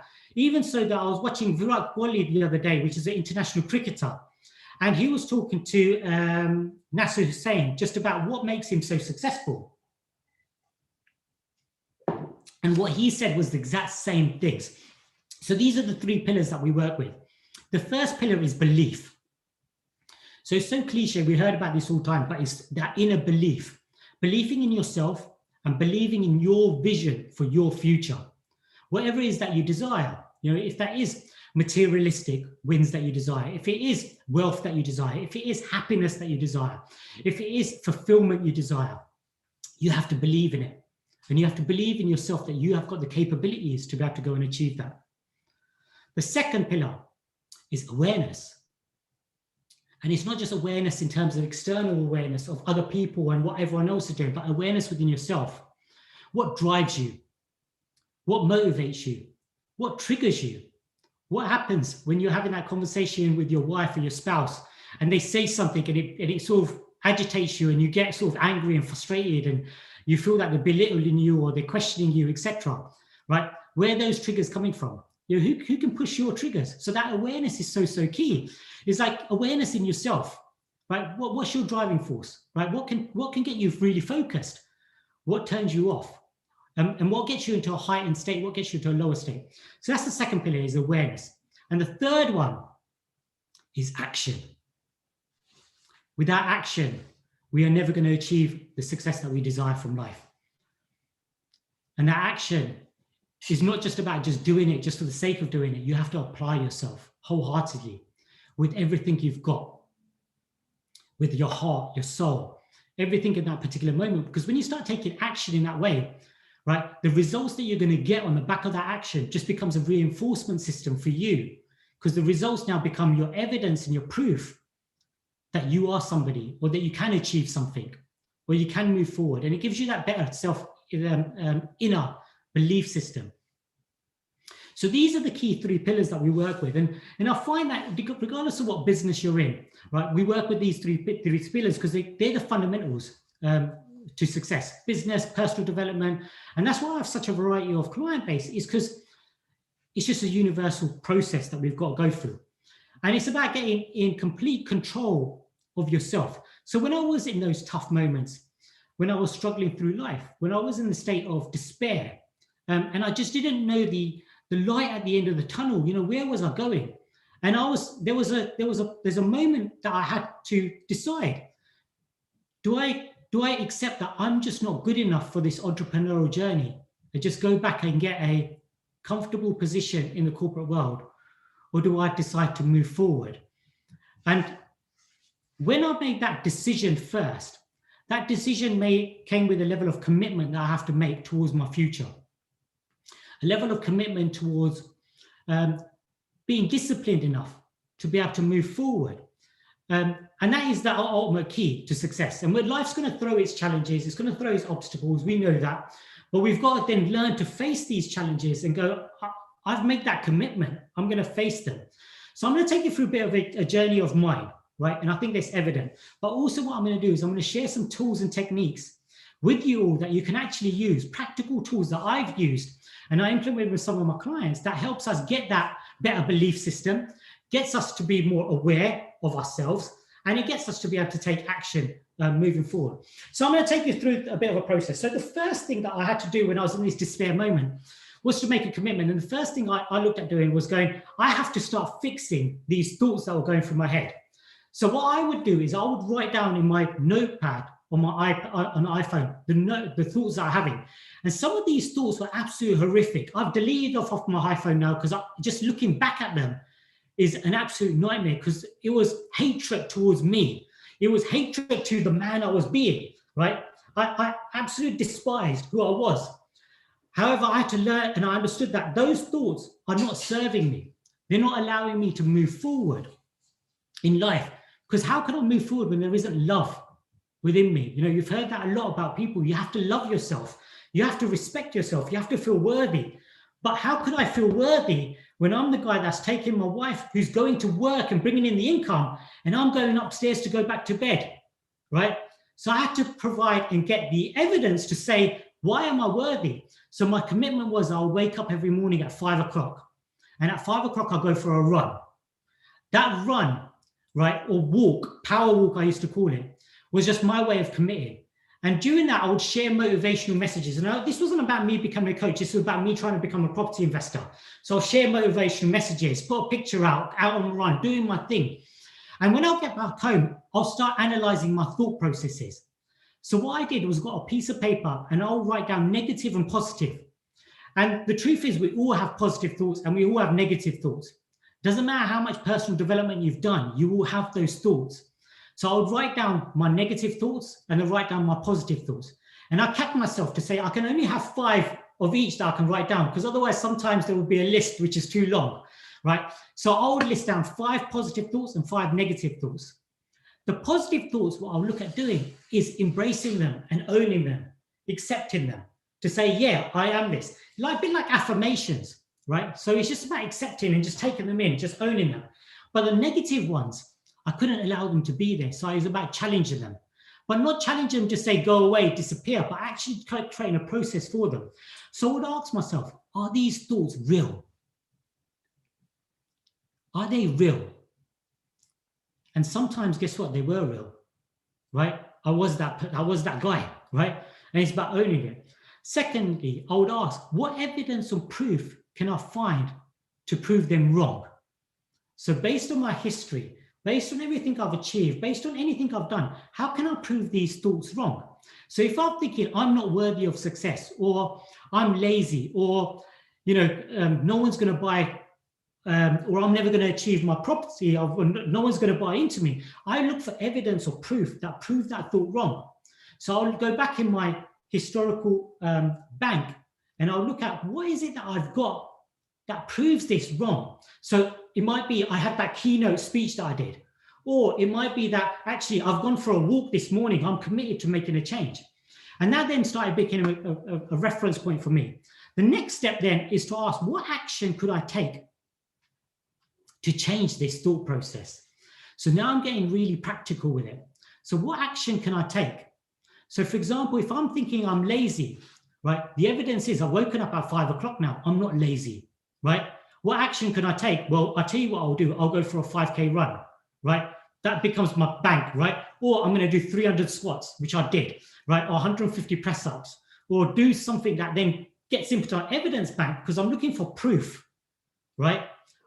That proves that I am not lazy, right? To prove the opposite, that I'm an action taker, right? And that then become a process where that allowed me over a period of time to improve my thought process. The other thing that what this does is it allowed me to look at my growth. So I can now provide, when people talk about, I've grown, but I don't understand how I've done it. I know how I've done it, because when I look at my book, on there it states day 1, day 2, day 30, day 80, day 150. What was my thoughts like, right? What was my positive thoughts? And over a period of time, what was really strange that happened is that the negative thoughts started to disappear, right? Because they don't have any power now. I'm not giving them the energy and the focus or the power to be able to then to manifest themselves into anything bigger. And my positive thoughts started getting power, to the point that when I used to go out for the walk or the run, the thought process was valid. I was happy and content being me. So it wasn't about judgment of am I lazy or am I productive, or am I successful, can I be? That then started to disappear. And my thought process now started going, what energy have I got for today? What impact can I make today? Right? What do I want to achieve today? Right? So it became more positive in nature, right? So those internal dialogue starts to get affected, and it still comes about. So if I find that my internal dialogue is slipping again, I go back to my process, right? However, it's a process that you just take through, and it's just a toolkit that allows you to move.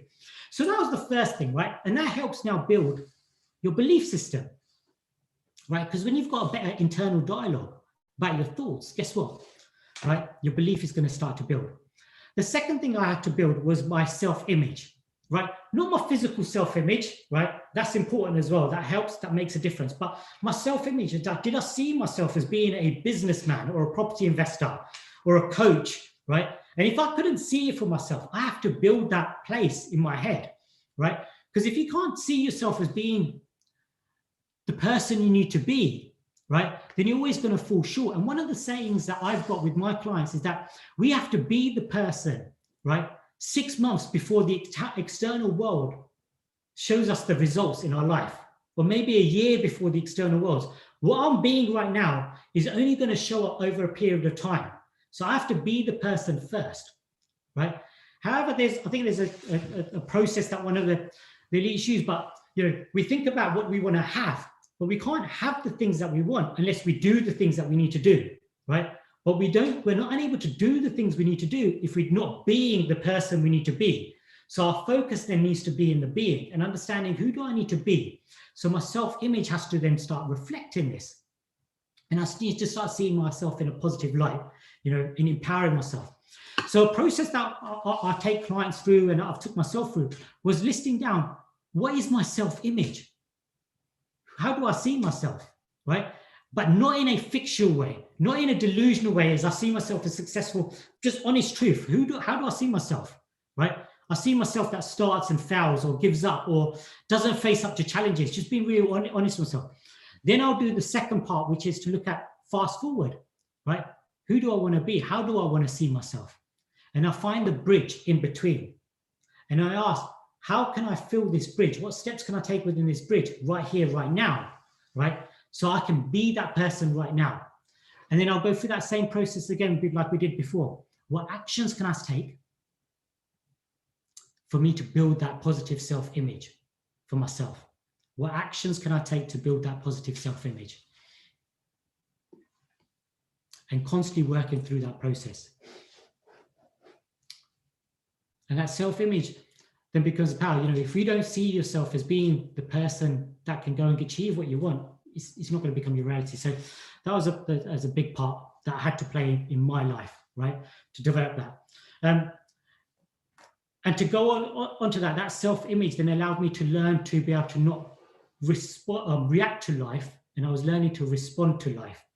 And you might have heard this quote or process that a lot of people talk about, E plus R equals O. It's one of the NLP programs I have, which is basically event plus response or reaction equals outcome, right? And we have to learn to be able to respond to situations or external factors. So if we sort of think about this from a point of medicine or well-being, if you ever go to a doctor and a doctor gives you medicine to take, right, and you go away and you come back after a week and the doctor turns around to you and says, I've noticed that you've been reacting to the medicine. It's usually of a negative nature, right? Because you're reacting, right? However, if the doctor says you're responding to the medication, it's done in a positive way. It means that things are happening. So we have to look in within ourselves to go, are we reacting to life? Are we responding to life? And we have to find, what are these stimuli, right? Or what are these situations that I'm in that triggers me a reaction, right? Or am I responding? And what you find that these triggers, when you start understanding your triggers, what drives you. So one of the things that happened for me in the early stages, oops.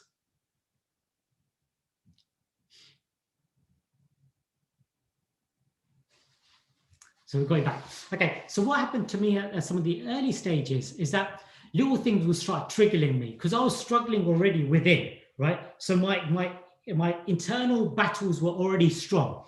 So when my wife would say certain things, it's like, oh, did you get that next client, or have you done this? Instead of me seeing it from a positive, I would react, right? Because I think she's trying to belittle me.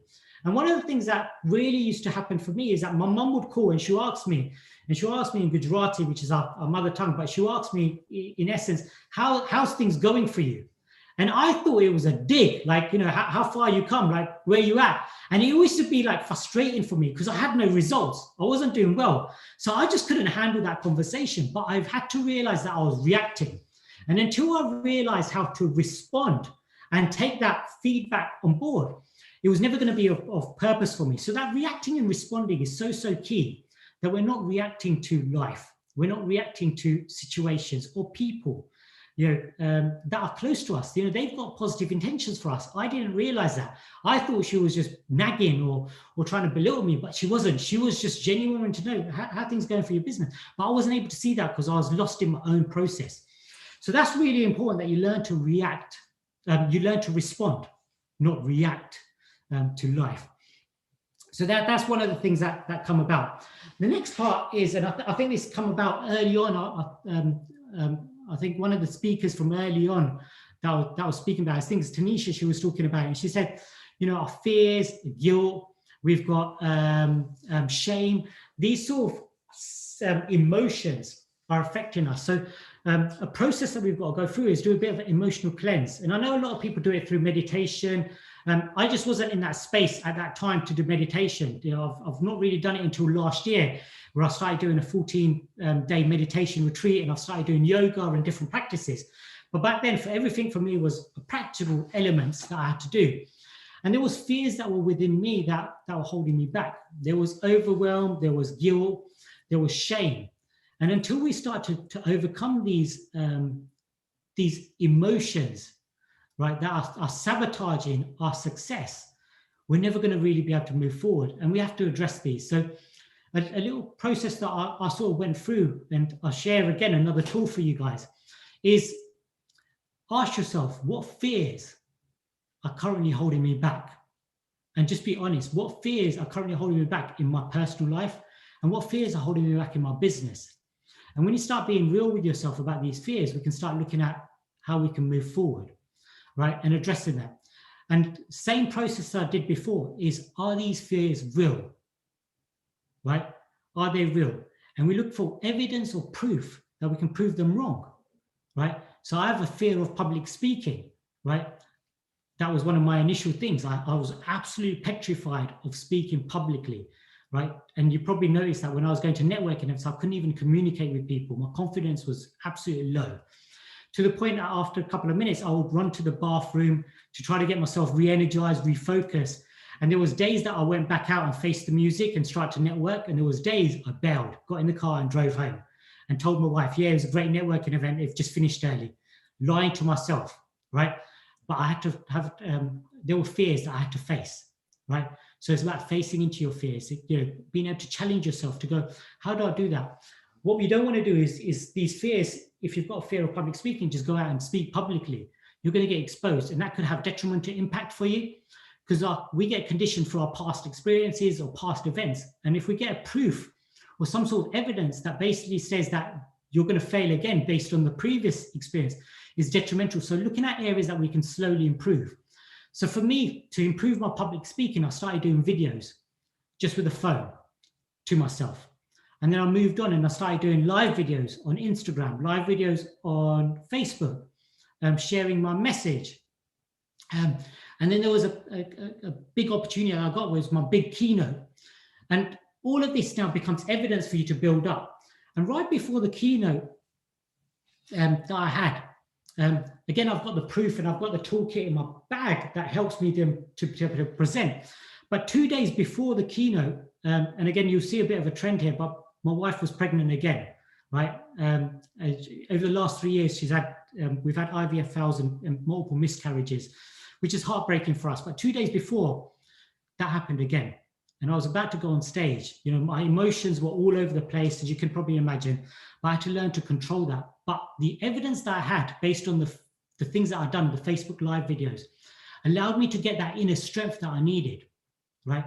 Allowed me to be able to reach back in my toolkit and find the power to be able to go up on stage. I did other bits, which is state management. So I've got certain anchors that I do. So before I go on stage, I do a little anchor where I'm like, oh, my breathing exercise, and I do a little bit of a chant. I think a lot of successful people do that. They call it anchoring. So it's before you're about to perform, you get yourself into the right state of mind, physiology, your breathing patterns. You start doing certain anchors. For me, it's like the waistcoat, the thing. I'm ready to go. And I ran up on stage, and I kid you not, the 20-minute keynote that I delivered, at the end of that keynote, because of the evidence that I had in my toolkit, I had the confidence to go and shine, and I shone brightly. No one would have known that I was going through an emotional nightmare. And the confidence that I had at the end of that keynote was to be able to stand. And I wasn't that guy that had that confidence to sort of like I'm the guy. But at the end of the keynote, I stood there and I put my hands out like this. And it was just to take in the appreciation, to take in the applause from the audience. And that was only possible. That was only possible for me to have the confidence and the belief to go out and do that and absolutely memorize the room to be able to deliver the power, because I put the evidence in my toolkit, right? I have evidence in my toolkit from the practice that I did day in, day out, right? From overcoming those fears and facing into them and slowly building the momentum up. There isn't a quick fix. It's about doing the work and that process. So these are the elements we looked at. You know, the other bits was the guilt, getting rid of the guilt, getting rid of the shame, getting rid of some of the baggage that I was holding on to. And the other important one for me was, and I think a lot of people that do like meditation or they work with chakras, I've only recently come to buy it, but there was something that was blocking me here, and that's my throat chakra, right? Which is all about expression or creativity or being able to speak, but it was blocked and I wasn't able to speak correctly. Why? Because there was too many lies that I was holding on to, and it was lies about myself, right? Because I wasn't being true about who I was being. And until I sort of overcome that and I was being truthful about me and who I was, that there was the blockage, right? And that then stopped me from being able to then perform. So that was unreleasing that. And these are the internal work that you have to do to be able to progress. You know, there isn't a magic formula, there isn't simple steps, but these tools, these little techniques then help you grow. And I've recently come to realize that there's obviously meditation, there's yoga, there's other practices, spiritual enlightenment that works as well. But this is like the practical, physical elements that you can do to really cleanse it. But what we do is we build that toolkit and our evidence then that basically allows us to be supported through the journey of evolution that we need to have. So these are some of the tools that we've got that I've gone through.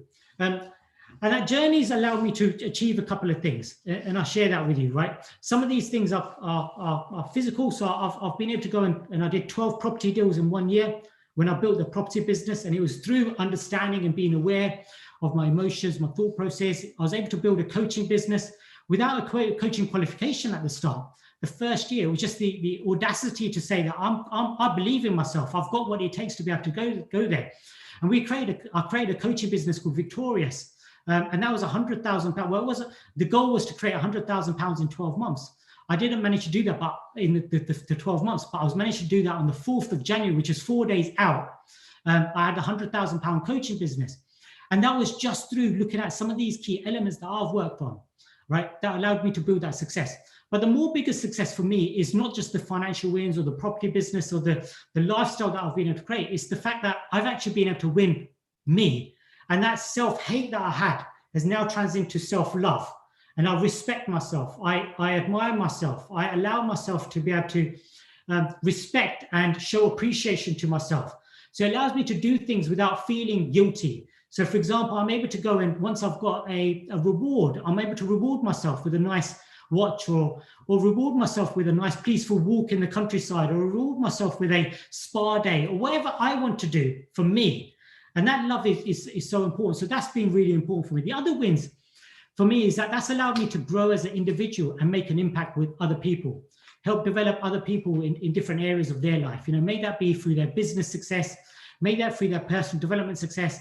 And everyone's at different levels. You know, one of the big satisfactions I've got is when I know someone is going through an extreme tough time, you know, and they're really struggling in life. And when they message me a year after they've worked with me or 6 months after saying, hey, you know, you've saved my life, right? Those messages or that impact is far greater than any financial reward you get because you're making an impact to people's lives.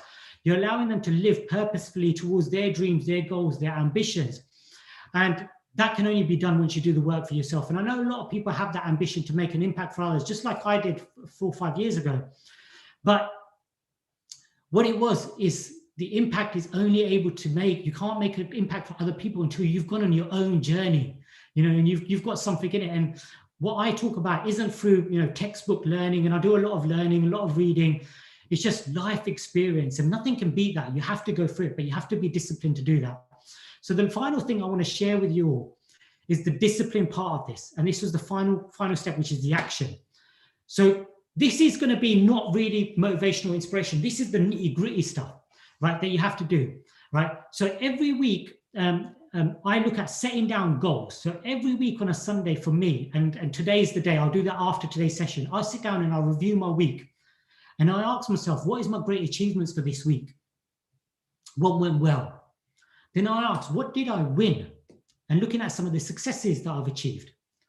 What did I learn from this week? And what changes do I need to make? Either in my action steps, but more importantly, what changes do I need to make within me? Within who I'm being? Then I'll start planning out my actions for the week. And then I start asking myself, and this is probably the most important questions. The actions could be steps that you've got to take or things for you building your business, and you know what you've got to do. The actions have to be written down. But the final bit I ask myself is, who do I need to be this week? Right? Who do I have to be? Do I have to be assertive? Do I need to be confident? Do I need to be passionate? Do I need to be caring? Do I need to be energetic? Do I need to be focused? Do I need to be relentless? Right? And this gives me clear direction in terms of my being for that week. And then I do a bit of a reward every week. And this is a lot of entrepreneurs or people in personal development don't go through this, but every week I write myself, if I'm able to achieve this and I feel that I've achieved success, how do I reward myself? Where's my reward? And that's so important on entrepreneurial journey or personal development. Where's our reward? You know, where we want rewards in life. You know, we don't go to work, or we wouldn't like to work for someone without getting a reward. And that reward now gives us the driving force to be able to go again. But that reward needs to be relevant based on the actions and what you've done. And rewards don't always have to be materialistic, right? So one of the rewards I did is when I made my first big £10,000 client was to go and buy myself a £755 Mont Blanc pen. And a lot of people will think a pen for £755. I even thought that, but I made a commitment. I said, I wrote it down, say, if I do that, I'm going to go and treat myself. And that was the love and the respect. It's not the price of the pen, it's what it does for me. And now that I use the pen every single time I coach, it re-empowers me, it becomes an anchor for me to reflect. And there's also other things that I do, right? Right with a Rolex watch, that was another reward. That if I'm not winning in life, and I'm not deserving to wear the Rolex, and a lot of my clients know I do this, I take it off. And I have to re-earn the right to be able to wear that or to use that as a driving force.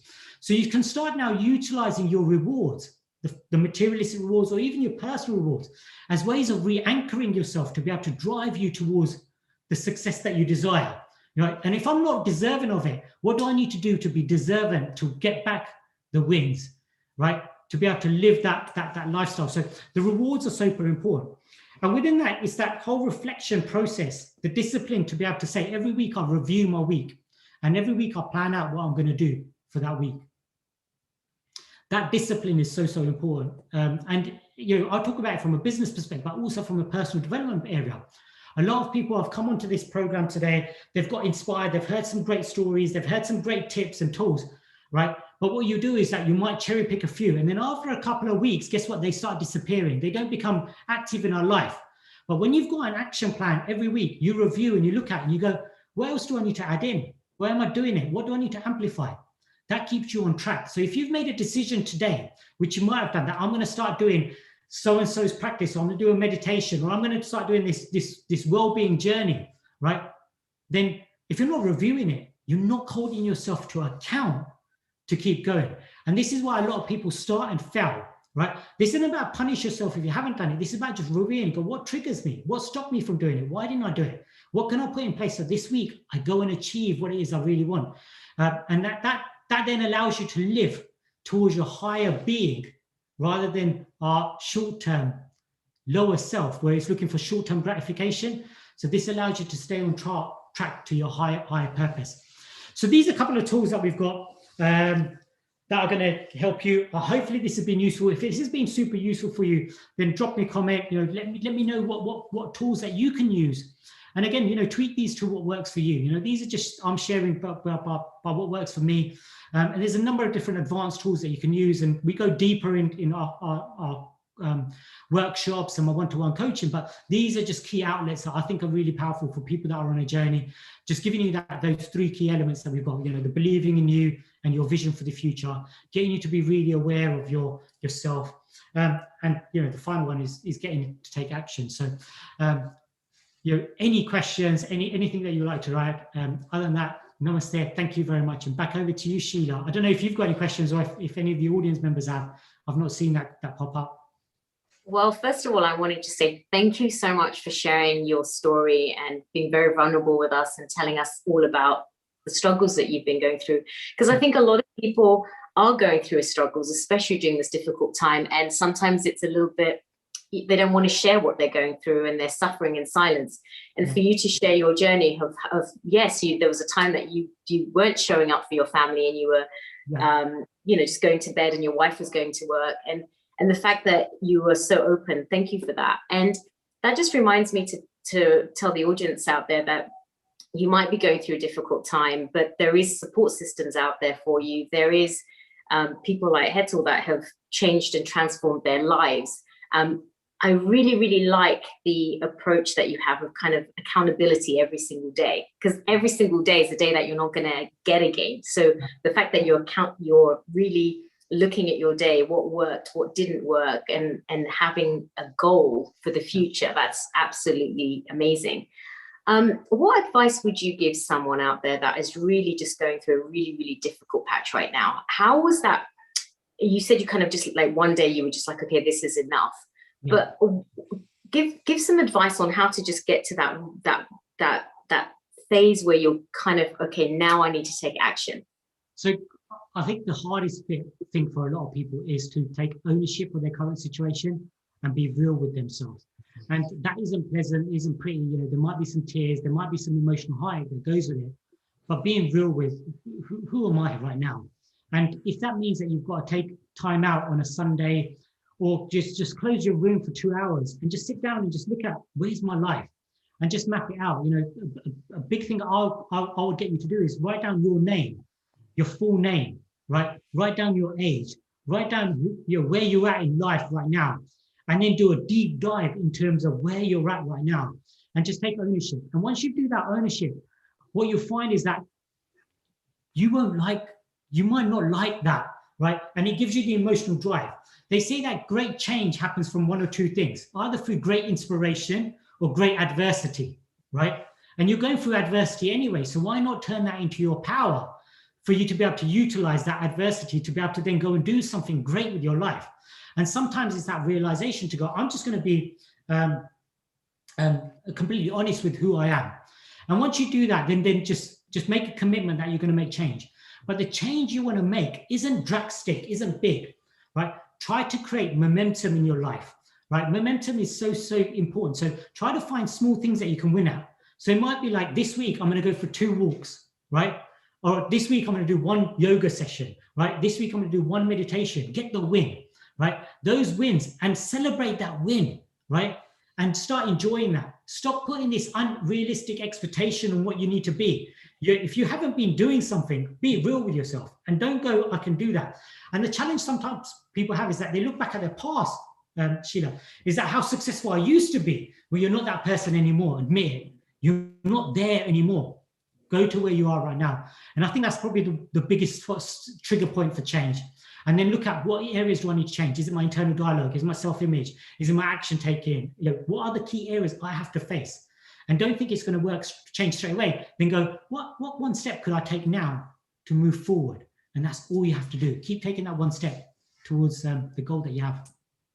Yeah, that's great advice, because what you're doing is, you don't have to make big changes, just as long as you're moving forward and not looking back, because the past is a past. Yeah. And it's not a reflection of what you can be in the future. Yeah. And what a lot of people need to realize is that a lot of people, business owners, some of the most successful people in the world have all had major failures in their life. Yeah. And they've gone through it. And all you need to do is really change the mindset and also educate yourself. Like people like you, people like Kane, are studying all the time. There's so many books out there. Do you have a particular book that you feel was quite transformational for you that you would like to recommend to the audience? So there wasn't a one book. One of the things that I did a lot was just look at books and I'll quickly understand the concept behind the book. And once I got the concept, it's like apply. So I don't spend hours reading the book. It's just like, what's this process? So it's like the compound effect. One of them, quick, apply it, right? I've got Stephen Covey's 7 Habits of Highly Successful People, apply it, right? One of the powerful books that I've got right now is, as you probably noticed up there, is the Bhagavad Gita. It's just become my Bible, and I'm only on the first couple of chapters. I keep revisiting it because it's just a way of life. But I'm only able to find the answers now quicker because I've gone through my own journey. So a lot of it's just like, I get that. It clicks in. So again, I don't think there's one book. I think it's just about getting a book and apply. Don't spend too long reading multiple books. Like, how quickly can you apply that book is what's going to be the key for you. And they're all great, right? There's all success stories. Luckily nowadays, there's so many great authors out there. Like I'm constantly picking a book and I run through, I highlight some good points, or I even go to YouTube and look at some of the top speakers and I'll watch a lot of videos and get inspirational points from them. So thank you for reminding us about that. We do have a question coming in, and it's from Vinod Tucker, and his question is, what can one do if he or she is doing the same job, not much options to do anything else? Okay, so I would straight away go, that job, do not quit. Do not make the mistake I've made, which is just quit the job and then try to find something else. That's what got me into my mess. That's what got me struggling, right? So the first thing is go, how do I now balance what I do on a day-to-day, 9 hours, 8 hours, however many hours, and then start working on things outside, finding what drives you, what incites you. And the work external is going to start giving you the drive, the motivation to find something different. So again, it's just the internal work that you need to do. There isn't a magic fix, there isn't like one thing, but it's just doing the work. The one thing I'll probably say to Vinod is just find one thing that you can start doing and just take that one step. So if it is that you find that you like the personal development journey, go on it, start being on that journey yourself, and you unlock whatever passions you've got, whatever fulfillments you've got, and you just start learning about yourself. And once you start learning about yourself, you understand what your purpose is, right? And there isn't a way to just find your purpose. You'll find your purpose on your journey. So just take the step, right? And you'll know if you're going down the wrong path. And if you do, guess what? You can always come back and go a different path. But just keep taking the step. Keep taking that first step is key. Yeah, and even with this pandemic, there's so many different kind of jobs being created. Things are shifting and different careers out there. So there might be something that you don't even know that you'd be interested in, but it could be out there and it's something that you should look at. I've got a client I'm working with recently, and he's in graphic designer, and we've created an Etsy business for him. And he draws cars, and that was his passion. He was just doing it out of love. That business in December turned over £16,000, and January went to £10,000. So he's now got a second business now, right? But he just followed his passion. And it wasn't that we had the expectation for that. We were just doing what we love. And the rewards came on the back of that. So I think that might help Vinod. You just find what you love, just do it, and then guess what? Then you might find a way of transitioning from the corporate to something else. Another question we have from Reena Kundu is how can you change teenagers' gaming addictions? Oh, I have no idea. I don't have gaming addiction, so I can't have that. And we don't have children, right? So we've not been blessed yet by the higher powers yet to make a change, but we're content with that. But I think the addiction part of it comes from habitual things that they've got. So maybe find alternative addiction habits. So when you look at that, there's a emotional need that's attached to addiction, right? And what we have to do is try to find a different element to open up that emotional need that we've got, right? So his emotional needs is a level of satisfaction or whatever he gets from it. It's like trying to find that in something else. But again, I don't think there's a quick win process. So unfortunately, I couldn't answer that that well, Sheila. I think you're muted now. Quite a few questions coming in, right? I know, that's because you inspired a lot of people, which is always great. The question here is from Kamlesh Patel is how do we get rid of guilt? Okay, that's not a quick thing. So there's a process that I've taken through. I was looking at the 7 chakras, and this isn't definite for that. And I've spoken to a couple of my clients recently about it. It's like each one, there's a blockage in certain areas of our system. We've got the 7 chakras. And guilt normally is around the stomach area, right? Which is dealt with pleasure, right? And guilt is attached to mistakes we've made. And a lot of self-sabotage hits around guilt. And we have to learn and accept that we all make mistakes in life. We all do things wrong. I know I've made big mistakes in my life. But that guilt is like, that's just part of that process. And once you start realizing what guilt are you holding on to, you can start looking at how do I move this guilt away? Because that isn't me. And the guilt, the beauty is that guilt that you're holding on to is a being that you was some time ago. And your ability to say, I'm not that person anymore. I am not the guy that used to wake up, right? And walk downstairs and then now go upstairs, go back to bed. So you got to move away from it. You are not the person you was when that guilt happened or when you made that mistake. So you got to learn to let go of that being, of who you was. That isn't you. Your identity isn't based on that. You have the power to change your identity of who you want to become, right? So that there is that release process. But there's a lot of work internally you have to go through. But it's that you've got to first accept it, understand where it came from, and then understand that that was a part of me being. You know, who you was when you was a teenager or a youngster, or even 10 minutes ago, isn't who you are now, right? You've evolved. We're evolved beings. So accept who you are now and let go of that. It doesn't serve you anymore. Focus on what empowers you, right? And the opposite is that once you've got that guilt and you let go of it, find different things that pleasures you. You know, what gives you inner pleasure, right? Because that's going to help you move forward and let go of that guilt a lot more.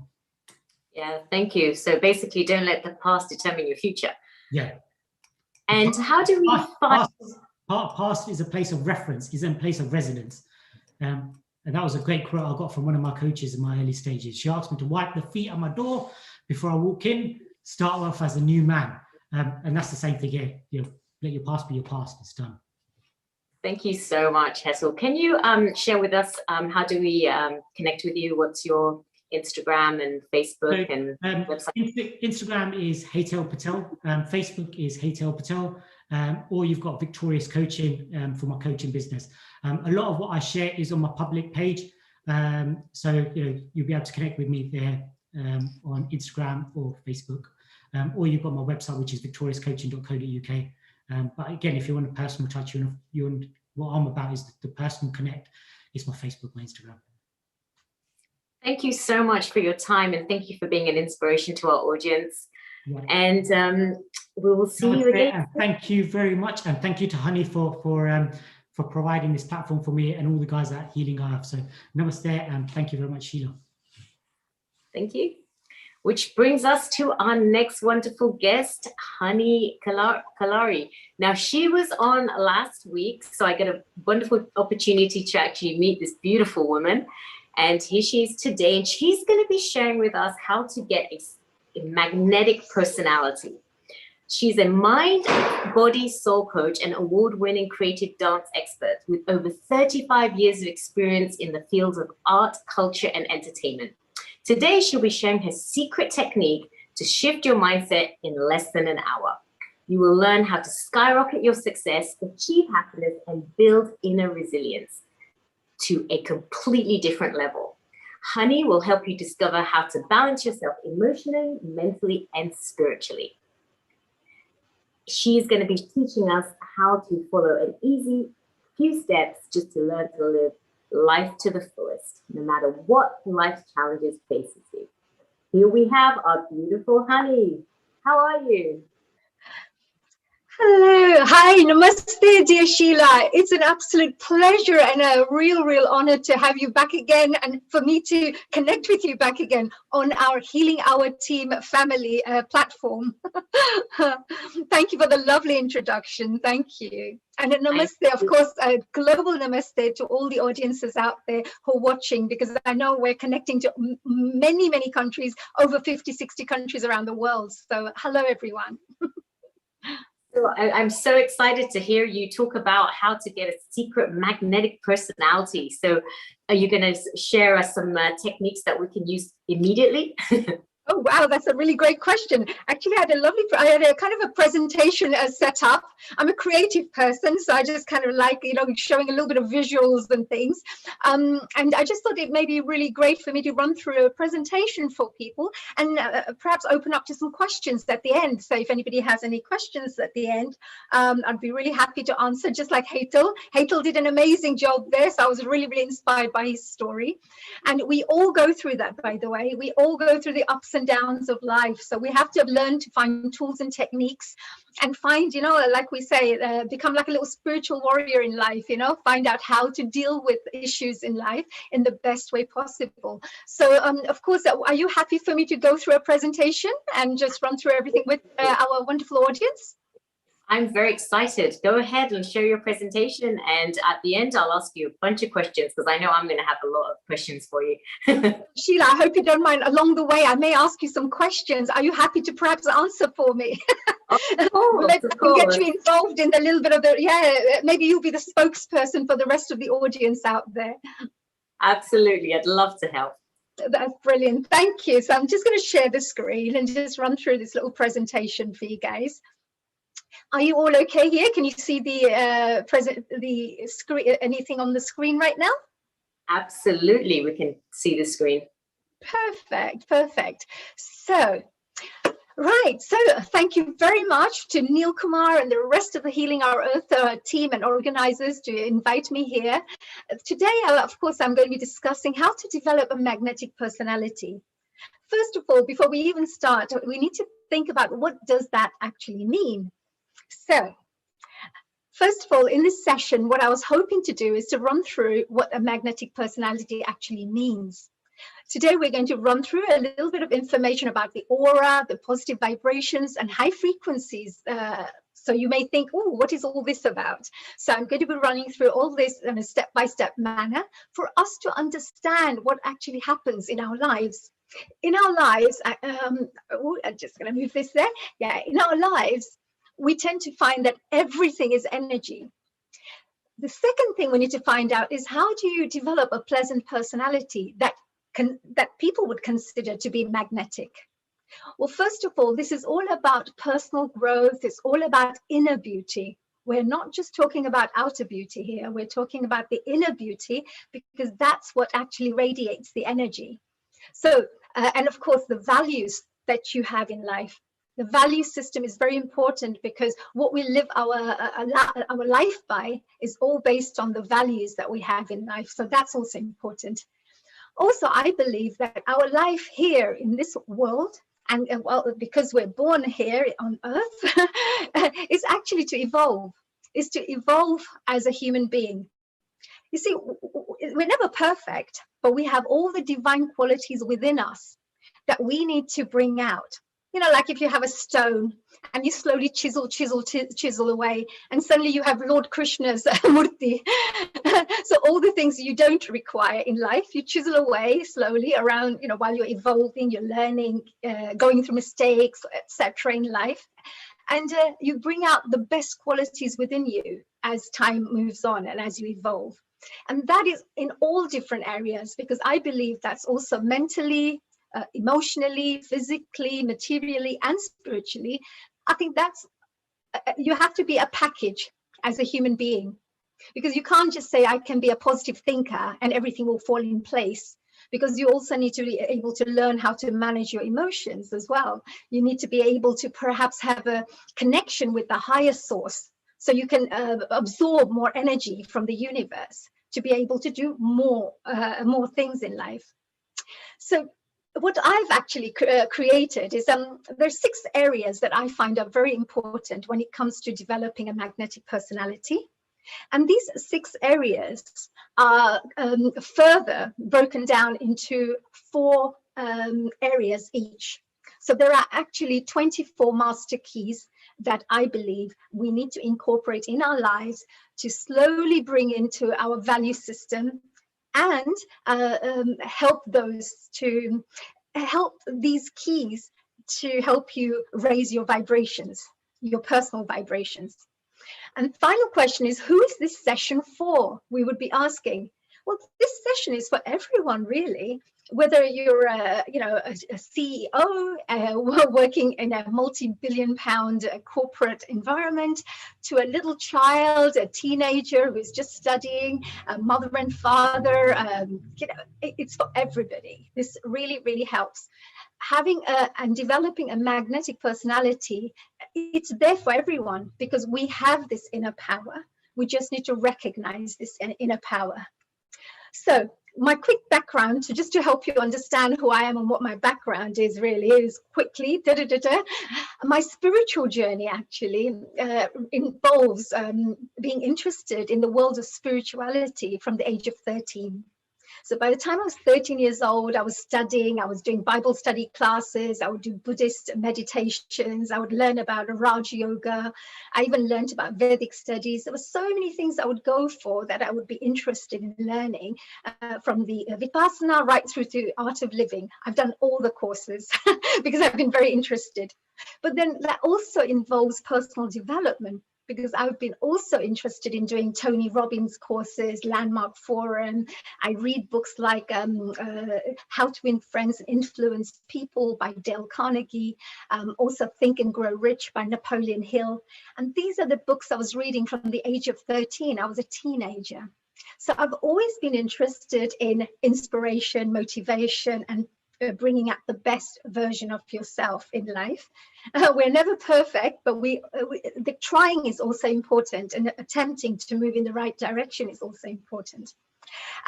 Apart from that, I run a kind of a meditation group. But for the past 20 years, I've been running a voluntary meditation group. It's a free group for anybody to join. And we meet on a weekly basis and we just meditate together in collectivity. And it's wonderful to have a really great spiritual friends who you can grow with and who you can connect with. So that's the other side. And the other people may know of me as a dancer, as a performing arts coach. So for those people, I used to run Honey's Dance Academy, which used to run 20 dance schools around the world. Well, I should say around the world because UK was my world. Since then, I started running, doing all my shows around the world, etc. So which was great. I've got an honorary doctorate of arts. So I'm not a doctor and a medical doctor. Actually, my doctorate is in the world of arts. But I've had other interesting things I've done in life, like broken the Guinness Book of Records, or won international awards, worked with celebrities like Shah Rukh Khan or Amitabh Bachchan ji or Beyonce and various people like that. And along the way, I've done also lots of fundraising, working with the Mayor's Appeal Committee. So I'm one of the fundraising appeal committee members. So I work regularly to create and stage fundraising events. So there's always like contribution, community work, as well as commercial work that I do with many, many different things. And recently, of course, I became a global ambassador for the Commonwealth Entrepreneurs Club, which was really exciting, and ended up, thanks to, I would say, the Guru's blessings and God's blessings, I've also received a 2020 award for the Best Dance and Performing Arts Coach, which was in 2020. So it's been really great. Life is brilliant because we have many challenges, but there are lots of successes along the way that you can enjoy, that you can contribute with, even in a better way. And finally, I have been invited to Buckingham Palace and St. James Palace and all the, various different Duke of Edinburgh Award events for presenting awards or to give speeches and just to support youth development. So this is my background. I'm just giving you a whole varied area of the background. And the reason I tell you this is because of my next area that I'm going to be discussing. That how do we go and do this many things in life? How do we attract these things in our everyday life? What do you exactly have to do that opportunities just come to you rather than you look for them? So what does inner beauty mean, first of all? So let's start off with this magnetic personality that we talk about. Magnetic personality is not about influencing people just to control them, getting people to do what you want them to do. It's nothing to do with that. A magnetic personality is something that just, you have a fantastic aura about you. When people come next to you, they feel good. They like working with you. They want to work with you. They trust you, and they see the best in you, and you see the best in them, and they feel comfortable being with you because you genuinely care. So inner beauty, as we say, is not about, it's about character. It's about your values, because it goes beyond your physical appearance. The outer beauty definitely fades over time, as we all know, but that inner beauty will always shine bright.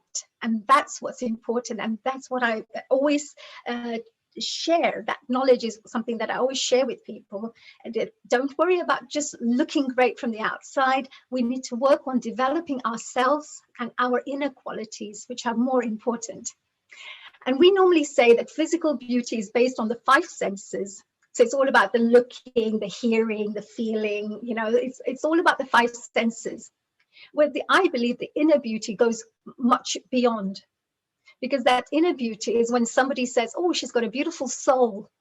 she's a very kind-hearted person, or she's a very generous person, or she's always helping people, or he's always doing great work for the community.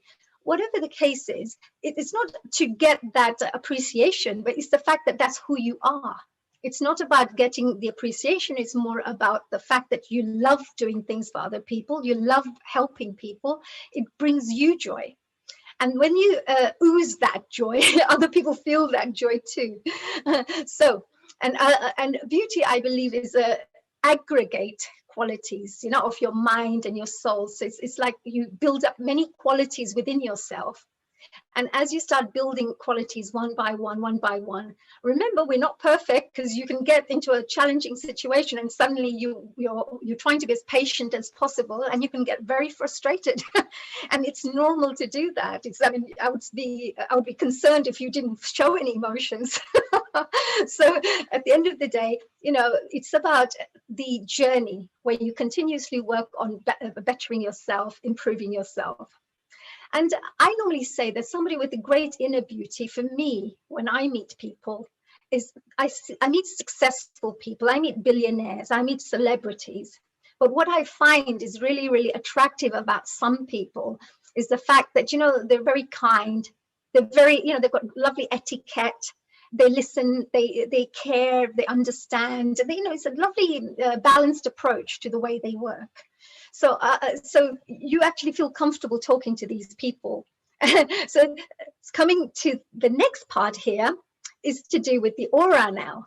So we've spoken about achieving things in life, enjoying your life journey. We're talking about what the inner beauty is, which is one of the most important things that you need to develop a magnetic personality.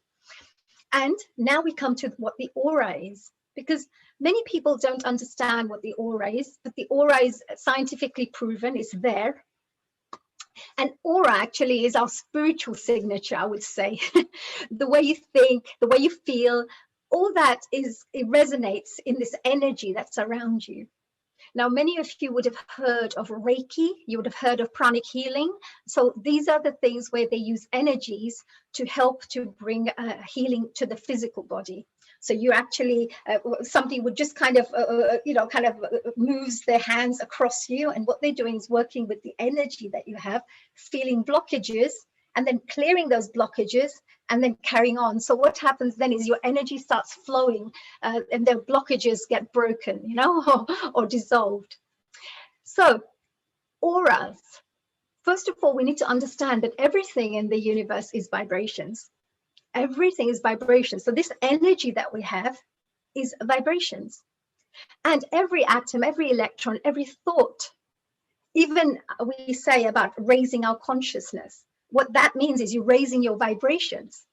You're thinking on a higher level. Your thinking elevates. So these are all thoughts that you vibrate in a certain frequency. So what I normally explain to people is that the aura is defined actually as an electromagnetic field around, it's like a vibrationary field around a living object or a non-living object. It could be around a stone, even a ring, because some people say that, oh, I wear a moonstone ring, or I wear a gem ring, you know, it's a green colored ring. And that actually changes the way you feel, or the way you're supposed to be enjoying your reality, your experiences in life. But actually each one of your, you know, colors will have some kind of an effect on your aura. So even colors have this energy. So coming to the next point, our physical body also, of course, emits. It kind of emits this kind of electromagnetic waves, I would say. And these are kind of something that you would call as like a subtle body. It's kind of like an energy that's around you. I've in the past sat there experimenting where I sit in the garden and I look at the trees, and I just kind of squint my eyes and I just kind of look at the trees. And after a short while, I start seeing this energy around the trees. It's like colors, you know, it's like colors around it, more bluey kind of colors, but it's like a smoky effect around the tree. And you can start seeing these auras around people or around trees and natural things. So you can actually, a psychic would be able to see these things very clearly. I mean, we're just, you know, I just kind of practice these things, but a psychic would be able to look at you, or a spiritual leader would be able to look at you straight away, see your aura, and tell you exactly what you're thinking at that moment in time. You know, if you're feeling down, if your health is not right, they'll be able to see dark patches around certain areas of your body. So they'll be able to tell you, before you even get a heart attack, they'll be able to tell you, be careful, start living, relaxing more, don't be so active, because, you know, there seems to be a real dark patch around your heart area. So before anything happens in your physical realm, first everything happens in the auric field, and then it moves into your physical reality. So if you can catch it in your spiritual realm, it doesn't manifest in your physical body after then. And if people don't believe in this, you know, there is a certain particular machinery called Kirlian photography. So it's a particular type of photograph that you can take, and you will be able to see this aura around people. I remember taking a photograph like this with somebody when I went to a Mind, Body, Soul fair. It was like a fair in the city. And I had, it was like a pendant that I was wearing, which my Swamiji had given me, a Guruji. He had done a prayer on it and he had given it to me. And I was just wearing it as a normal thing. I didn't really think much of it. I just thought, well, I've just been given a gift. But when I went there, when they took the photographs, they could actually see this huge energy around my heart area. And they picked it up in the photographs and they started talking to each other, and they started saying, we've never seen anybody with such a big heart chakra. You know, you've got such a huge heart chakra. So I went back thinking, wow, I'm so great. I must have such a big heart chakra. As the rest of us would, you know, thinking, wow, that's great. And then when I went home and I saw myself, I realized that I was wearing that pendant. So actually that photographer, that camera was picking up the actual energy of that pendant that came up in this whole auric photograph. So there is this energy that is there and it's real. So how does this apply to our, you know, having a magnetic personality? Well, if you can start now understanding that we have an aura around us, and this aura is a vibration, and these vibrations change, the colors change of this particular vibration, this particular aura, based on your feelings. If you're feeling hot and angry and aggressive, then you'll have more of the red colored aura around you. And if you're feeling very spiritual, very connected to the world, you know, nothing can ever happen to you because God is looking after you, or whatever, you feel really connected to the universe, then you will have the really beautiful violet and really light purple colors, you know, that are around your body at that time. So this is actually a very deep subject, but this is like a quick little overall, you know, information about it. Now, the law of vibrations. We're now coming to the point where we can now start talking about this magnetic personality of ours. But just before we go there, we have to think about the law of vibrations. You see, everything in the universe moves at a certain frequency, as we say. And what we mean by the vibration is how fast, you know, the movement is of these atoms and particles. So what they say by this is frequency is the rate at which the vibrations occur. So how do we explain this? Well, frequencies are moving, how fast it moves. So sometimes you see the frequency, you see the heartbeat, it goes da-da, da-da, da-da, or you'll have da-da, da-da, da-da, da-da, da-da. So there's a frequency there. So the higher frequency is raised and the lower frequencies pulls your energy down. So high vibrations are linked actually to positivity, love, compassion, peace, all these beautiful things. And lower vibrations are more to do with depression, sadness, you know, fear, anxiety, those kinds of feelings. So if you're feeling those kinds of feelings within you, then you can tell straight away that your aura is not vibrating to a high frequency. It's kind of lowering, your frequencies are lowering, which are not good for you. And that's the reason you feel depressed. That's the reason you start feeling lethargic. That's the reason there is not enough energy there to uplift you. So that's one of the areas that I think is very important for us to understand, that if you want to have a nice, energetic, very beautiful aura about you, you need to have high frequencies around you. You need to vibrate in a higher frequency. So how do we increase these vibrations? There are many ways, of course, becoming conscious of your thoughts, your feelings, your actions, which we all know. All these wonderful speakers who came today, they all spoke about this. So why don't we do it? So you have to be able to learn these tools and techniques to be able to catch yourself. Because as soon as we all go through the negative feelings, it's not that we don't go through it. I personally have been through so many challenges that you have to really control yourself sometimes because you think, oh, I just want to just strangle this person, and you think, just hold it, and you contain yourself, you balance yourself, and you think, right, let's think in a more clearer way and see how I can manage this situation. But you can feel those feelings. So you have to be able to balance yourself quickly if possible. But that's one of the tools and techniques that we need to learn, of how do we get ourselves thinking more positively. And of course, things like appreciation, nutritious foods, as we say, drinking pure water. Pure water is important because, of course, a lot of our water is being, has a lot of chemicals in it. So if you have more purer water, it's very important for you, because 70% of your body is water. And everything, and very shortly I'll explain to you why the water is so important. So you need to drink lots of water, but pure water. And of course, get your blood pumping. And there are so many different ways, being kind to people. But the things that lower your vibrations are also things like, junk food. A lot of us have a lot of junk foods nowadays. Let's pop down the road, have McDonald's, have some chips, let's have this, that. Very few people, like my mom, for example, my mother, she always believes that we need to make hot meals every day.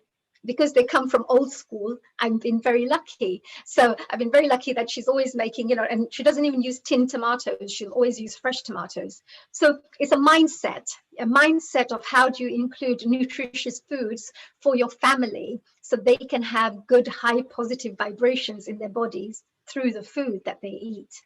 So also things like electronics are not very good for you, because we have a lot of people, we hear of phones, all the time, phones ringing, people are using phones everywhere. We have TV on all the time, radios on, whatever it is, but a lot, and of course computers, which is the worst. So there's a lot of exposure to, electronics that we have, which is not very good for our body because it affects our aura. You will find that if a spiritual person comes in a room, the electricity will start going funny because they're vibrating so high, their frequency is vibrating so high that it starts, little starts happening. So something like that would happen. So good and bad. So you'll have good energies that do that as well, and there's bad energies that would do that as well, because it's a different vibration there. And then finally, holding on to things like guilt and anger, negative self-talk, all these kinds of things, even gossiping about people. We know that a lot of our Asian women, they're not very busy sometimes, and they find, that the neighbor down the road, and that kaki down the road, and that masi down here, and but if they spend time perhaps talking and maybe watching some educational videos and sharing educational things about information with each other, you're actually helping to uplift your friends rather than bringing their energy down by sharing these negative talks, which is not very nice, actually. These are kinds of values that we have to put into us, that when you hear somebody gossiping, when you hear somebody talking, you should be able to say, look, let's just change the subject. Let's talk about something more positive. So you should have those values that you don't want to be part of that. So that if you understand that it's going to lower your vibrations, then you know that you don't want to be part of this. So by understanding this knowledge, it really does help you a lot. So coming to the frequency, normal human beings, they vibrate at 68 to 72 megahertz. So that's around the kind of frequency that they are in. It's an average frequency most human beings, resonate at. But a spiritual person who does regular spiritual practices, meditation, they do all these, acts of kindness, karma yoga, whatever type of positive things that they do, that helps to increase their vibrations, you will find that their aura will vibrate anything between 92 and 360 megahertz. So some of the spiritual leaders can be very highly, resonating. That's why when they say something, it happens, because they have so much energy. When they pray for you, when they say I bless you, they have such a powerful energy that it's like petrol. If you have just 1 liter of petrol, it will take you down the road. But if you have 20 liters of petrol, you're going to go down to Scotland, let's say, so you can do more. If somebody has a lot of energy in them, they'll be able to do a lot more, of course, for the world, for their families, for other people around them, as well as materialize things in life as well, to start attracting things in their lives, because it's like a bank. You have more energy, you can take out more. So it's a very interesting way to kind of look at it. It's just a kind of an example, but it's not how it actually works.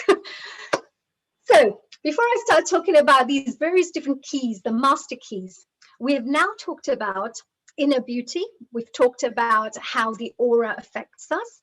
We talked about how it vibrates in a certain frequency, and how important it is for us to vibrate on a higher level, so then you don't get illnesses in you. Your immune system gets so strong if you're vibrating high, because if you're ill, the vibration of that illness is low vibration. It's like depression, it's like stress, it's anxiety, it's things like that. But if you can perhaps increase that vibration, then those energies can't come into you. So the important thing is to start building up your immune system using these high vibrations, and knowing how to do those, so that you can, like, for example, I hardly go to the doctors. For 20 years, I may have seen the doctors twice or 3 times.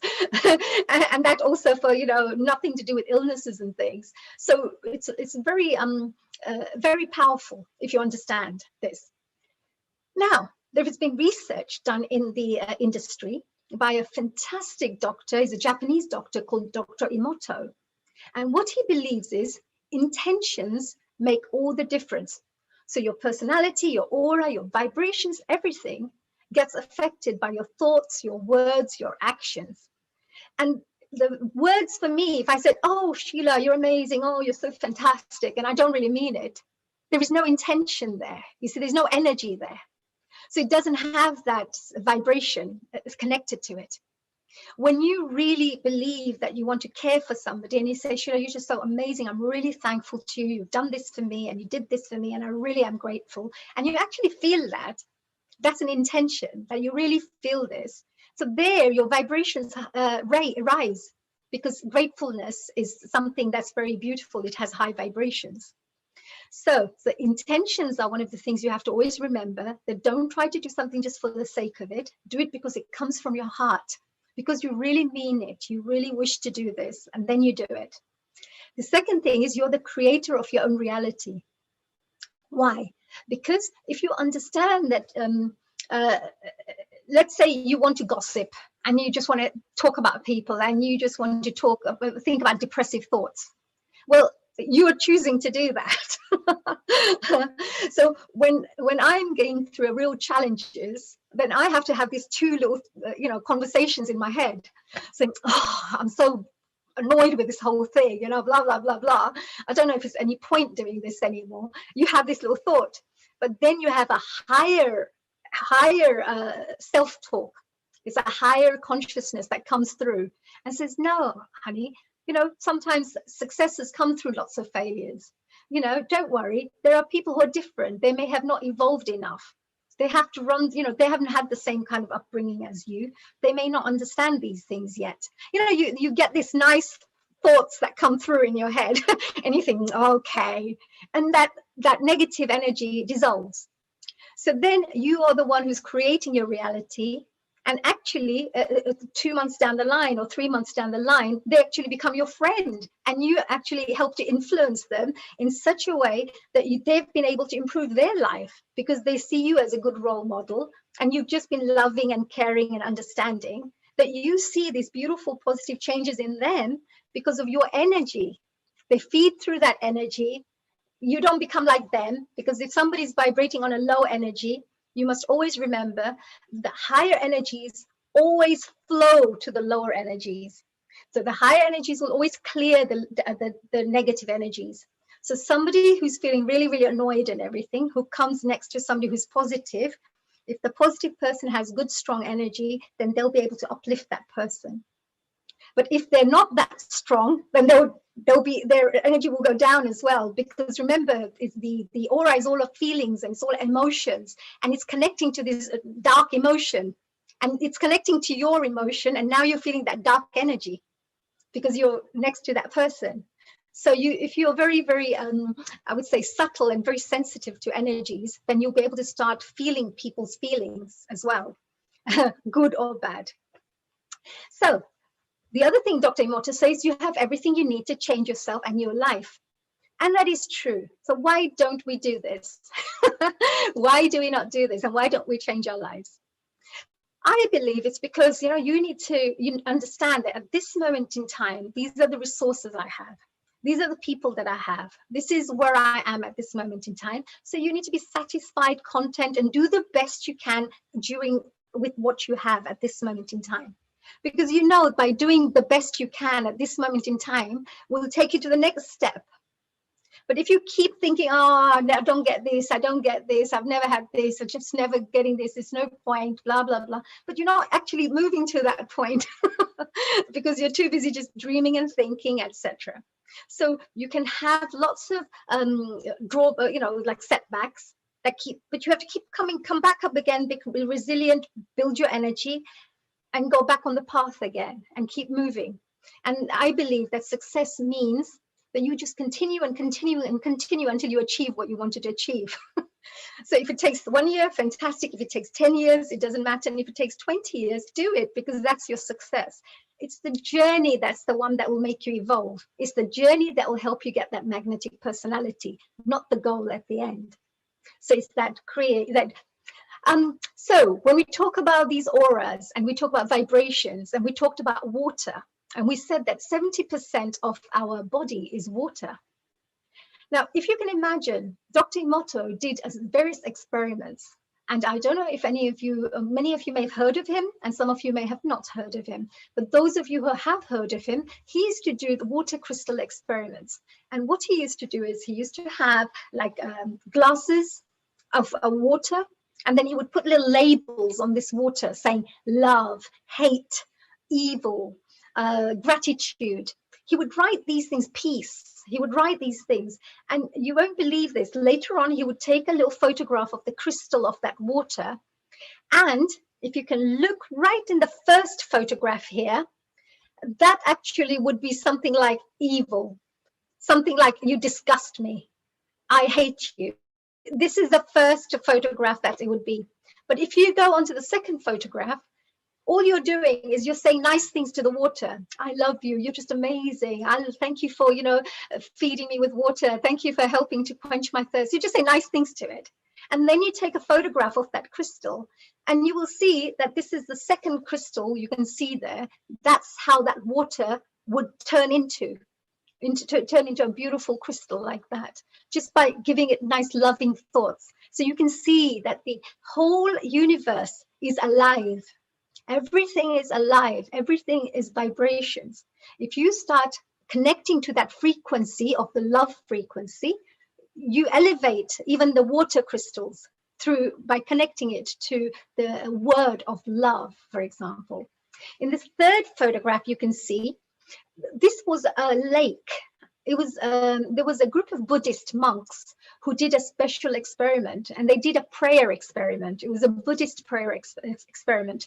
And when they first took the photographs of the water in that lake, you can see that the third photograph you can see, that's the kind of crystal that came out in that photograph. And when they did the prayer, and they did a collective prayer, everybody, the whole city came together, did a prayer. And then they took a photograph of that lake, and look at the fourth photograph. That is how the water turned into, just through giving everybody focused on that water and gave it positive energy, gave it love, gave it gratitude. And then they took, and can you imagine, people's thoughts had those vibrations that actually change the vibrations of that water. But the interesting thing is here, if you say bad things to people around you, if you belittle them, if you say negative things to people around you, and they have 70% water in their body, can you imagine what you would be doing to their energy levels? Can you imagine what would happen to their vibrations? Because this is how the vibrations change. The aura will change all the time. You see, it goes from dark to light, but the aim should be to keep it light all the time. So this is a very important part for us to understand on how to develop a magnetic personality, by understanding that vibrations are so powerful, so important, that even thoughts, we need to understand, have power. That means that if we do self-talk, which is negative, that's not going to be good for us. If it's good talk that you give yourself, then no, it's okay, you know, you're doing good. It's all right, you know, you're giving yourself a nice little pep talk. That actually will uplift your energy, which is a good thing. Some people say you need to be humble in life. Humility is very important. Yes, I understand that. But celebration is also important, of celebrating your successes and having self-respect of who you are. That's not ego. There is a fine line between ego and self-respect. Ego is when you say there's nobody better than me, and look at me, what I've done, blah, blah, blah. And self-respect is, hey, you know, I've been blessed by these opportunities. God has given me these opportunities to use my talents and skills. So I'm very grateful. And these are the things I've managed to achieve in my life, you know, through my journey. And that's a nice thing to do. So now we're going to start talking about the kind of things that you need to start developing your personality. Now, from these 24 master keys that I have, I think we'll only be able to go through some of them. And if you're interested to find out more, then on the 14th of March, which is Sunday, 14th of March, because I've had a few requests for this, I'm doing a one-day course. It's an online Zoom course, and Healing Our Earth is also supporting me. Thank you, Neil Kumar. So if anybody wanted to find out more about this, then of course, you know, at the end, I'll give you my website details so you can just check the information out. And come and join me, and then we'll go through everything bit by bit, and you will get amazing transformation from that one day. So the first thing I need to say now is, how do we start developing our personality? If we understand the aura, the vibrations, the water, the you know, the chakra system, which I haven't had time to go through, which is also important, but there are all these different elements that we need to understand. If you start mastering these, then what starts happening is your life starts changing. Your life completely starts changing, because when you're oscillating in a different frequency, a higher frequency, you start catching other frequencies in the universe that relate to that same frequency. So you start becoming like a magnet. And what starts happening is, if you're giving lots of love to people, you care for people, you're generous, etc., indirectly you'll get people who'll start coming to you. It may not be the same people, but it'll be somebody else from somewhere else, because the universe always gives and takes. There's always energy. There's a play, that dance play going on. So in order to start attracting these beautiful things to us, what kind of energies do we need to develop? Well, first of all, I say to everybody, life mastery. Life mastery is really important. These 24 keys, by the way, when I was meditating, people say in the world, there are many spiritual masters. I'm nothing like that, by the way, but there are many spiritual masters who sit down and literally sit, and the universe gives them the information and they write it all down. So the Vedas, the astrological books, all these different really great wisdom-based scriptures, which we wouldn't ever know where this information has come from, comes from a higher source. And some people write books when they become an amazing channel. We say Saraswati Ma, you know, the energy of Saraswati, goddess Saraswati. She blesses you. Well, what does that mean? The blesses you means that she suddenly gives you the gift of being able to play musical instruments really well, or getting good grades in your education. Don't forget, you have to do the work. But that energy that comes through, it uses you as a channel to express itself. So if you become a vessel, like a spiritual master would become a vessel, all this information they can pull in like an antenna, like an aerial, like a radio, who wants to tune into different things, and they listen to different types of music. A spiritual master can tune into the frequencies of what's going on in the world and be able to tell exactly what's happening to his disciple in the other part of the world. Or, oh, I can see the aura of this person. Oh, no, something's going to happen to them. I better do a prayer for them to protect them. You know, that's why they say that gurus are so important for you, because they actually help you on a spiritual journey. They want you to become good on a spiritual level. So their aim is to help to elevate you spiritually. The true masters. So when I was sitting there doing meditation, which I've been doing regularly for many years, I have had a few breaks as well in between, when you have lots of challenges in between. But for 20 years, there's been quite a continuous regular meditation that I've done. And one of those days when I was sitting there meditating, these 24 keys just came through. And I don't know how they came. It was like, I had to write it down. It's like, it's a force that comes through saying, come on, I want to be written. Write it down, write these notes down.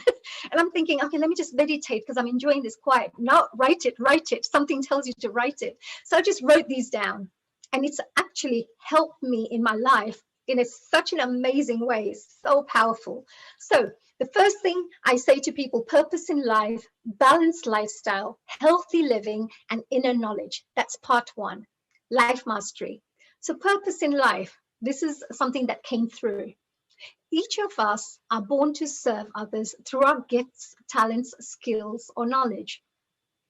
So when you're trying to fix what is your purpose in life, the first thing I say to you is go back and just have a look at what do you actually want to convey to people. What skills do you want to present to people? What talents do you have that you love, you have a passion for, that you can go out there and just give to people, and it'll make a huge difference to their lives, and you will love doing it. Like that. That's why I became a dance teacher, a dance trainer, because I used to love dancing. My first degree was accounts and finance. My master's was in public relations. I had an honorary doctorate in arts. It's all different subjects, but I love dance. So I ended up doing dance because for me, I could really transform lives through dance by making people more confident, giving them a chance to, develop their careers, letting people learn a bit more about the culture, get fitter, healthier. There's so many wonderful benefits that people get through dance. So the first thing is the purpose in life. What is your purpose in life? And if you are sitting there watching this right now, think, what are your gifts and talents and knowledge? What is the things that don't worry about what job you do right now. What is it that you would like to do, which is first thing? Because if you start taking actions in your life, which are connected to this, you will become more happier, more joyful. Life will become more exciting for you. And not just that, every morning when you wake up, you will love doing this part. Okay, you may have done some job which your parents wanted you to do, but this is the thing that you love. So at the end of the day, if you start taking actions that will help you in this direction, you will find life will become really fun for you. Second thing is balanced lifestyle. Now, earlier, I remember listening to our dear, wonderful coach from America who had mentioned, it was very difficult to lead a balanced lifestyle, and which is absolutely true. I do understand. But at the same time, from what I understand by a balanced lifestyle, is to be balanced mentally, emotionally, physically, materially, and spiritually. For example, don't become too aggressive, but don't become too passive either. You have to be a bit balanced. You need to have more of a good conversation with somebody, good communication with somebody. So you're not really becoming so aggressive when you're chatting, or you're not saying yes, yes, yes, whatever you say, yes, yes. I mean, you may do it more as a work style because you're just trying to understand what people are saying, and it's just part of your, helping to get people to talk. That's different, and for you to be able to understand someone. But actually, when you need to speak to somebody, This is really important. So balance emotionally, again, balanced physically. You know, if you just go and start doing, if you've never done any gym work before, and you go into gym and you do gym work for 6 hours a day, that's not going to be good for your body. So you have to know in your head that, look, physically as well, I have to be balanced in the way I approach my changes and my transformation in life. You can't just jump in it and do it. You give yourself a little time, be balanced in the way you think, and make sure you get good results in a consistent manner. Materially as well, nothing wrong with having money. I think it's great to be wealthy. What's wrong with abundance? But what I remember, I remember doing an interview with Shivani Didi, Sister Shivani. She's from the Brahma Kumaris. And I asked her this question. And I said, you know, Sister Shivani, there are so many people, you know, I like to walk the spiritual path. But many people say it's not good to think about material things or be too ambitious if you're in a spiritual path and a spiritual journey. And she said, no, she said, there's nothing wrong with making money out of your work and by, you know, having ambitions in life. He goes, what she said, what is wrong is to work unethically.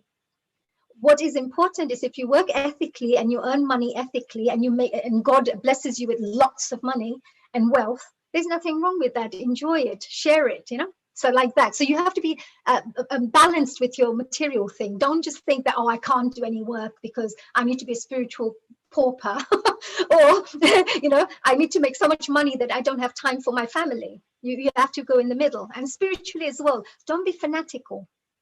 Don't think, I appreciate all religions because I'm a spiritual person. What you will find in life is a spiritual person will always be very open to understanding and accepting all religions. Whereas a religious person could become a little fanatical because that's all they feel is the right thing in life. And that's the only way to live life. Now, I don't mind because for me, I love all religions and I have nothing against anybody from any religious path that they follow. But what I do know is if you imagine, Sheila, for example, whilst you're here, if I could ask you, on a spiritual, hello, what's your spiritual outlook towards life? What do you consider as spirituality? For me, I don't think of it as a religion per se. I just think it's about just doing good in the world and doing the best that you can, being there for other people, being the best person that you can be. And there's a higher source that's going to guide you and to where you need to be to help other people. Wow, that's beautiful. Look at you.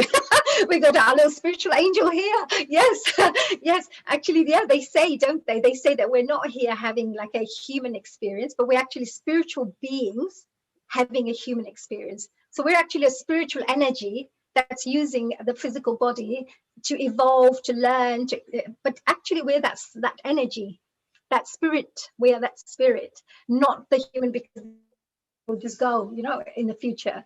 So thank you, Sheila. That was lovely. Thank you. Right. So there you go. So there you go. So we can ask Sheila. She knows exactly.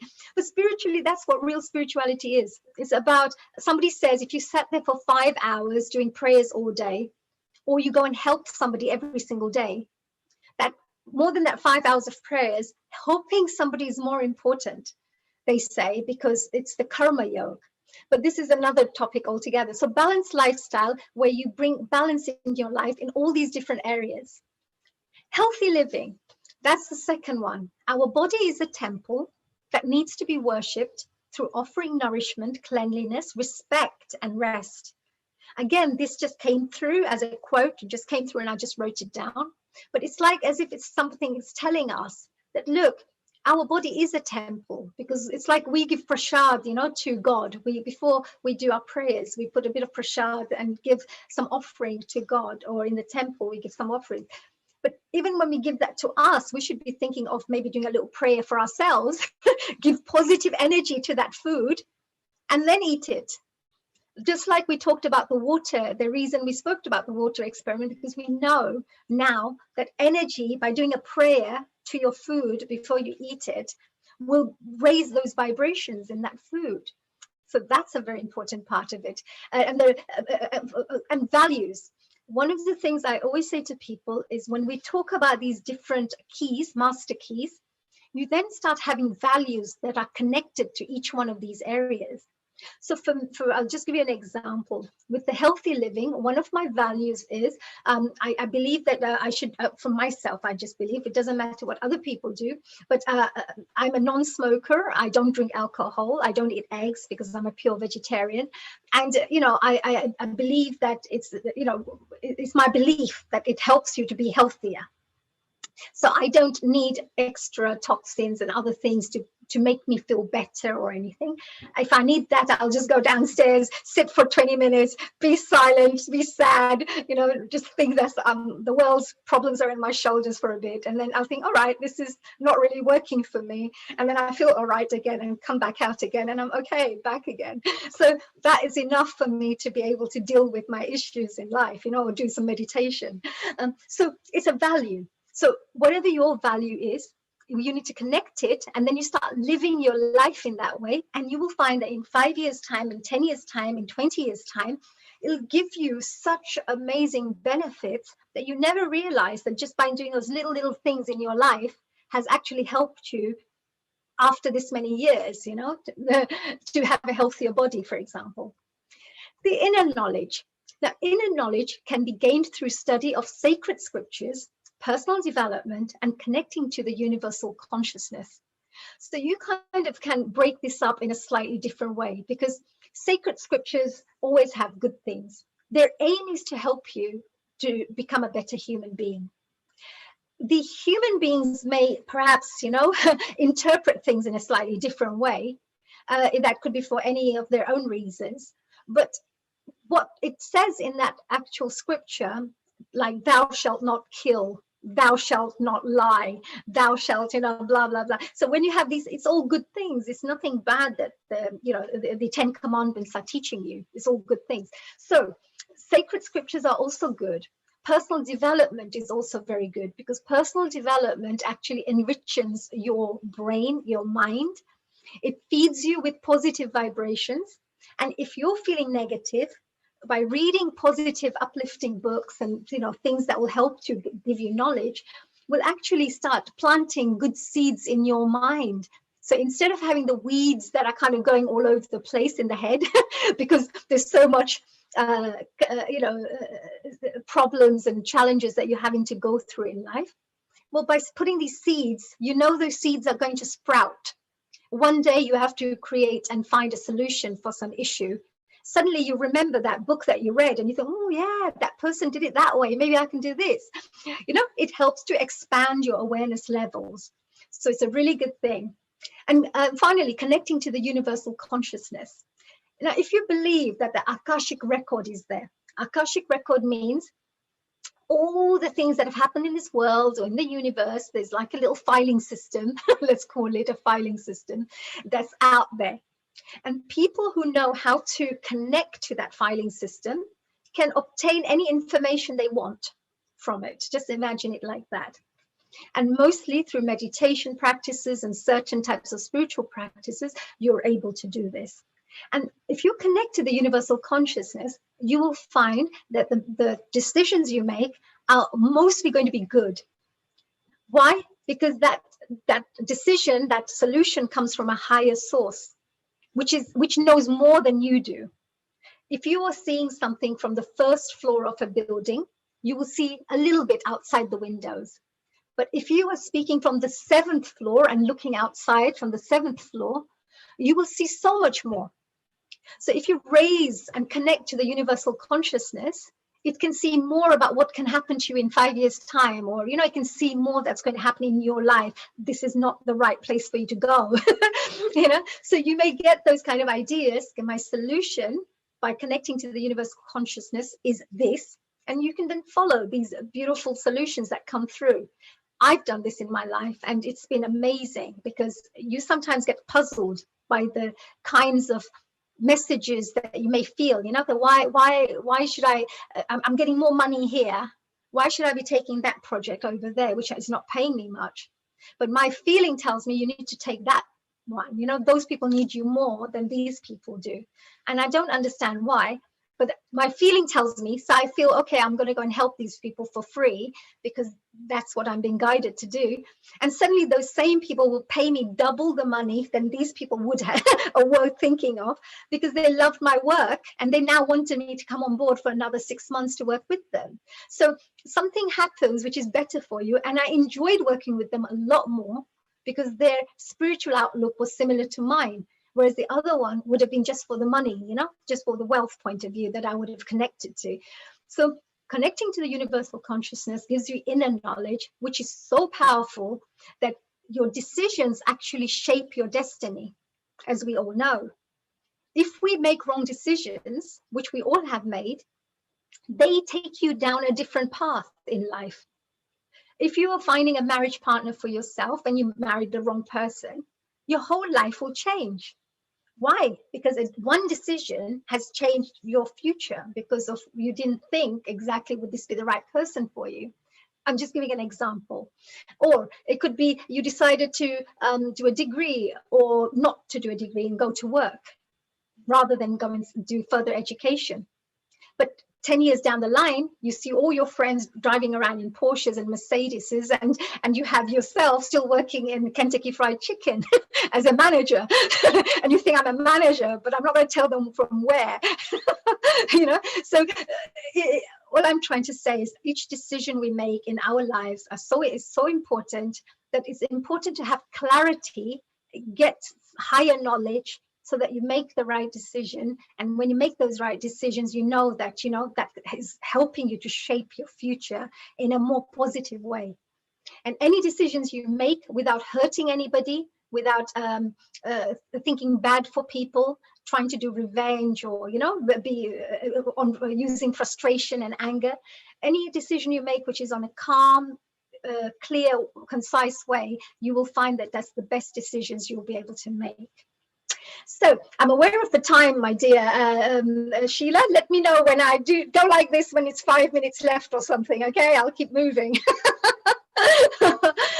Now, part 2, virtues. We talked about, mastery of life, because having those 4 things that we just spoke about, just having these 4 things, will start helping you to at least get your foundation right. Because all the decisions you start making in your life, you will find when you meet friends, they will say to you, oh, shall we do this or shall we do that? Well, your purpose in life is to go and, I don't know, help save trees, So you will say, yeah, why don't we go and just plant those trees or have a walk in the garden, because that's what you prefer to do, right? Because that's what was more interesting for you. So once you know what your purpose is, that you enjoy more, you will find that your decisions you'll be able to make, so more good experiences you'll have in life, because you know and you're clear with what you want in life. Moving from the virtues point of view, now we have love, joy, truth, contentment. Now, these are 4 things that vibrate on a very, very high frequency. People like Mother Teresa, just by giving love, unconditional love, look at the impact she did to millions of people's lives. Look at the way she changed and looked after people, disadvantaged people that other people didn't want to help. But Mother Teresa did, because she was unconditionally loving, because she had lots of love in her, because it's a high vibration. When you have a high vibration, it'll make you do things which are also elevated decisions. So every work you do will also help to have that kind of impact, because it's good high vibrationary work that you're doing. Joy. So let me ask Sheila about joy. What do you understand by joy? What would you say joy means for you, Sheila? I think joy for me would be spending time with my family, spending time with my patients and my friends, and feeling happy inside and giving back to people. And I get a lot of joy when I see I make a difference in other people's lives. That would be joy for me. Oh, that's so lovely. Yes. You see, you're a very giving person, very nurturing person. You can see that as well, that you ooze that lovely energy around you as well, and that's a beautiful thing, And with the joy side, there's another way to look at joy as well. So for example, when people say happiness, what does happiness mean?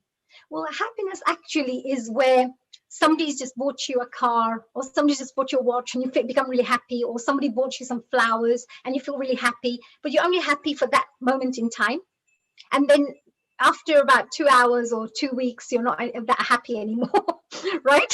So it's like that happiness goes and fizzles out, right? Whereas joy is something that stays with you. It will be with you wherever you go, whether you're rich, whether you're poor, whether you're having challenges in life or you're not having challenges, whether you're having a great relationship or you're not having a great relationship. That joy comes from within you. It keeps you happy, blissful, enjoying life. You know, you're happy in your own little life, you know. It's that joyful feeling that little children have when they don't care, they have no cares in the world. And they have, it's not because mum has given them a hug that they feel happy. They just feel happy because they're running around butterflies and, you know, catching little snails and doing whatever they want to do. And it's happy for them, it's joyful. So what joy actually means in life is to have that kind of joy where whether you spend just the fact that that joyful feeling is always there, present. And people, when you have relationships, will not affect that joy. So if they, let's say, start shouting at you, let's say they don't talk to you anymore, or you're having a disagreement of some sort, that doesn't affect that joy anymore. You think, okay, fine, they're going through a bad day. It's okay. I'm not going to discuss this right now. I'm going off. Or you give your 2 or 3 of yours as well. Well, you didn't do this and you didn't. Oh, okay, I'm not going to do this anymore. I'm going. All right. You go off, you know, quieten down, and suddenly you don't feel bad anymore. You just feel that joyful feeling again. But a lot of people, happiness tends to be reliant on other things. And that's where it's not, the virtue should be a natural joy that you should have. So when we start talking about love, what is love? Well, love, we say, is pure love, is just felt, shared, offered, and displayed unconditionally. Displayed is even good because it's like, you know, you've got your neighbor and they couldn't go shopping. You just went and did a shopping and just said, hey, just gave them a call. Look, I've left a bag outside. I knew you needed some milk, so I just bought you some milk. It's just kind of just display it, you know, you just offer things without really expecting anything back. You don't want to be, oh, look, everybody thinks how great I am that I did this for my neighbor. It's just unconditional. So love has to be felt like this. And if I remember reading something which was very important, and I found this quite impactful. And that was, if you can learn to love one person unconditionally, just unconditionally, without any expectations whatsoever, you will have learned what love is. Because then you'll be able to take that habit of love to everybody. But you have to learn to practice just with one person in such a way that you are just completely unconditionally loving, because you're actually practicing, you're actually developing that love within yourself of how to be able to cope with unreasonable people or or, you know, all the dodgy things that happen in our lives, you know, the challenging ups and down things that happen in our lives. But how do you keep on staying unconditionally loving? So that's really important. So that could be a good exercise to try out. Joy, like I said, bring joy into your life and the life of others. Watch here, when I say bring joy into your own life, it's not just about bringing happiness in other people's lives. It's about doing what makes you happy too. For example, I love going for walks in the park, or I like connecting to nature a lot. And people think, well, honey, but you're a dancer, you would be active and you'd be going to red carpet parties all the time. And I said, actually, I'm not like that. I enjoy everything because I feel it's part of the universe. And whatever comes in my path, I enjoy. You know, I experience it, I enjoy it, I make the most of it, and I learn from it, and I contribute towards that thing as well. So it becomes a good memory for me. And then you move on, you know, to do other things in life as you move forward. So for me, joy means just walking and going for a walk in the nature, which is fantastic. So there's truth. Truth, I think, is really important. Living honestly, living by the truth, and do not do anything that goes against your soul. I think that part is very important, that don't do anything that goes against your soul. And why I say that is, Sheila, if I ask you, here comes another tough one for you. The other answers are great. Right now, let's see if you can get this one. What does the soul mean for you? What does soul mean for you? Wow, that's a hard one. Honey. I know it's tough, right? I think the soul is what lives on forever. So it's, for me, I guess it's nourishing the soul, the inner essence of who you are. So doing the right thing, being a good person, not doing anything negative, so that it's almost like your karma is always good because you're just doing positive things. So you're only putting good things inside as opposed to any toxicity or negativity. Right, that's very good. That's nice. So you're very much into developing yourself. You see, I like that, because actually the soul loves that. The soul really enjoys that. You see, if we saw this in a slightly different way again, and we see that actually the soul is the king or queen of your life. But what happens right now, we have the physical body, which has the 5 senses, and we make all the decisions based on those 5 senses, not what the king and queen is telling us, the one that has a higher power, the one that is connected to God, the one that has everything that it needs. So that's the soul. That's that little voice inside you that tells you, don't do this, do this. I don't think that's the right thing for us to do right now, or stay quiet. You know, that little voice that tells you inside you, which helps you to make good decisions. If your soul becomes awakened, as we say, if the soul becomes strong, and if the soul starts helping you to live your life rather than the 5 senses only, then all the decisions you'll make will come from a higher source, because the soul will tell you what you need to do and what you should do, and it'll always be for the best for you and best for everyone. It'll never be for any, you will know, because it'll never do any harm to anyone. So that decision that comes in will always be good for everybody, or good for you and good for everyone. So when that message comes through and you follow that, then you will know that you're living by what your soul is telling you to do. So if it says do not do anything against your soul, that means that voice that comes in that will really know, because it's connected to the source, as we said, the Akashic records, let's say the universe and the source, it'll know what's going to happen to you in 2 years' time if you do this. So don't do it. And then when you make that decision, that you have to experience that in 2 years' time. But if you actually listen to that voice and it knows that's going to happen, you would have gone through that, but in a very small, impactful way. There wouldn't have been a big impact for that, because you've now done it this way. So that soul is so important. I remember, for example, a long time ago, somebody had said to me, can you just write your name on this check for me? And I said, why would you need that name on the check? And they said, oh, because, oh, don't worry, you know, I know you, I'm your relative, so don't worry, just do this. And I said, well, actually, inside me, my soul tells me I shouldn't be doing this. So I said, I'm so sorry. I said, I know, I really respect you and I really shouldn't say this, but I don't feel comfortable doing that. You know, so I just had to say it. I had to say, because my soul was telling me, don't do it, don't do it, don't touch that, you know, and I followed it. So if you can start helping to awaken your soul, which you can do through, by the way, meditation practices and various other spiritual practices, that will be one of the best friends that you'll ever have, because that's you, that's your higher self guiding you in your life. And that definitely will help to, it'll give so much beautiful, it'll radiate so much positivity, because the soul is part of God, you know, it's the divine side of you. And that divinity has so much energy, so much beautiful, bright, radiant energy that you'll be radiating that way too, from your personality point of view. Contentment in life. Be satisfied in all that you do to the best of your ability, everything that you are at this moment in time, and whatever life blesses you with. And what does that mean? Because when I want to become a millionaire or a multimillionaire, I'm not a multimillionaire right now. So you need to still be satisfied now. You won't be satisfied only when you get the multi-million pounds, or maybe I have multi-million pounds and I want £1 billion now, right? So you want to keep moving.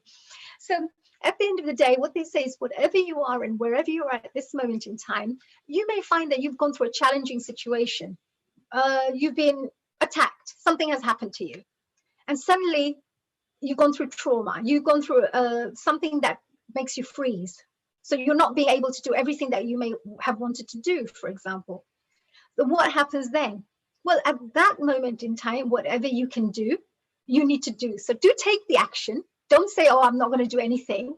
Do take action, but don't kick yourself for it, because at that moment in time, you know, you have to be good to yourself as well. You have to give yourself love as well. And you have to give yourself understanding, just like you give other people understanding when they're going through a tough situation. So all I say to people is, in life, you have to be satisfied with everything you are at this moment in time. If you don't have the money right now, do something smaller. Don't do a big business, do a smaller business. It's fine, but stay content. The secret here is the contentment part, because satisfaction is a thing that makes people go greedy, go jealous, go do wrong things. The brothers will fight with each other. You know, people will try to send out their mum and dad, and they want to live with their wives, let's say, and take everything of their parents, and all these bad things that take place, right, in life, which is unfortunate, but it happens. But what happens there is because they're not content with what they've got. They're not thinking that, oh, I've got lovely parents. They've brought me up. Look at what they've done this many years. They've sacrificed their life to bring me up this way. They put me through education. They loved me to bits. Even when I had, you know, what you call it, a runny nose, they would come and bring a tissue and clean you, because they just thought their baby is the best and the most beautiful ever. Meaning that that's how much love that your parents have given you. But when they become elderly and they're not useful for you, you just, you know, you don't even care, you don't respect them, you know, that's not the right thing to do. Of course, everybody has different points of views, because there's different generations that we're thinking about, but there still has to be understanding. So wherever you are at this moment in time, just remain content and be happy and feel blessed for wherever you are. So are we all right now with the time, dear Sheila? Otherwise I can... No, keep going. We can't stop you here. This is just way too interesting. Go ahead. Sure, no problems. Right. Personality traits. Thank you, Sheila. Personality traits. Now, personality traits are so important, because this is what you are as a person. It's the personality that you show the world and who you are as well. Because sometimes you have to go, and if you're a professional, you have to be a bit more, you know, like wear the suits and be a bit more assertive, you know, in the business arena. Or you have to be a bit more softer when you're talking to somebody, when you're trying to be a social worker, let's say. You know, there are things that you may have to do to make sure that the role you're playing at that moment in time, you're doing to the best of your ability. But there are personality traits that you have within you, which will never change, whatever happens. It will be in you, and people will see you as a role model for having that as well. So the first thing is respect. Second is non-judgmental. Third is generosity. And fourth is peacefulness. And peacefulness is that inner peace and the outer peace. When somebody comes to you, they shouldn't feel stressed, because there's somebody who's always going, okay, come on, we have to go, come on, we need to go there, we need to do this, we need to do that, you know, and you think, as soon as you come near them, you start feeling, oh my God, we have to rush, but where do we have to go? I don't even know where we have to rush. And you become part of that peacefulness, you know, that you're still being active, but there's a peacefulness about you that people enjoy. So the respect side. First of all, you need to show respect to all, living and non-living things, young or old, rich or poor, anyone or anything. Respect is not just about just respect your elders. Respect, you know, you respect your child, because you respect that this child is different. This child is creative. You don't push them to become a logical mathematician and an IT expert, because you're not showing respect to who that little child is. That little child could be a beautiful singer and an artist, or, you know, very creative person. You have to respect that. The second thing is, you know, trees are there, just cutting down trees, 500-year-old trees cut down just like that, acres and acres of land, just, you know, trees just broken, just cut down. There is no respect for Mother Earth. So there is also the respect of Mother Earth. There could be respect of somebody's belonging. You think, it's somebody else's, I'll just throw this away. Well, it's somebody's bag or somebody's coat. So just put it away and then give it to them later on. All I'm trying to say is there's respect for everything. Respect for your food. Just do a little prayer before you eat, because there are people who are, going hungry. So just put your hand there and just do a little thank you, dear God, for this food. And that's all you need to do, is just a little prayer to you don't show it to anybody else. You just do it like lightly. When the food is there on your table, you just kind of put your hand there and just do a little prayer and eat it. So nobody needs to know, but you respect the food. So, and I also see that you will also be able to know what caliber a person is with the way they treat waiters. Like if you go to a restaurant and you see somebody saying, hey, chalo, yaha, we need this done. Why is this like this? Why is that? But to give them respect too, that, excuse me, I think you brought the wrong food here. Can you, replace that? No harm in just speaking that way. It's only if they're not doing it that you may need to put your foot down, but that's a different thing, because then you're just being assertive with the situation. But you don't need to initially be so rude to somebody. That's what I mean, that you can tell when somebody's, the way they treat the little people, the way they'll treat anyone and everyone, rather than, oh, there's a royal family, oh, hello, how are you? And there's a little person, oh, he's just a, so he's out of work, he's just unemployed, so he's not important at the moment. You don't do those things. Everybody is an individual. And if you see everybody as a soul, then what you will see is you will see divinity in everybody, because you will see that there's a bit of God in everyone. And by doing that to somebody, you're actually doing that to God. Because if you can imagine a sparkler, there's one sparkler and all these little sparks that come out. And each one of us are those sparks, which are part of the one. It's like that. If you see it like that, then you can't really disrespect others, which are part of you. Second thing comes to non-judgmental. So let others be who they choose to be. Let us not judge others before judging ourselves. And let us learn to witness life as it is. Now, what do we mean by that? Well, first of all, let people be who they want to be. I used to have an issue. With, I used to be a bit of a homophobic before. This was many years ago. And I used to not like it, because I used to think it was really against the Bible and against religious texts that I used to learn. This was many years ago. But I used to, because I was taught that, I would read it and then I'll think, oh, this is really wrong. People shouldn't be this way. But then I once watched a movie, I think it was called Philadelphia or something like that it was called. It was Tom Hanks starring in the movie. And I actually watched that movie where Tom Hanks was playing a gay person.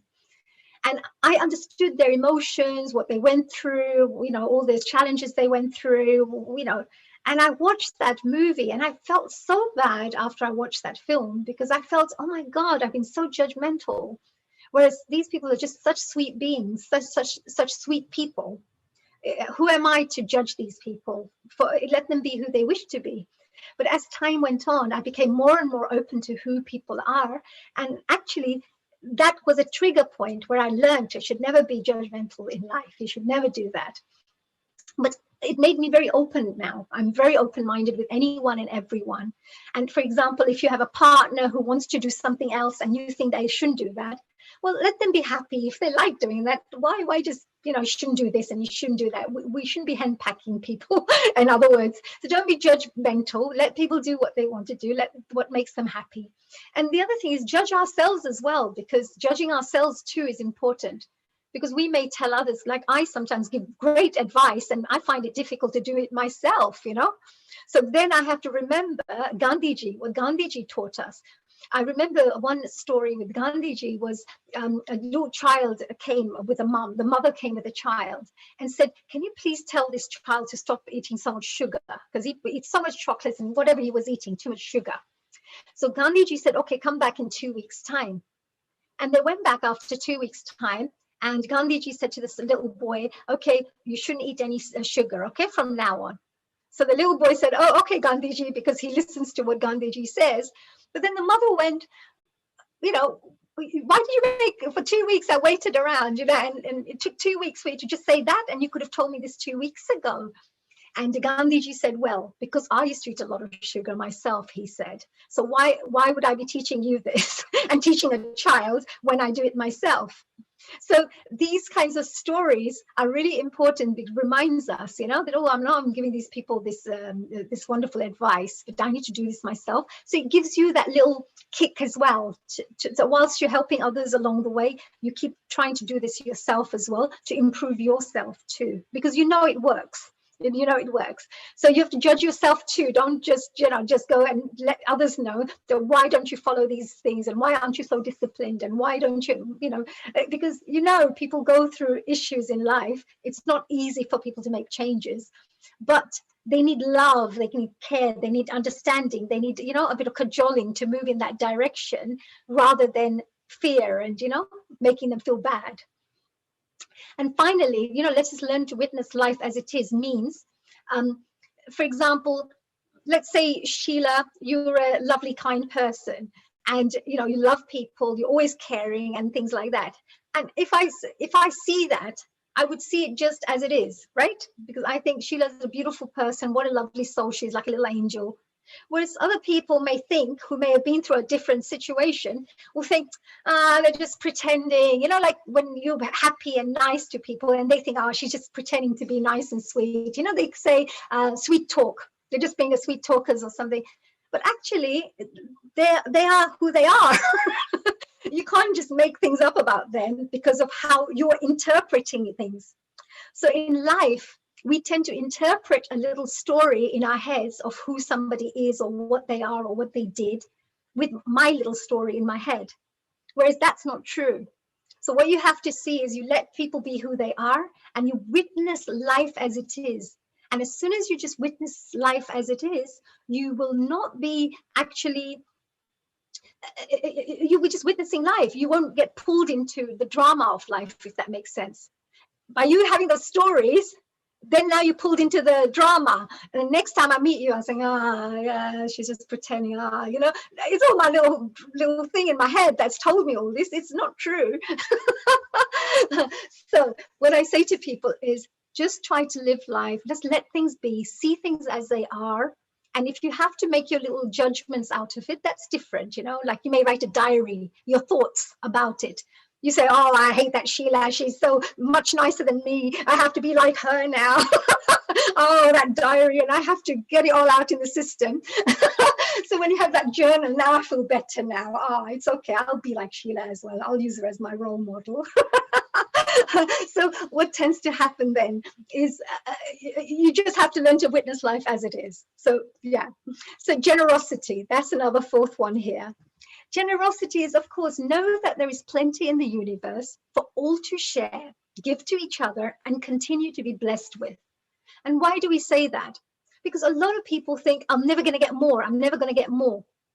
I'm eating this bread, and there's somebody who's hungry there. Oh, I better not give. I've only got 2 slices here. It's just mine. But actually, you can give them another slice. It's okay. You've got the other slice. You know, you can do little things for other people. It's okay. You have to be generous. But actually, universe is very abundant. So if you understand the vibrations, and if you understand that you can start vibrating in a particular frequency that will bring money to you in your life, then you can also start utilizing that if you wanted to get abundance in your life. You see, for some people, it may not be that important anymore. It may be important for them when they were younger, you know, when they were growing up, when they were more ambitious.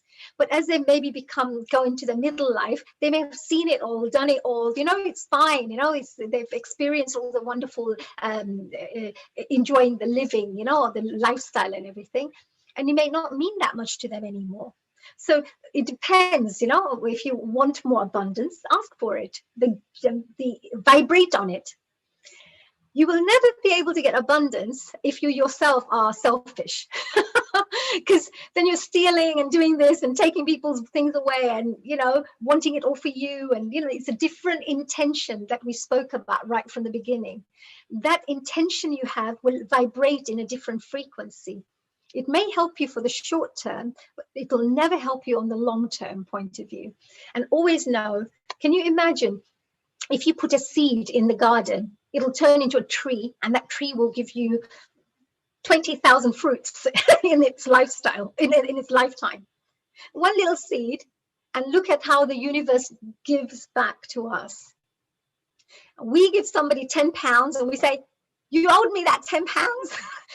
2 years down the line, he never gave me back that 10 pounds that I gave him last time. Is that little titchy bits, you know, that you really live your life with very narrow-minded thinking, where you can say, okay, maybe in my past life I borrowed some money and, you know, they lent me money. This life I've just lent them their money. So we're equal now. You know, if you just did that, you let go of that feeling from your body and it doesn't come back again. So if you just kind of understand in life that there is a lots in the world, there's lots in the universe, you know, the universe will give you so much back. It's us human beings have to be careful because they're greedy. They take things away. But the earth and the universe will continue giving you. I'll give you one example, actually. You know, sometimes you have competitors. And when I used to run my academy, I would have had some what would you say, competitors, and these competitors actually would try to steal my students, and then other people would then say to me, oh my God, you have to be really careful, these people are bad, you know, they're taking all your students away. And I always say, well, first of all, it's the student's choice because they charge less money than we do. The fees are less. Maybe they can't afford the higher fees. It's okay, you know, and there's plenty in the universe because these are not the only students in the whole world. There are many more students out there. So if you are open for students to flow into your academy, it happens automatically.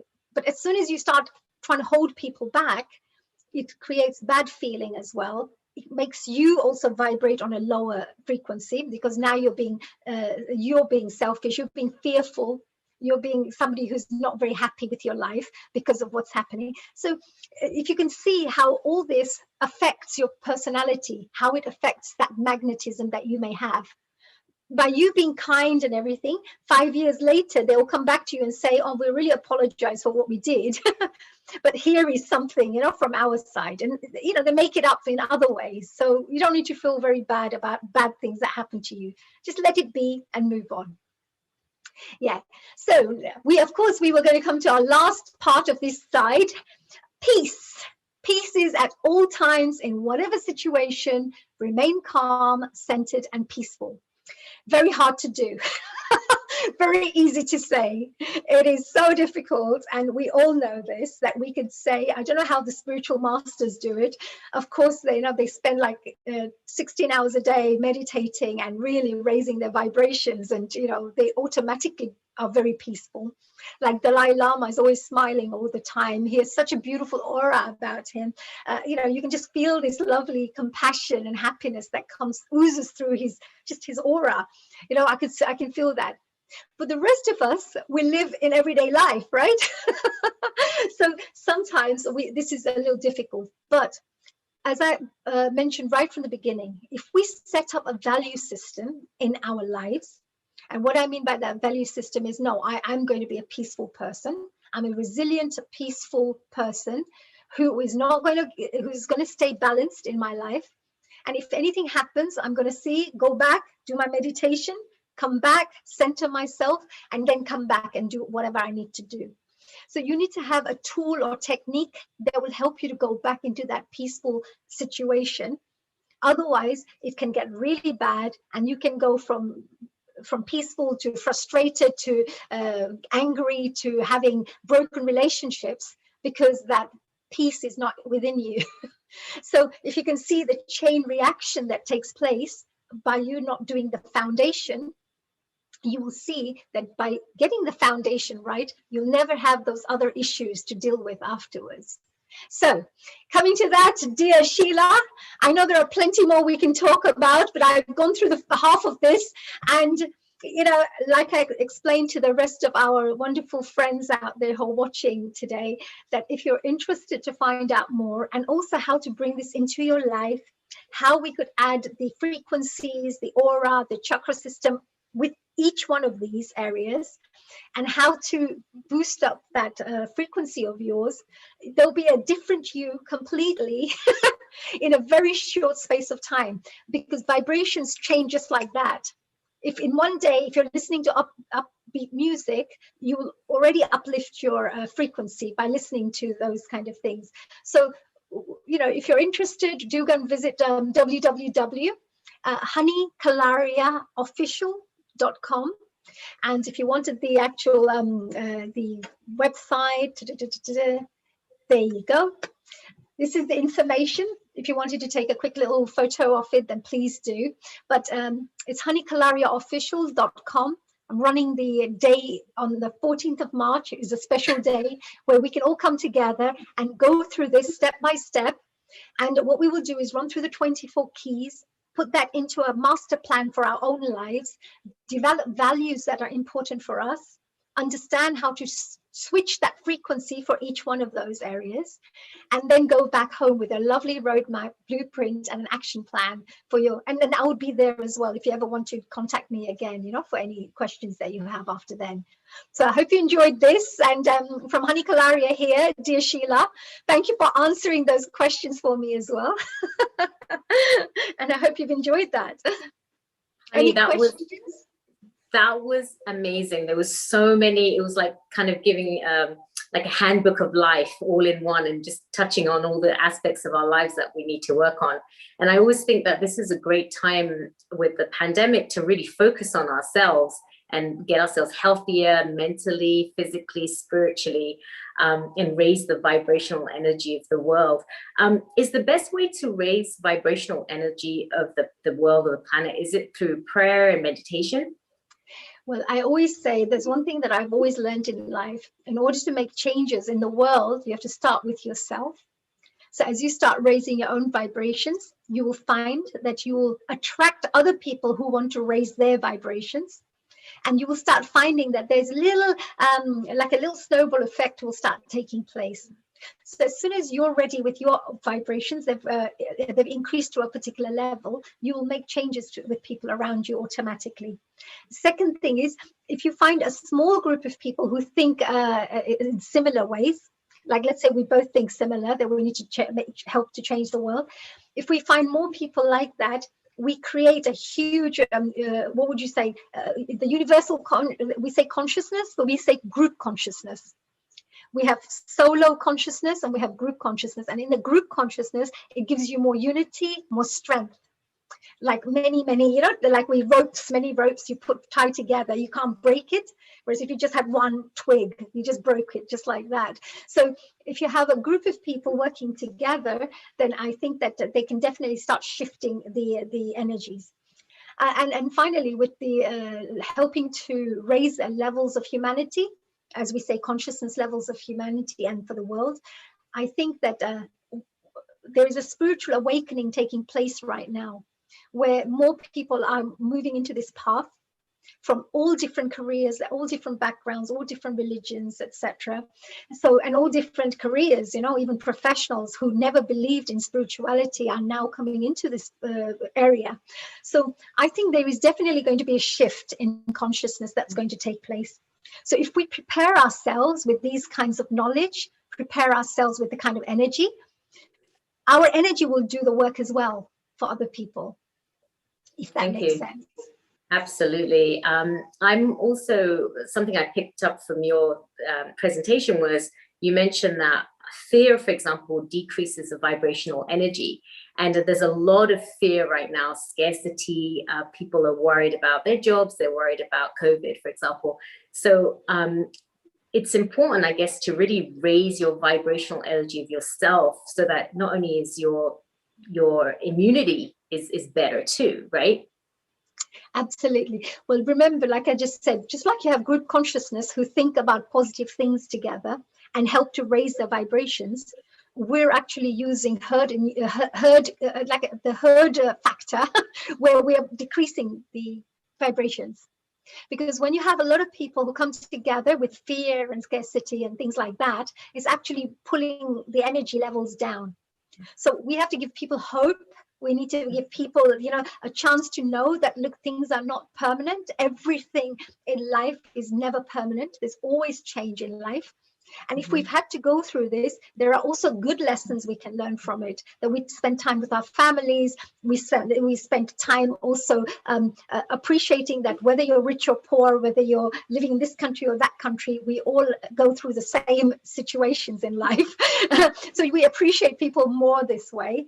And we're becoming more united as well. If you can see the way the vaccination program is taking place, everybody's coming on board to help, etc., to put things together. So, I feel that if we can help to change people's direction of thinking to the fact that, it's okay, challenges make us strong.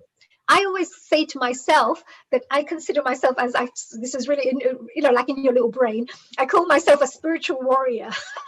So every time anything goes, challenging in my life, I think to myself, God is preparing me to do better work in this world. I'm having to go through this challenge so I can show myself and prove to myself how resilient I am, how patient I can be. He's actually developing those qualities in me so that I can go out to do bigger work out there in the world. So I give myself that little pep talk, and then it doesn't mean much to me anymore, because I don't feel bad that, look at me, I'm a victim of these challenges in life, right? So yeah. I do think it's important, if something negative does happen, if you look at it in the positive, you can then empathize with someone else that's going through that. And then you also have a passion to help them because you've been through that and that emotion yourself. So that's a very valid point, honey. Yes, absolutely, Sheila. Sheila, life is about, they say this, it's not intelligence and knowledge which is only important. It's the wisdom and experience which is equally important. Because wisdom comes when you just have an inner knowing that maybe this is not the right thing for us to do. They may have not studied books, they may not have gone to schools, but they'd still have that knowledge that we shouldn't be doing that. So that's the wisdom part.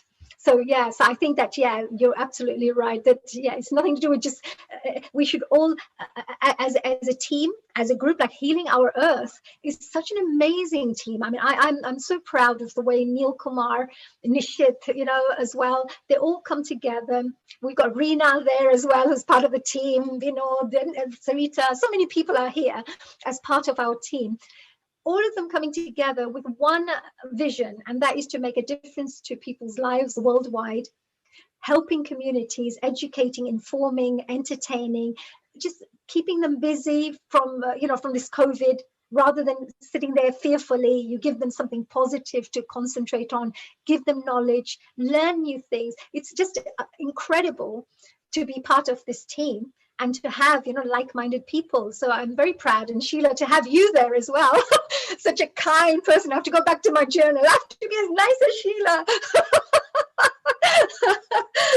No, it's good. It's having like-minded people is very helpful. But I hope, everybody enjoyed, just understanding about this magnetic personality point of view. Because having a magnetic personality is where, people like you, people want to be with you, people want to work with you, give you contracts, because, you have the right values in place. You're vibrating in that energy. And if we can get anyone to vibrate in those energies, things can open up in a different way. For me, the COVID year, a lot of people had complained a lot. But for me, I became a global ambassador for the Commonwealth Business Entrepreneurs Club in 2020. I ended up getting this best, performing arts and dance coach 2020 award. It was a global award. I had not expected any of that. But what happens is my mind was always, positive, we'll come out of this. Let's boost up our immune system. Let's have lemon every morning with some ginger to help boost us. It wasn't like, what's happening in the world, and So I think it takes a bit of habit. It's habit forming as well. And there are many areas I'm working on. So it's not like I'm a perfect person. Even Hatel, we heard Hatel in the beginning, right before this. He's an amazing coach as well. He's a great friend. If you connect with the right peer groups, like those people who want the best for people around them, you will find that they also help to elevate you in areas that you may be weak at. So they make sure that they support you in areas that you feel that, I need a bit of help in this, I think. And it's nice to get those kind of people around you who really believe in you, who care for you and don't judge you. Like I said, it's not a judgmental thing. So that, and are there any questions from anybody else who may wish to ask any questions while I'm here? I hope you enjoyed this. Did I talk too much? No, so, it's lovely. You've got this amazing energy, and you're talking about getting a magnetic personality. So I'm glad that you have a magnetic personality, because we definitely know what you're teaching is working. Oh, actually, because I thought when I speak to people and I tell them about vibrations and aura and things, it doesn't sound so exciting. It really doesn't. So when you want to connect with people and people who are living everyday lives, we have to think about, what do they want? Sometimes people don't want the spiritual life. They just want to live a life which is good, decent. They want to be good society members and just good human beings. But if they have this kind of knowledge that they can develop within themselves, as parents, you will have amazing children who will become great leaders in the future, because the energy you have, the outlook towards life that you have, that will definitely, the children will watch and see and learn from the way you are, and then they will become that, and they'll become even better as they grow, and then they will do the same with their children. So if we can help to spread this kind of knowledge and help people elevate, we will have a much stronger future generations, growing up in doing good work within that spiritual time that we are going to be entering into. Well, thank you so much, honey. Your talk was amazing, and we look forward to looking at your course next week. When is that? March? What was the day again? March 3rd? It's Sunday, 14th of March, this Sunday. So if you're at home, you can sit down. It's from 10:30 in the morning till 6:30 in the evening, because we're going to go through quite a lot. You will have breaks, so don't worry, I'm not that mean. But what we'll do is we'll go through a workbook. We'll go through everything step by step. We'll help you to understand. And then for each area, it depends on your individually tailored program, because what's important for you may not be important for me, for example. So we will end up creating an action plan for you, so that within a very short time, you can raise your vibrations and bring those wonderful new qualities and habits into your life, and values that you can live by. Because now you know what kind of decisions to make in life, because those are your values. And people will start respecting you because they know this is what you stand for. And it'll always be something positive, never negative. Thank you. Thank you so much. And we look forward to seeing you soon. Yeah, I look forward to it. And a global namaste to everybody. And I know that I was meant to do a little meditation at the end, but by the looks of it, we're out of our time now. So I just wanted to say thank you to the whole of the Healing Our Earth team, Anil Kumar, the director, producer, Nishit, and all the rest of the team members. Dear Sheila, keep up the great work. You're an amazing host. And, we have an asset with us here, a wonderful person like you. Keep up the good work, and not just with the Healing Our Earth team, but for the community and for the world at large. Thank you, Annie. Thank you. Namaste. Namaste. Unfortunately, our time has come to an end. Such wonderful speakers. I'm literally going to go back to the recording on www.healingourEarth and watch Honey's lecture again and take notes again. It was just amazing. And Hetal and Keynes, it was just a wonderful, and the speakers before that, it was so enriching to know that there's so many wonderful people out there. There's help out there also if you want to learn things, educate yourself. There's so many books out there.